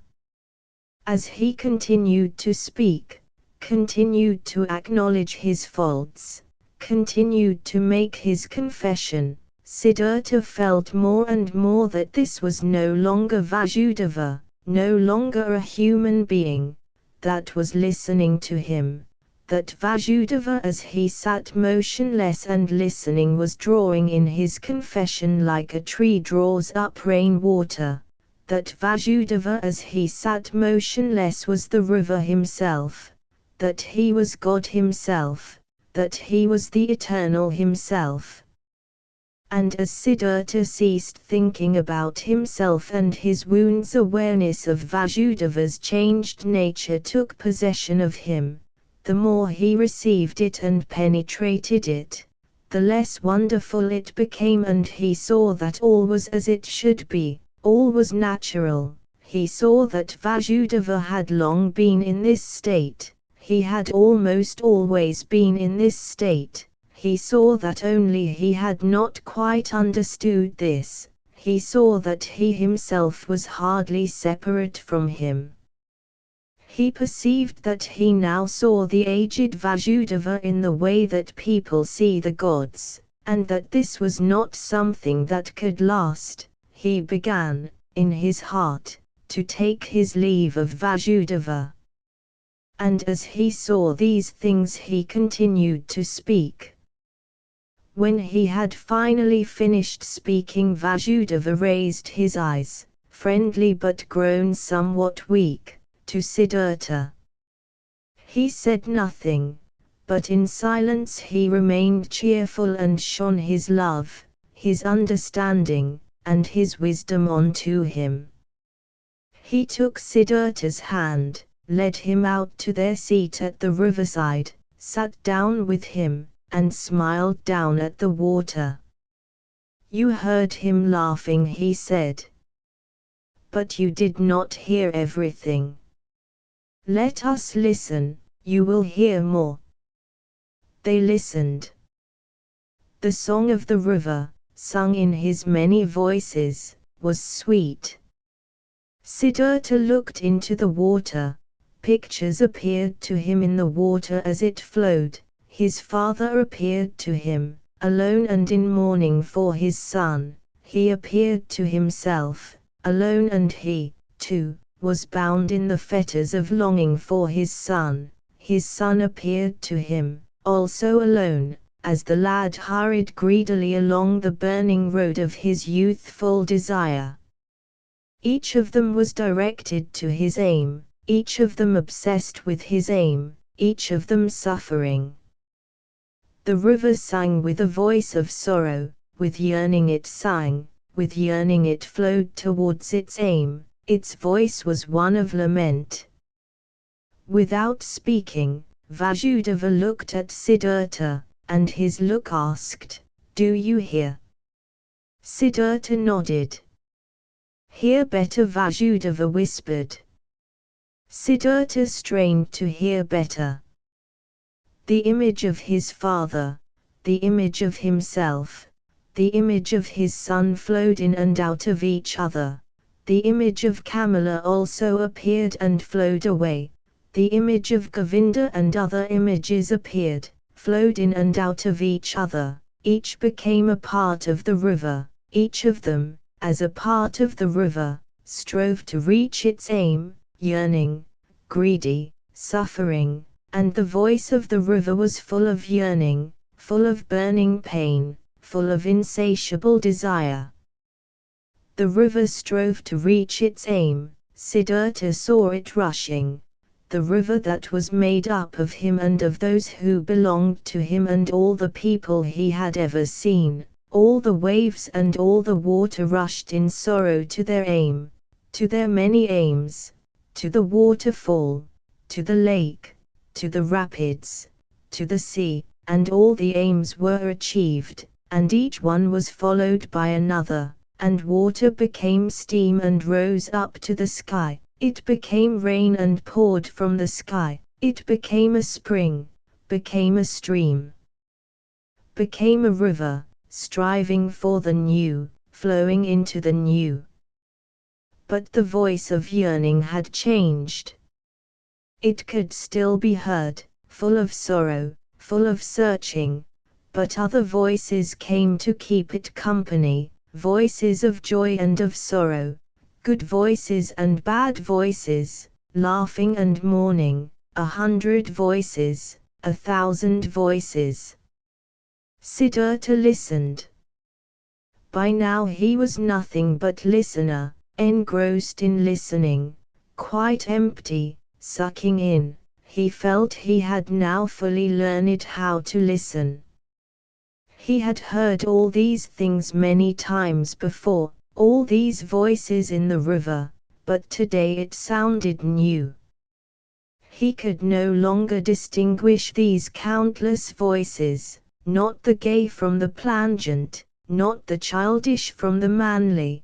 They all belonged together, lamentations of yearning, laughter of the wise man, the shout of anger and the groans of the dying. All was as one, all was interwoven and conjoined, interwoven in 1,000 places. And all of this together, all the voices, all the aims, all the yearning, all the sorrows, all the joys, all the good and all the bad, all of this together was the world. All of this together was the events that happened, flowing like the river. All of this was the music of life. And when Siddhartha listened carefully to this flow, to this river with its 1,000 voices, when he listened not to the sorrow or the laughter, when he bound his soul not with any one of those voices and went into it with his self, but when he heard everything, the whole, when he perceived the unity of the whole, that was when the great song of 1,000 voices was made up of a single word, the word Om, perfection. Once more, Vasudeva's glance asked, "Do you hear?" Vasudeva's smile shone brightly. All round Vasudeva's face with all its wrinkles there was a glow of brightness, just as, over and around all the voices of the river, there was the Om. His smile shone brightly as he looked at his friend. Also now, on Siddhartha's face, the same smile began to glow brightly. His wounds blossomed, his sorrow glowed, his self had flowed into the unity. It was at that moment that Siddhartha stopped struggling against his fate, stopped suffering. On his face there blossomed the gaiety of knowledge when there is no longer any will standing against it, the knowledge known by liberation, the knowledge that is in agreement with the flow of events, with the river of life, with all its shared sorrows, with all its shared joys, surrendering to the flow, belonging to the unity. Vasudeva stood up from where he had been sitting on the bank of the river. He looked in Siddhartha's eyes and saw the gaiety of wisdom shining there. He put his hand lightly in his careful and gentle way on Siddhartha's shoulder and he said, "I have been waiting for this moment, my friend. Now that it has come, let me take my leave of you. I have been waiting long for this moment, long have I been Vasudeva the ferryman. It is now enough. Farewell hut, farewell river, farewell Siddhartha." Siddhartha bowed deeply to Vasudeva as he took his leave. "I knew it," he said gently. "Will you go into the woods?" Vasudeva's face shone, and he said, "I will go into the woods, I will go into the unity." Still beaming he went on his way. Siddhartha watched him as he went. With the deepest joy, with the deepest earnestness, he watched him as he went, saw his steps full of contentment, saw his head as it shone, saw his shape full of light. Govinda was spending a rest period with other monks in the pleasure garden which the courtesan, Kamala, had given to the followers of Gautama. He heard there about an aged ferryman who lived by a river about a day's journey away, and whom many regarded as a wise man. When Govinda resumed his walking he chose to take the path to the ferry, curious to see who this ferryman was. All through his life he had lived according to the regimen of his order, and the younger monks regarded him with veneration because of his age and his modesty, but there was still unrest in his heart and a searching which had not been extinguished. He arrived at the river and asked the old man to take him across. On the other bank, as they stepped out of the boat, he said to the old man, "You have been very good to us monks and pilgrims, and you have taken many of us across the river. Could it be that you too, ferryman, are a seeker of the right path?" Siddhartha showed a smile in his aging eyes and said, "Do you call yourself a seeker, venerable sir, when you are already advanced in years and you wear the robes of a monk of Gautama?" "Yes, I am old," said Govinda, "but I have never stopped searching. I never will stop searching. This seems to be my destiny. And it seems to me that you, too, have been seeking.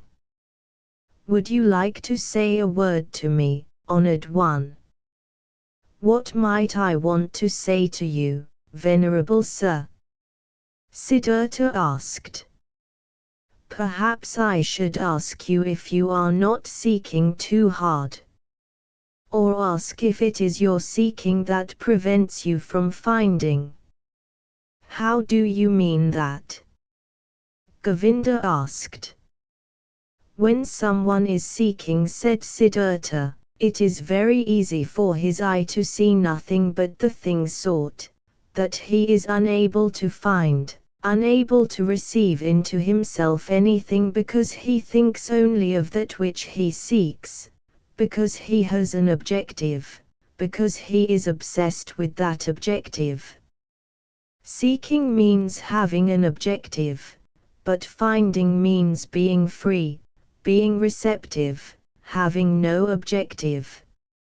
It could be, Venerable Sir, that you are indeed a seeker, for in your efforts to reach your objective you fail to see many things that are close before your eyes. I still do not quite understand, Govinda asked. How do you mean that?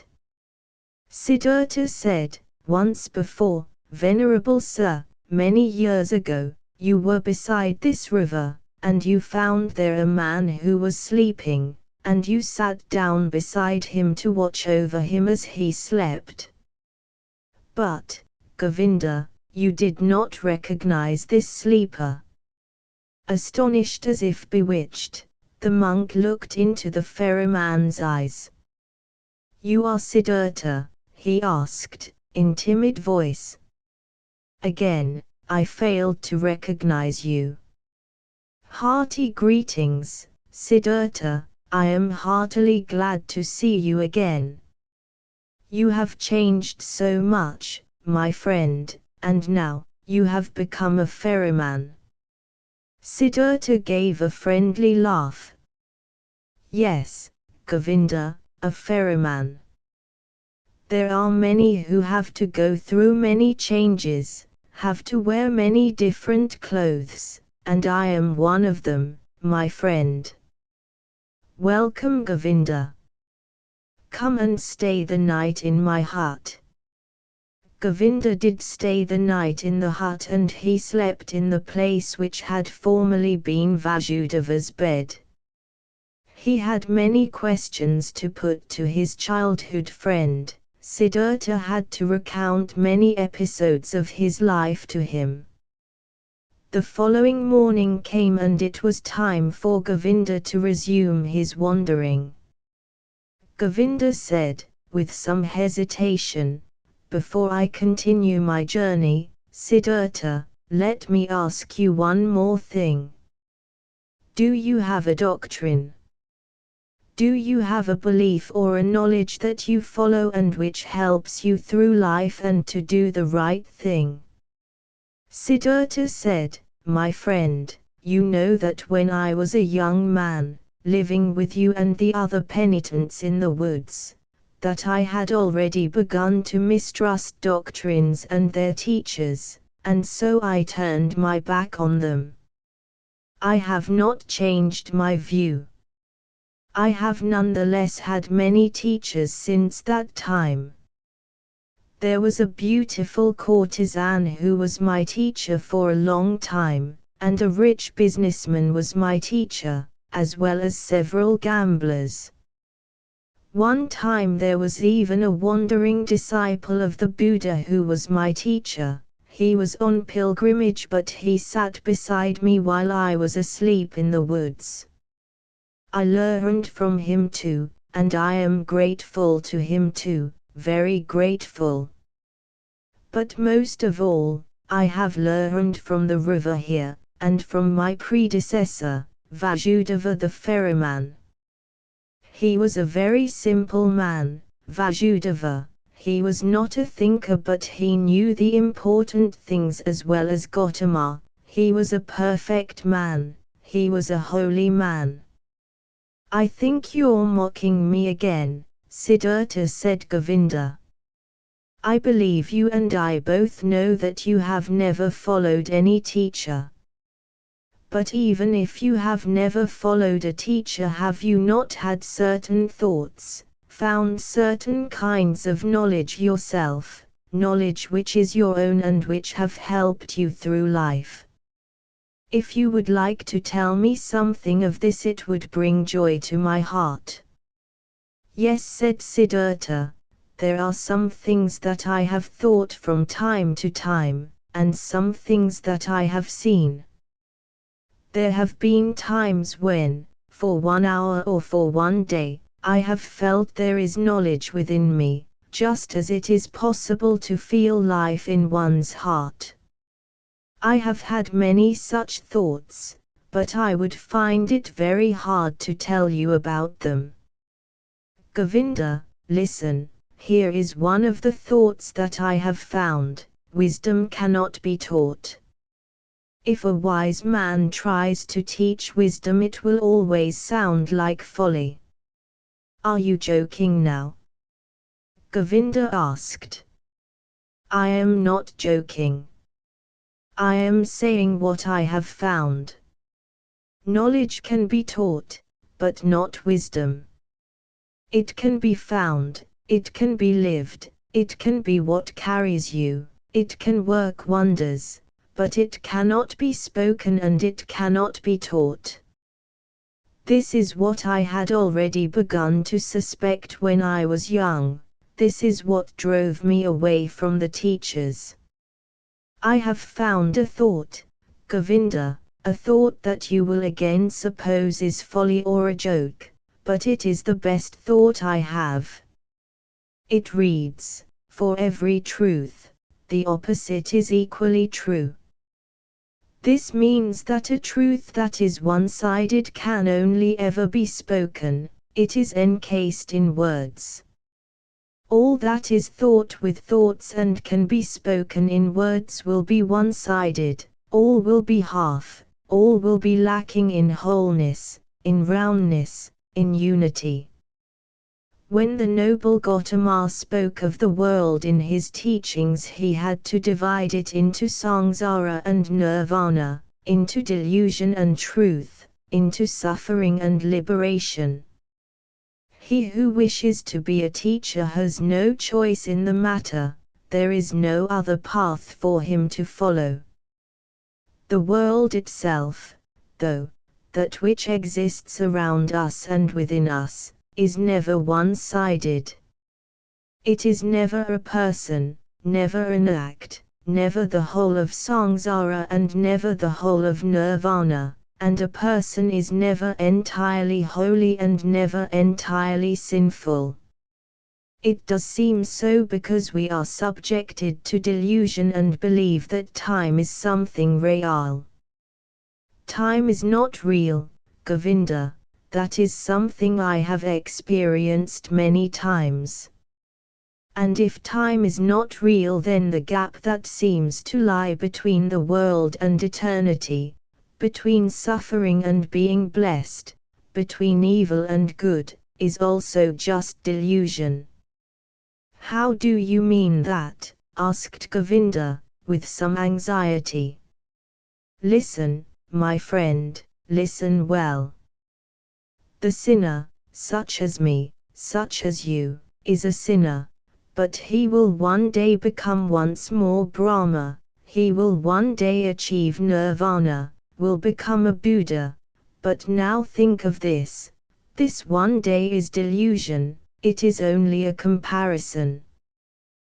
The sinner is not on his way to becoming a Buddha, he is not engrossed in any kind of development, even though it is not possible for our thought to imagine these things in any other way.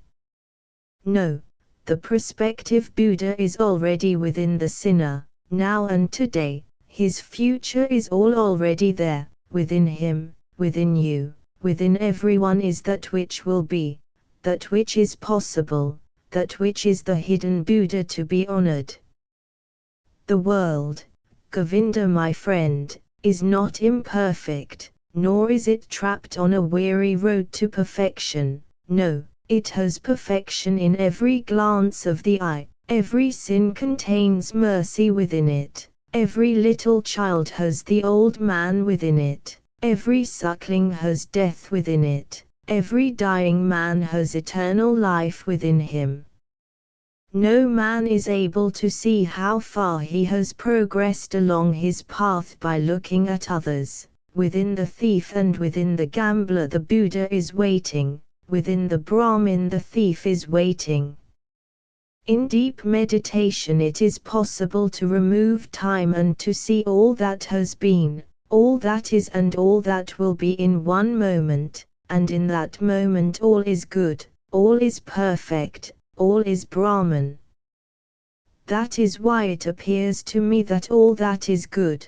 Death appears to me as the same as life, sin appears to me the same as holiness, wisdom appears to me the same as folly. Everything has to be thus, nothing needs anything more than my agreement, more than my will, my loving involvement, and so, for me, it is good, it can only advance me and can never harm me.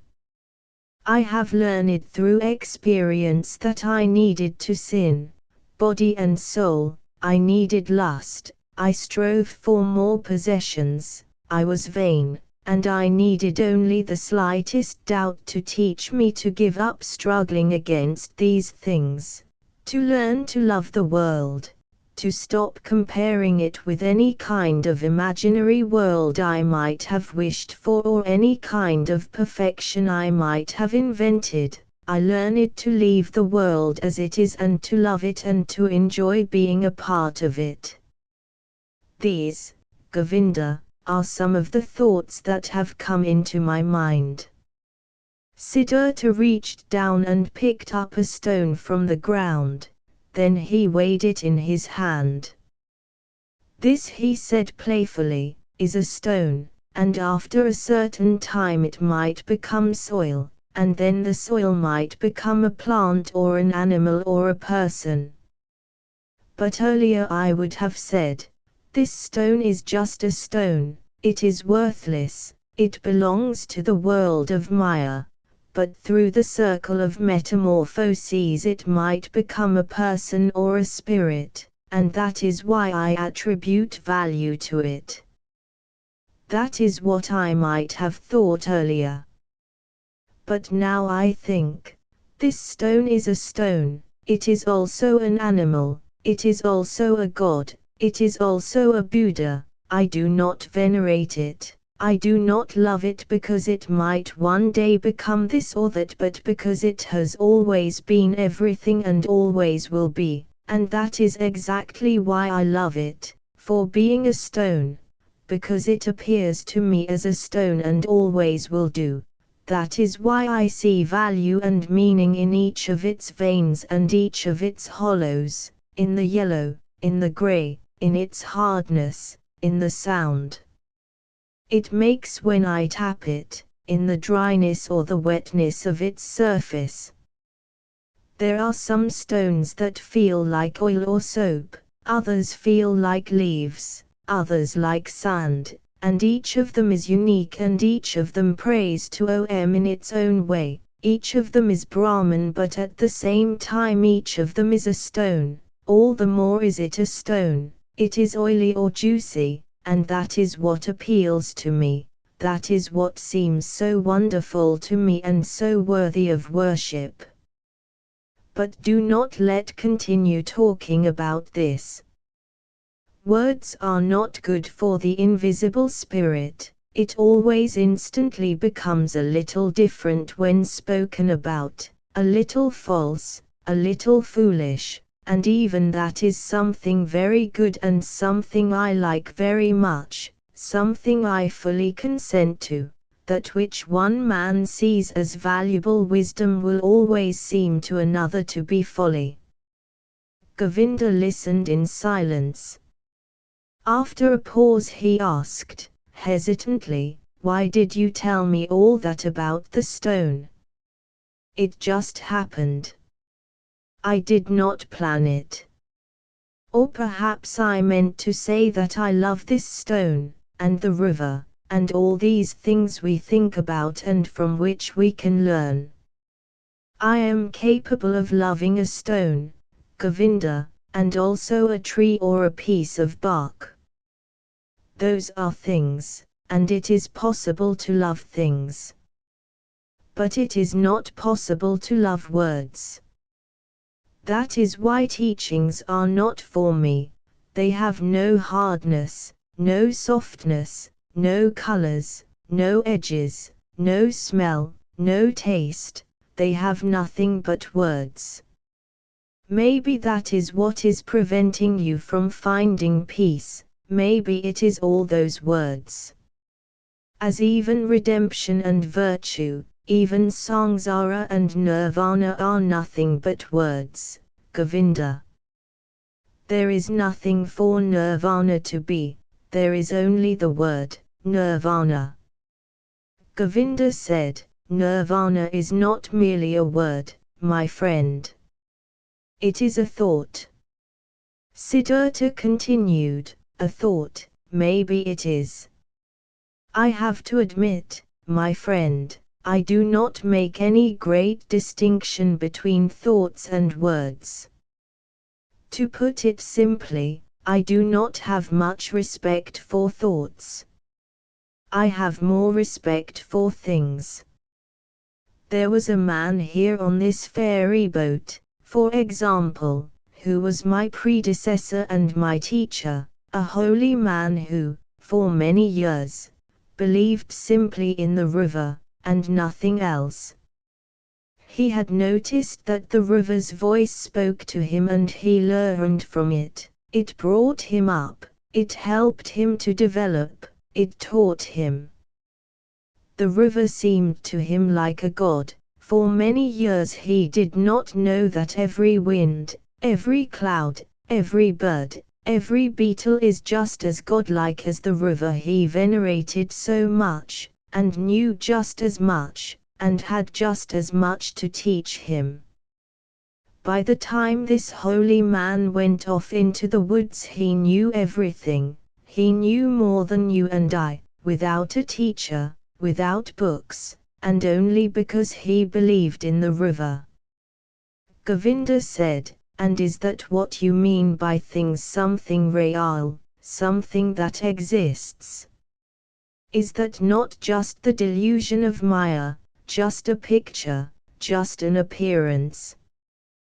This stone of yours, this tree, this river, are they then reality? Even this question, said Siddhartha, no longer gives me much bother. Perhaps these things are delusory and perhaps they are not, but then I too am an illusion and so they continue to be the same as me. That is what makes them so dear and so venerable for me, they are the same as me. That is why I can love them. And now, here is a teaching that will make you laugh. It seems to me, Govinda, that love is the most important thing of all.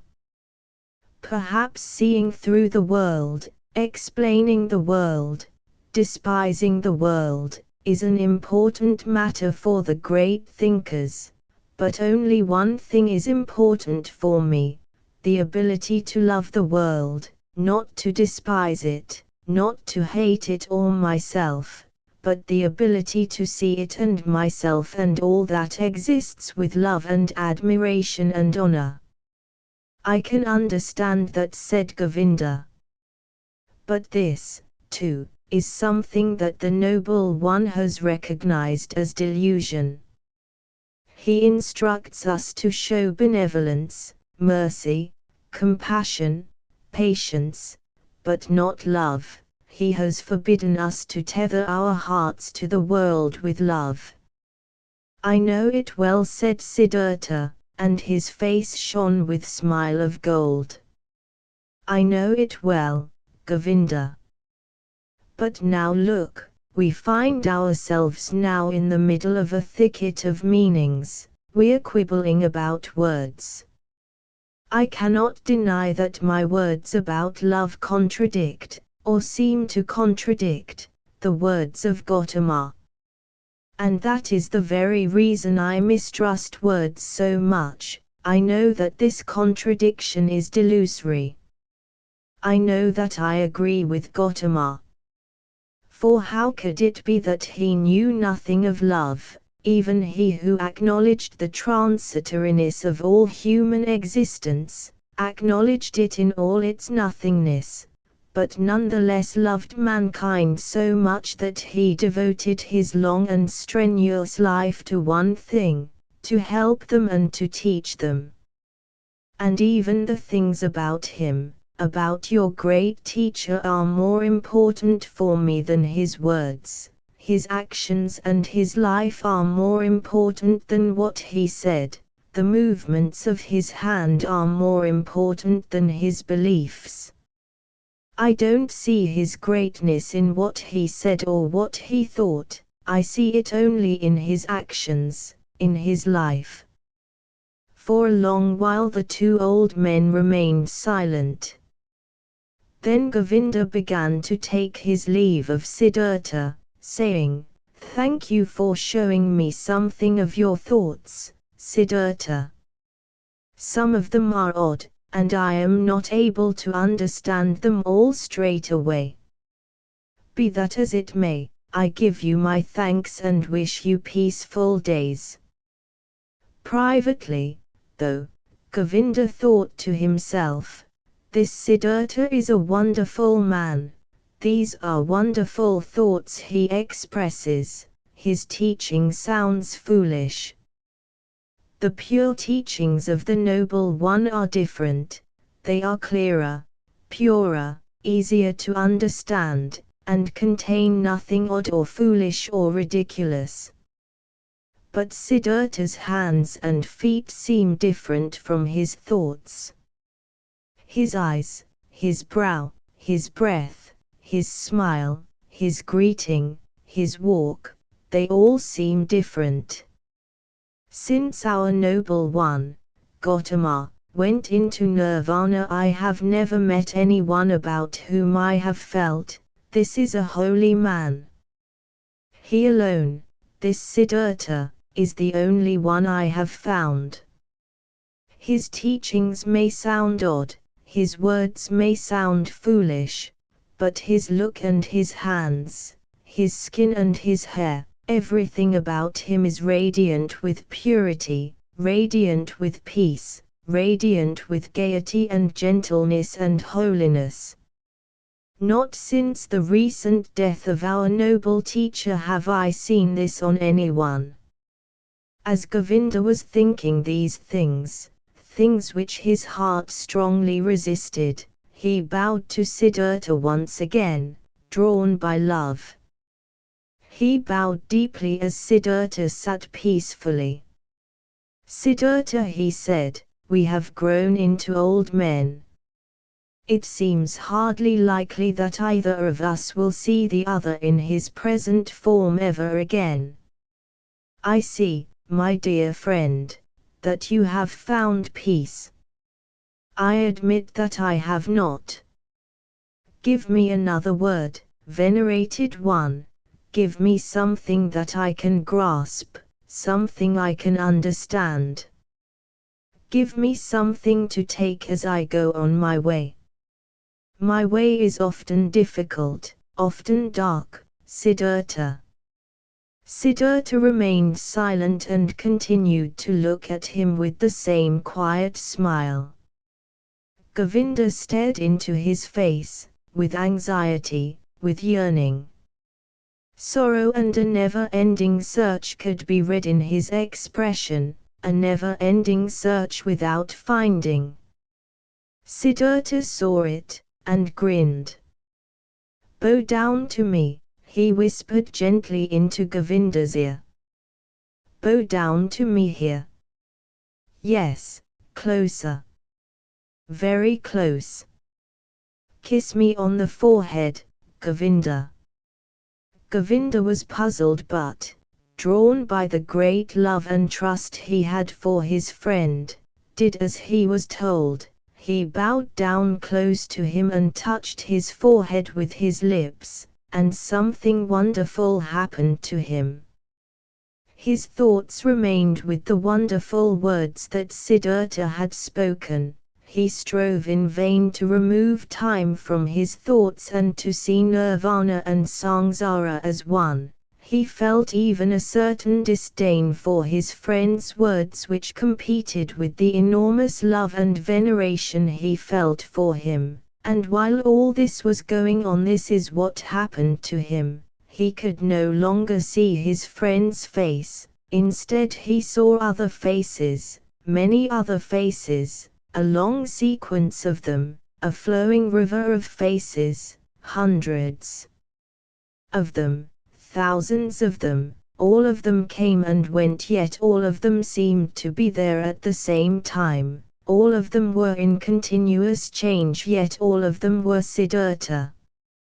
He saw the face of a fish, a carp with its mouth permanently gaping in pain, a fish that was dying as its eyes broke open. He saw the face of a newborn child, wrinkly, red and contorted in its tears. He saw the face of a murderer, saw him as he thrust the knife into his victim's body. He saw, at the same moment, this criminal as he knelt in chains, and how the executioner struck off his head with a blow of his sword. He saw the bodies of men and women naked and struggling in positions of fervent love. He saw corpses stretched out, still, cold, empty. He saw the heads of animals, of pigs, of crocodiles, of elephants, of bulls, of birds. He saw gods, he saw Krishna,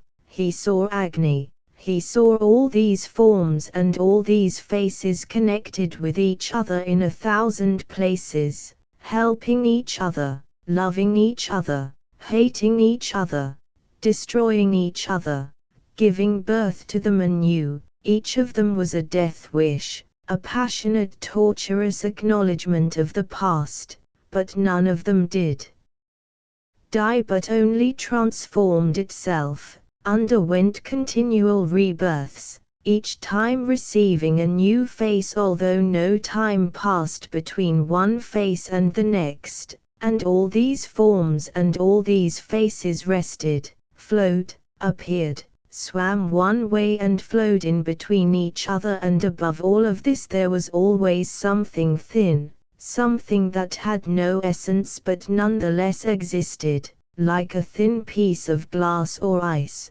like a transparent skin, a shell or a shape or a mask of water, and this mask was smiling. And this mask was Siddhartha's smiling face, which he, Govinda, was at that very moment touching with his lips. And so it was that Govinda saw the smile on the mask, the smile of unity over and above the forms as they rushed past, the smile of simultaneity over the 1,000 births and deaths.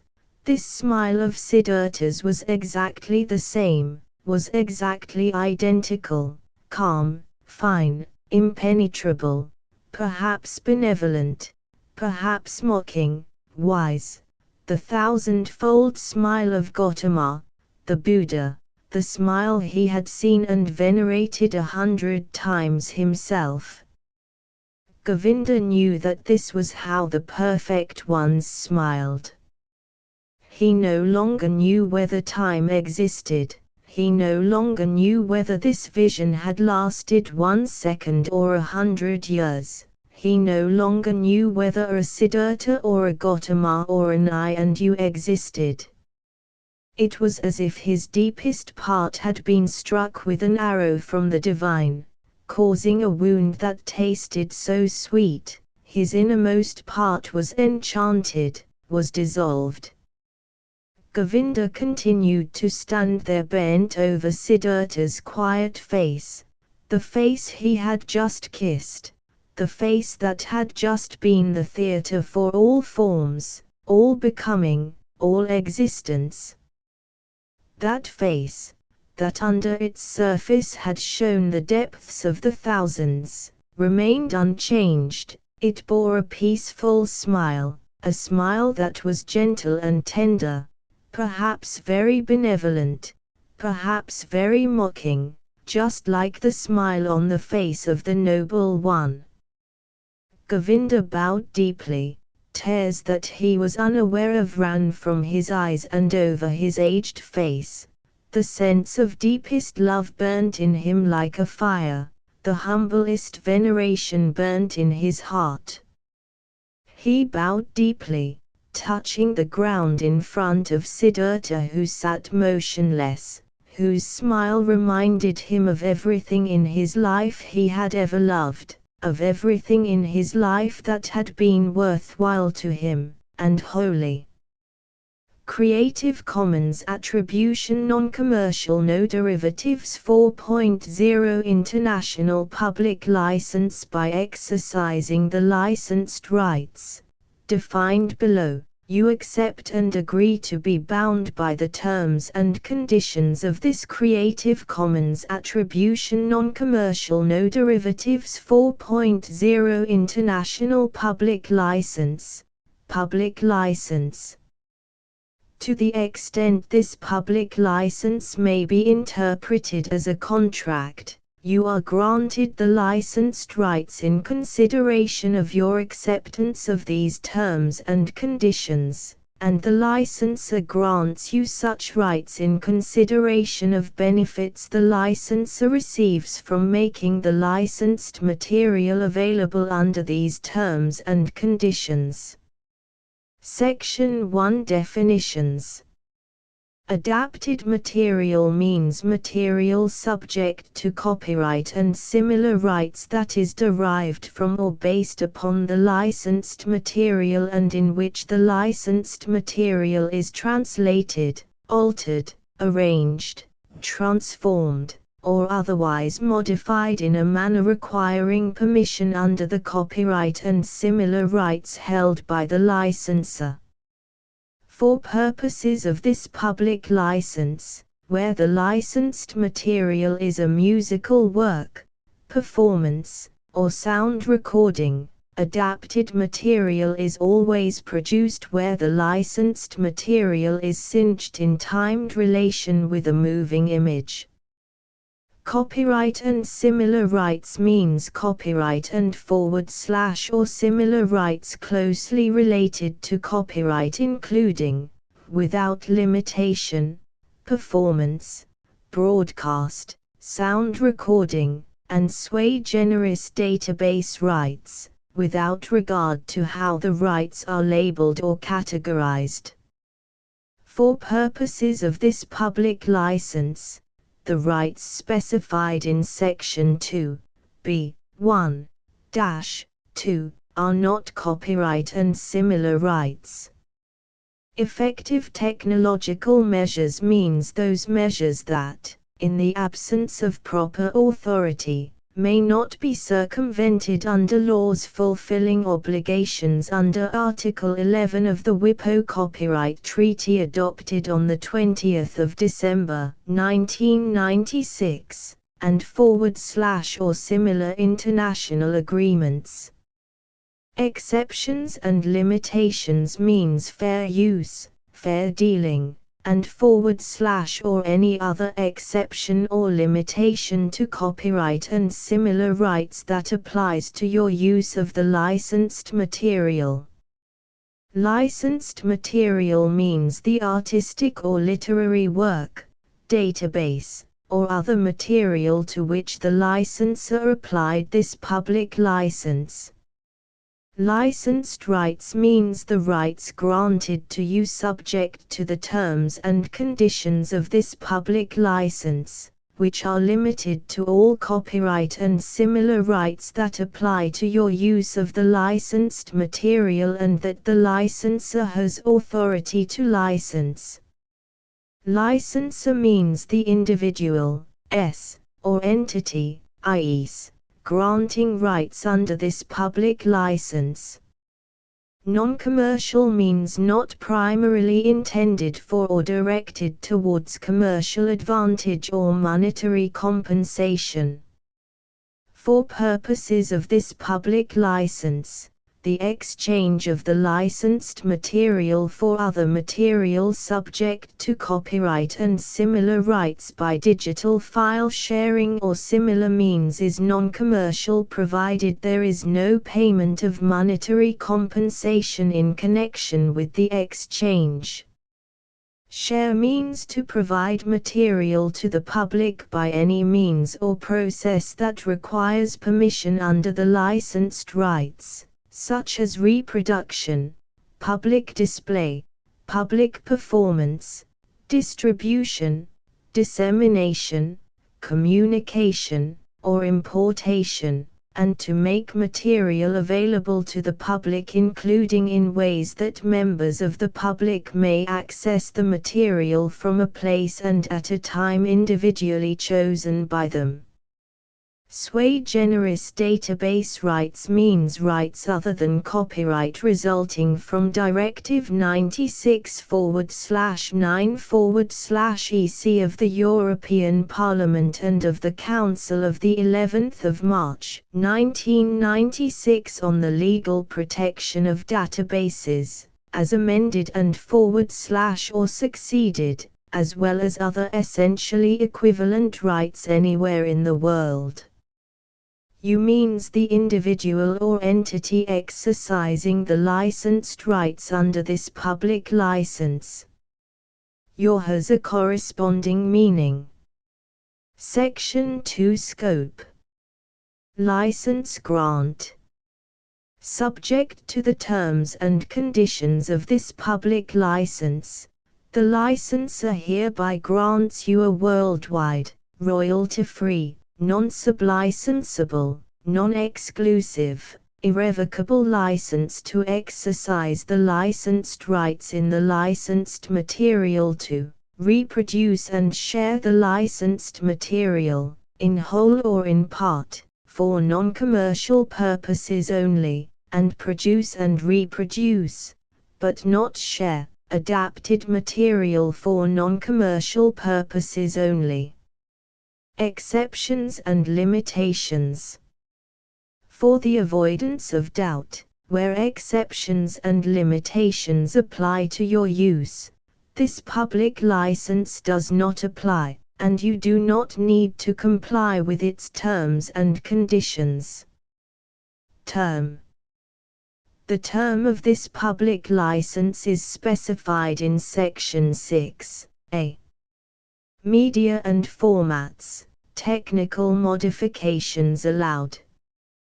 The licensor authorizes you to exercise the licensed rights in all media and formats whether now known or hereafter created, and to make technical modifications necessary to do so.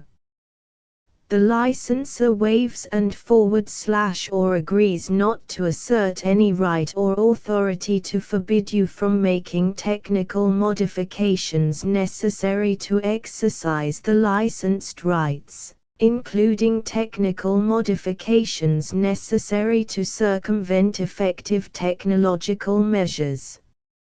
For purposes of this public license, simply making modifications authorized by this Section 2a(4) never produces adapted material.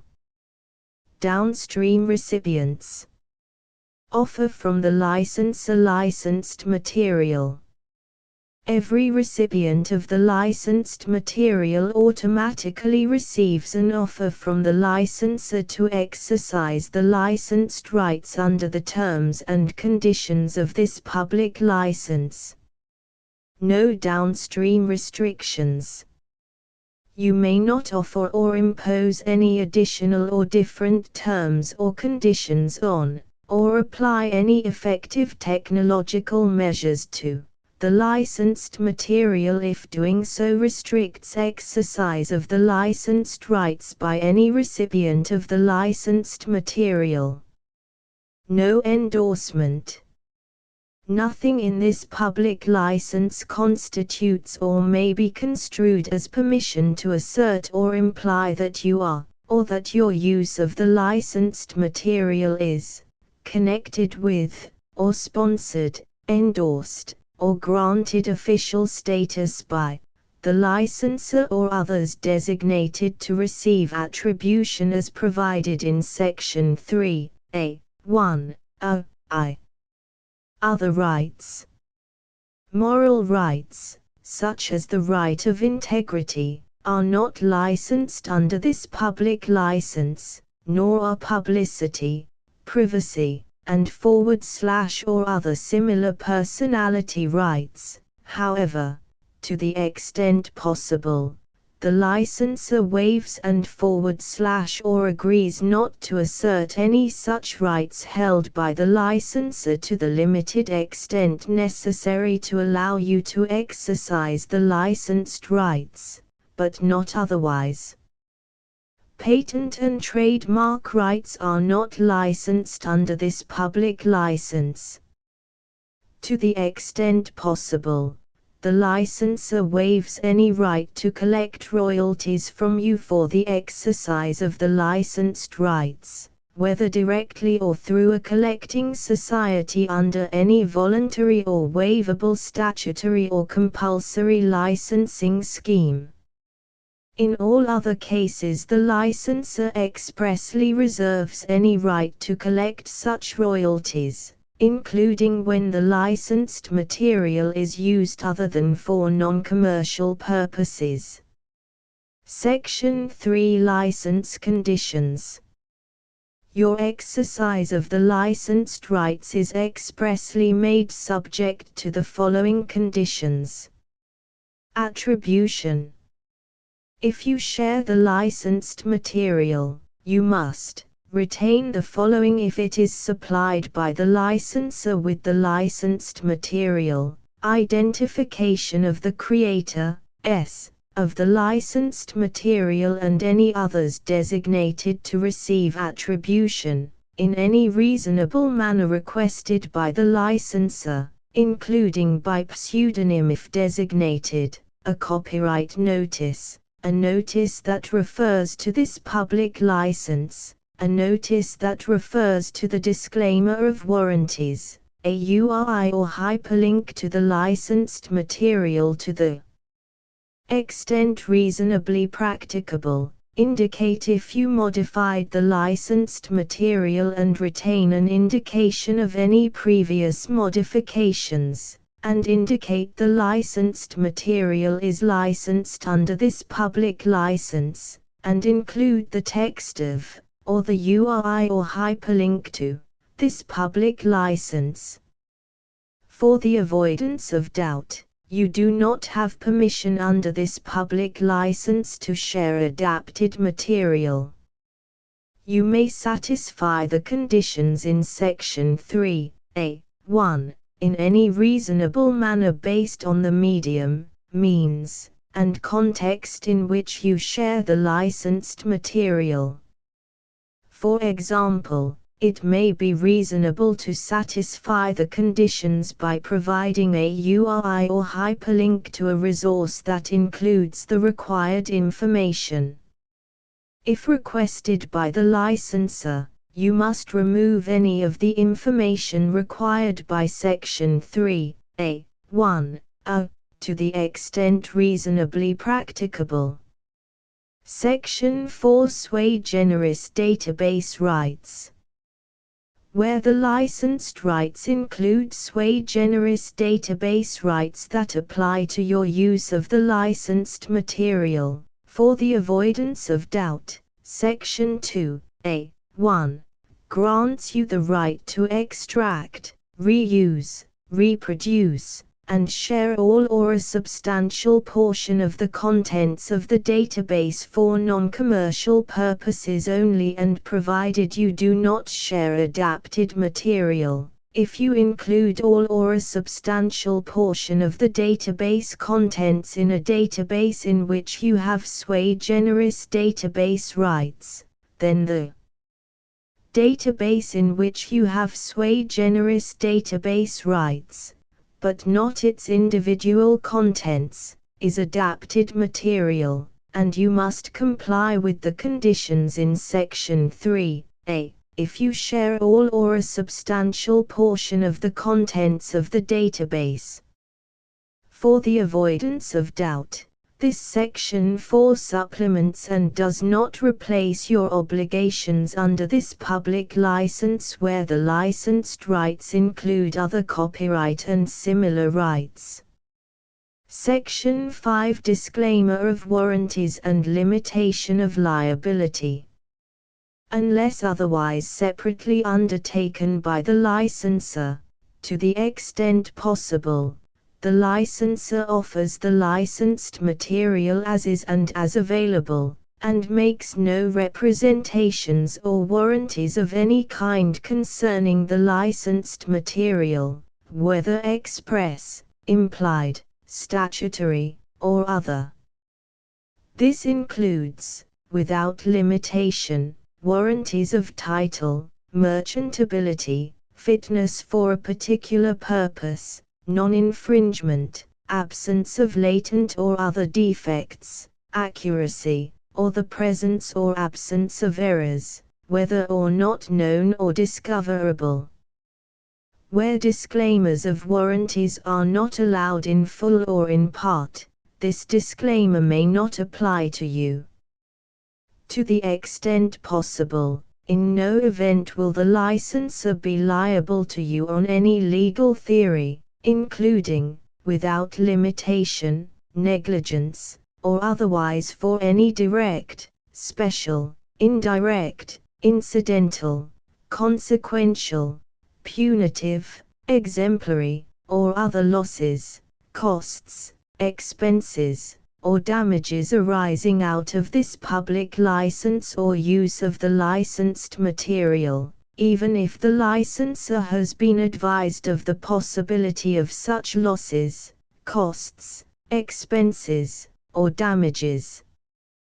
Where a limitation of liability is not allowed in full or in part, this limitation may not apply to you.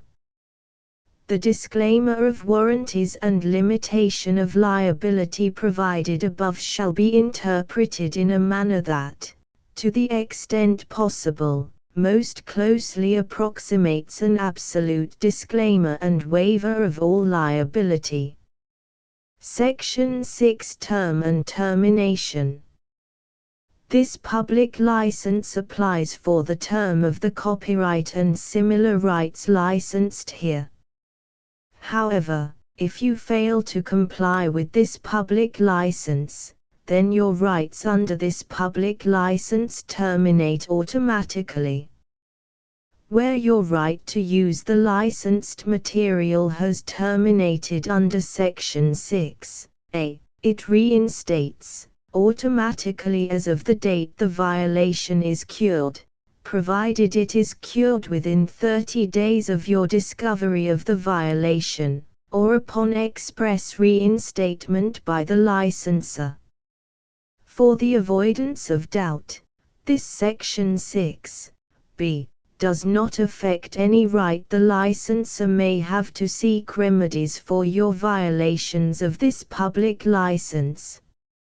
For the avoidance of doubt, the licensor may also offer the licensed material under separate terms or conditions or stop distributing the licensed material at any time. However, doing so will not terminate this public license. Sections 1, 5, 6, 7, and 8 survive termination of this public license. Section 7 Other terms and conditions. The licensor shall not be bound by any additional or different terms or conditions communicated by you unless expressly agreed. Any arrangements, understandings, or agreements regarding the licensed material not stated herein are separate from and independent of the terms and conditions of this public license. Section 8 Interpretation. For the avoidance of doubt, this public license does not, and shall not be interpreted to, reduce, limit, restrict, or impose conditions on any use of the licensed material that could lawfully be made without permission under this public license. To the extent possible, if any provision of this public license is deemed unenforceable, it shall be automatically reformed to the minimum extent necessary to make it enforceable. If the provision cannot be reformed, it shall be severed from this public license without affecting the enforceability of the remaining terms and conditions. No term or condition of this public license will be waived, and no failure to comply consented to unless expressly agreed to by the licensor. Nothing in this public license constitutes or may be interpreted as a limitation upon, or waiver of, any privileges and immunities that apply to the licensor or you, including from the legal processes of any jurisdiction or authority. End of the project Gutenberg ebook Siddhartha, a poem of India. Updated editions will replace the previous one, the old editions will be renamed. Creating the works from print editions not protected by U.S. copyright law means that no one owns a United States copyright in these works, so the Foundation, and you, can copy and distribute it in the United States without permission and without paying copyright royalties. Special rules, set forth in the general terms of use part of this license, apply to copying and distributing Project Gutenberg trademark symbol electronic works to protect the Project Gutenberg trademark symbol concept and trademark. Project Gutenberg is a registered trademark, and may not be used if you charge for an ebook, except by following the terms of the trademark license, including paying royalties for use of the Project Gutenberg trademark. If you do not charge anything for copies of this ebook, complying with the trademark license is very easy. You may use this ebook for nearly any purpose, such as creation of derivative works, reports, performances and research. Project Gutenberg ebooks may be modified and printed and given away. You may do practically anything in the United States with ebooks not protected by U.S. copyright law. Redistribution is subject to the trademark license, especially commercial redistribution. Start. Full license. The full Project Gutenberg license. Please read this before you distribute or use this work to protect the Project Gutenberg trademark symbol mission of promoting the free distribution of electronic works. By using or distributing this work, or any other work associated in any way with the phrase Project Gutenberg, you agree to comply with all the terms of the full Project Gutenberg trademark symbol license available with this file or online at www.gutenberg.org/license. Section 1. General Terms of Use and Redistributing Project Gutenberg Trademark Symbol Electronic Works 1.0. By reading or using any part of this Project Gutenberg trademark symbol electronic work, you indicate that you have read, understand, agree to and accept all the terms of this license and intellectual property, trademark/copyright, agreement. If you do not agree to abide by all the terms of this agreement, you must cease using and return or destroy all copies of Project Gutenberg trademark symbol electronic works in your possession. If you paid a fee for obtaining a copy of or access to a Project Gutenberg trademark symbol electronic work and you do not agree to be bound by the terms of this agreement, you may obtain a refund from the person or entity to whom you paid the fee as set forth in paragraph 1.e.8. 1.b Project Gutenberg is a registered trademark. It may only be used on or associated in any way with an electronic work by people who agree to be bound by the terms of this agreement. There are a few things that you can do with most Project Gutenberg trademark symbol electronic works even without complying with the full terms of this agreement. See paragraph 1.c below. There are a lot of things you can do with Project Gutenberg trademark symbol electronic works if you follow the terms of this agreement and help preserve free future access to Project Gutenberg trademark symbol electronic works. See paragraph 1.e below. 1.c The Project Gutenberg Literary Archive Foundation, the Foundation or PGLAF, owns a compilation copyright in the collection of Project Gutenberg trademark symbol electronic works. Nearly all the individual works in the collection are in the public domain in the United States. If an individual work is unprotected by copyright law in the United States and you are located in the United States, we do not claim a right to prevent you from copying, distributing, performing, displaying or creating derivative works based on the work as long as all references to Project Gutenberg are removed. Of course, we hope that you will support the Project Gutenberg trademark symbol mission of promoting free access to electronic works by freely sharing Project Gutenberg trademark symbol works in compliance with the terms of this agreement for keeping the Project Gutenberg trademark symbol name associated with the work. You can easily comply with the terms of this agreement by keeping this work in the same format with its attached full Project Gutenberg trademark symbol license when you share it without charge with others.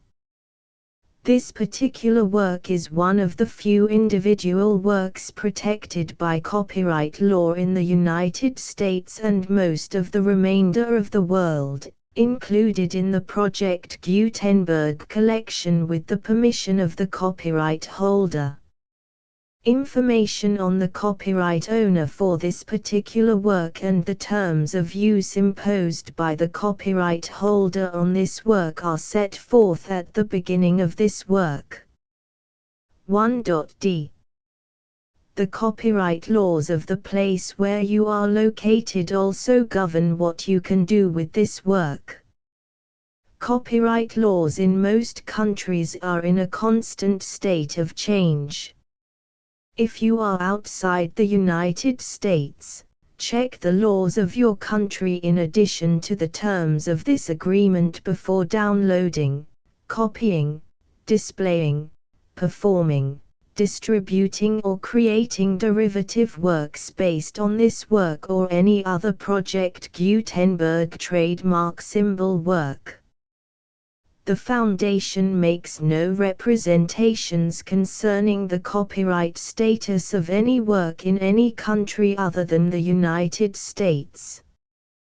1.e Unless you have removed all references to Project Gutenberg, 1.e.1.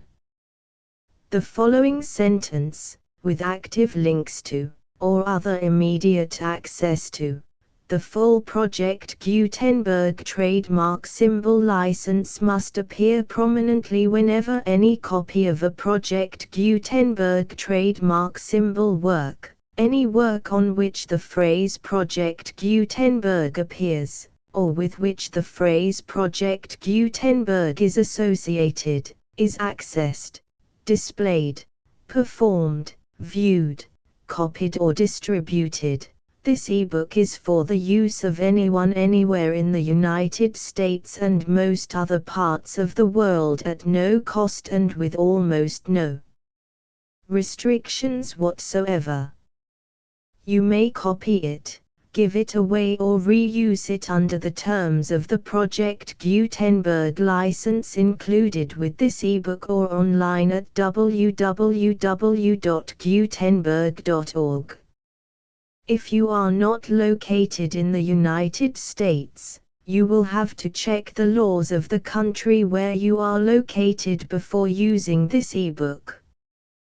1.e.2 If an individual Project Gutenberg trademark symbol electronic work is derived from texts not protected by U.S. copyright law, does not contain a notice indicating that it is posted with permission of the copyright holder, the work can be copied and distributed to anyone in the United States without paying any fees or charges.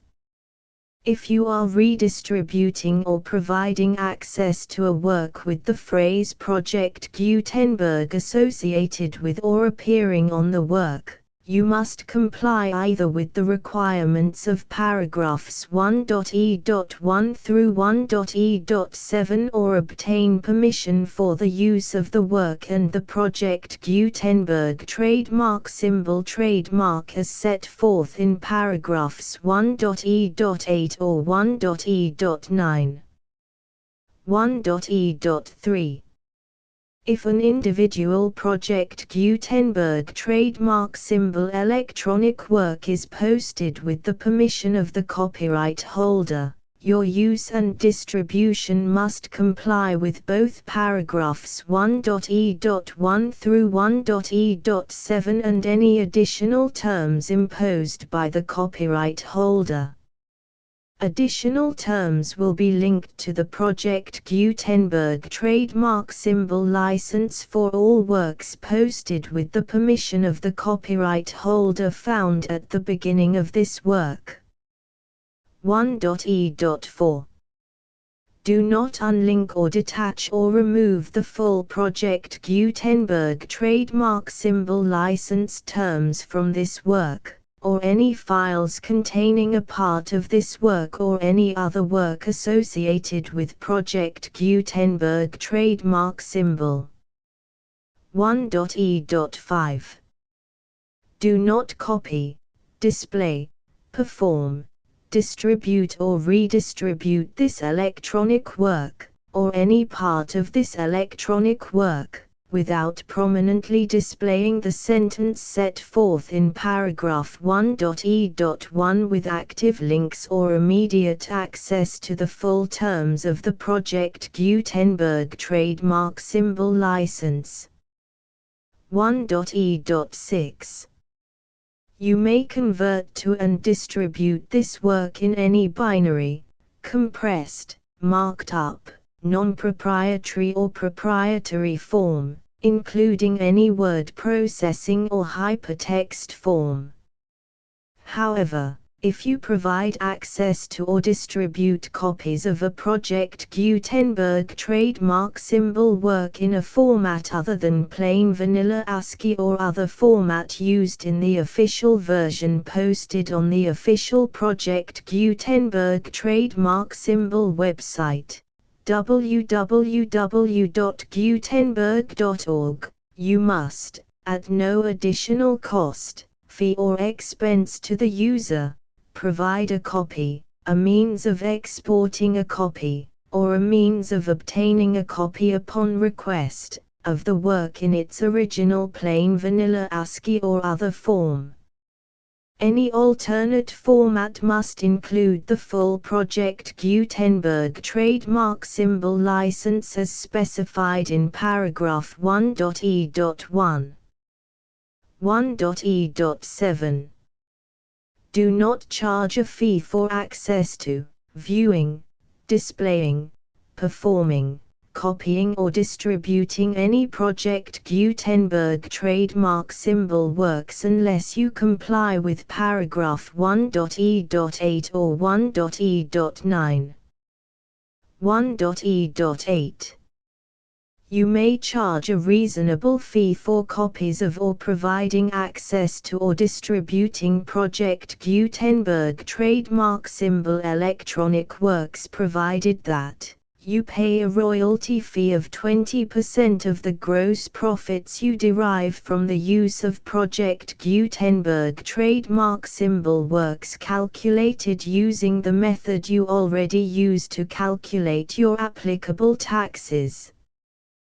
The fee is owed to the owner of the Project Gutenberg trademark symbol trademark, but he has agreed to donate royalties under this paragraph to the Project Gutenberg Literary Archive Foundation. Royalty payments must be paid within 60 days following each date on which you prepare, or are legally required to prepare, your periodic tax returns. Royalty payments should be clearly marked as such and sent to the Project Gutenberg Literary Archive Foundation at the address specified in Section 4. Information about donations to the Project Gutenberg Literary Archive Foundation. You provide a full refund of any money paid by a user who notifies you in writing, or by email, within 30 days of receipt that he does not agree to the terms of the full Project Gutenberg trademark symbol license. You must require such a user to return or destroy all copies of the works possessed in a physical medium and discontinue all use of and all access to other copies of Project Gutenberg trademark symbol works. You provide, in accordance with paragraph 1.f.3, a full refund of any money paid for a work or a replacement copy, if a defect in the electronic work is discovered and reported to you within 90 days of receipt of the work. You comply with all other terms of this agreement for free distribution of Project Gutenberg trademark symbol works. 1.e.9. If you wish to charge a fee or distribute a Project Gutenberg trademark symbol electronic work or group of works on different terms than are set forth in this agreement, you must obtain permission in writing from the Project Gutenberg Literary Archive Foundation, the manager of the Project Gutenberg trademark symbol trademark. Contact the Foundation as set forth in Section 3 below. 1.f1.f.1.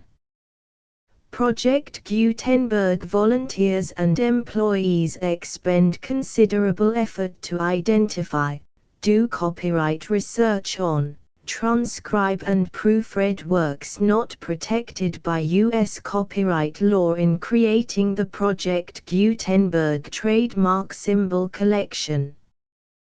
Despite these efforts, Project Gutenberg trademark symbol electronic works, and the medium on which they may be stored, may contain defects such as, but not limited to, incomplete, inaccurate or corrupt data, transcription errors, a copyright or other intellectual property infringement, a defective or damaged disk or other medium, a computer virus, or computer codes that damage or cannot be read by your equipment.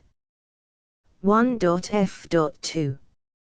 Limited warranty, disclaimer of damages, except for the right of replacement or refund described in paragraph 1.f.3, the Project Gutenberg Literary Archive Foundation, the owner of the Project Gutenberg trademark symbol trademark, and any other party distributing a Project Gutenberg trademark symbol electronic work under this agreement, disclaim all liability to you for damages, costs and expenses, including legal fees. You agree that you have no remedies for negligence, strict liability, breach of warranty or breach of contract except those provided in paragraph 1.f.3. You agree that the foundation, the trademark owner, and any distributor under this agreement will not be liable to you for actual, direct, indirect, consequential, punitive or incidental damages even if you give notice of the possibility of such damage. 1.f.3. Limited right of replacement or refund. If you discover a defect in this electronic work within 90 days of receiving it, you can receive a refund of the money, if any, you paid for it by sending a written explanation to the person you received the work from. If you received the work on a physical medium, you must return the medium with your written explanation. The person or entity that provided you with the defective work may elect to provide a replacement copy in lieu of a refund. If you received the work electronically, the person or entity providing it to you may choose to give you a second opportunity to receive the work electronically in lieu of a refund. If the second copy is also defective, you may demand a refund in writing without further opportunities to fix the problem. 1.f.4. Except for the limited right of replacement or refund set forth in paragraph 1.f.3, this work is provided to you as is, with no other warranties of any kind, express or implied, including but not limited to warranties of merchantability or fitness for any purpose. 1.f.5. Some states do not allow disclaimers of certain implied warranties or the exclusion or limitation of certain types of damages. If any disclaimer or limitation set forth in this agreement violates the law of the state applicable to this agreement, the agreement shall be interpreted to make the maximum disclaimer or limitation permitted by the applicable state law. The invalidity or unenforceability of any provision of this agreement shall not void the remaining provisions. 1.f.6. Indemnity. You agree to indemnify and hold the foundation, the trademark owner, any agent or employee of the foundation, anyone providing copies of Project Gutenberg trademark symbol electronic works in accordance with this agreement, and any volunteers associated with the production, promotion and distribution of Project Gutenberg trademark symbol electronic works, harmless from all liability, costs and expenses, including legal fees, that arise directly or indirectly from any of the following which you do or cause to occur. A. Distribution of this or any Project Gutenberg trademark symbol work. B. Alteration, modification, or additions or deletions to any Project Gutenberg trademark symbol work, and C. Any defect you cause. Section 2. Information about the mission of Project Gutenberg trademark symbol. Project Gutenberg trademark symbol is synonymous with the free distribution of electronic works in formats readable by the widest variety of computers, including obsolete, old, middle-aged and new computers. It exists because of the efforts of hundreds of volunteers and donations from people in all walks of life. Volunteers and financial support to provide volunteers with the assistance they need are critical to reaching Project Gutenberg trademark symbol S goals and ensuring that the Project Gutenberg trademark symbol collection will remain freely available for generations to come. In 2001, the Project Gutenberg Literary Archive Foundation was created to provide a secure and permanent future for Project Gutenberg trademark symbol and future generations. To learn more about the Project Gutenberg Literary Archive Foundation and how your efforts and donations can help, see sections 3 and 4 and the Foundation information page at www.gutenberg.org. Section 3.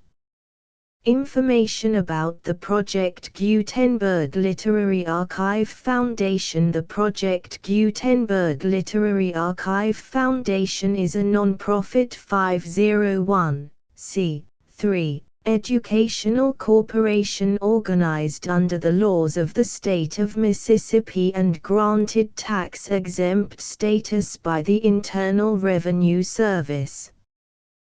The Foundation's IN or Federal Tax Identification Number is 64-6221541. Contributions to the Project Gutenberg Literary Archive Foundation are tax-deductible to the full extent permitted by U.S. federal laws and your state's laws. The Foundation's business office is located at 809 North 1500 West, Salt Lake City, UT 84116, 801-596-1887.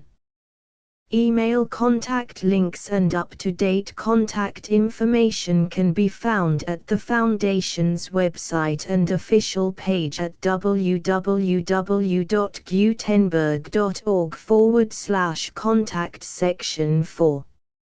Information about donations to the Project Gutenberg Literary Archive Foundation. Project Gutenberg trademark symbol depends upon and cannot survive without widespread public support and donations to carry out its mission of increasing the number of public domain and licensed works that can be freely distributed in machine-readable form accessible by the widest array of equipment including outdated equipment. Many small donations, $1 to $5,000, are particularly important to maintaining tax-exempt status with the IRS. The Foundation is committed to complying with the laws regulating charities and charitable donations in all 50 states of the United States. Compliance requirements are not uniform and it takes a considerable effort, much paperwork and many fees to meet and keep up with these requirements. We do not solicit donations in locations where we have not received written confirmation of compliance. To send donations or determine the status of compliance for any particular state, visit www.gutenberg.org/donate. While we cannot and do not solicit contributions from states where we have not met the solicitation requirements, we know of no prohibition against accepting unsolicited donations from donors in such states who approach us with offers to donate. International donations are gratefully accepted, but we cannot make any statements concerning tax treatment of donations received from outside the United States. U.S. laws alone swamp our small staff. Please check the Project Gutenberg web pages for current donation methods and addresses. Donations are accepted in a number of other ways, including checks, online payments and credit card donations. To donate, please visit www.gutenberg.org/donate. Section 5. General information about Project Gutenberg Trademark Symbol Electronic Works. Professor Michael S. Hart was the originator of the Project Gutenberg trademark symbol concept of a library of electronic works that could be freely shared with anyone. For 40 years, he produced and distributed Project Gutenberg trademark symbol ebooks with only a loose network of volunteer support. Project Gutenberg trademark symbol ebooks are often created from several printed editions, all of which are confirmed as not protected by copyright in the US unless a copyright notice is included. Thus, we do not necessarily keep ebooks in compliance with any particular paper edition. Most people start at our website, which has the main PG search facility, www.gutenberg.org. This website includes information about Project Gutenberg trademark symbol, including how to make donations to the Project Gutenberg Literary Archive Foundation, how to help produce our new ebooks, and how to subscribe to our email newsletter to hear about new ebooks.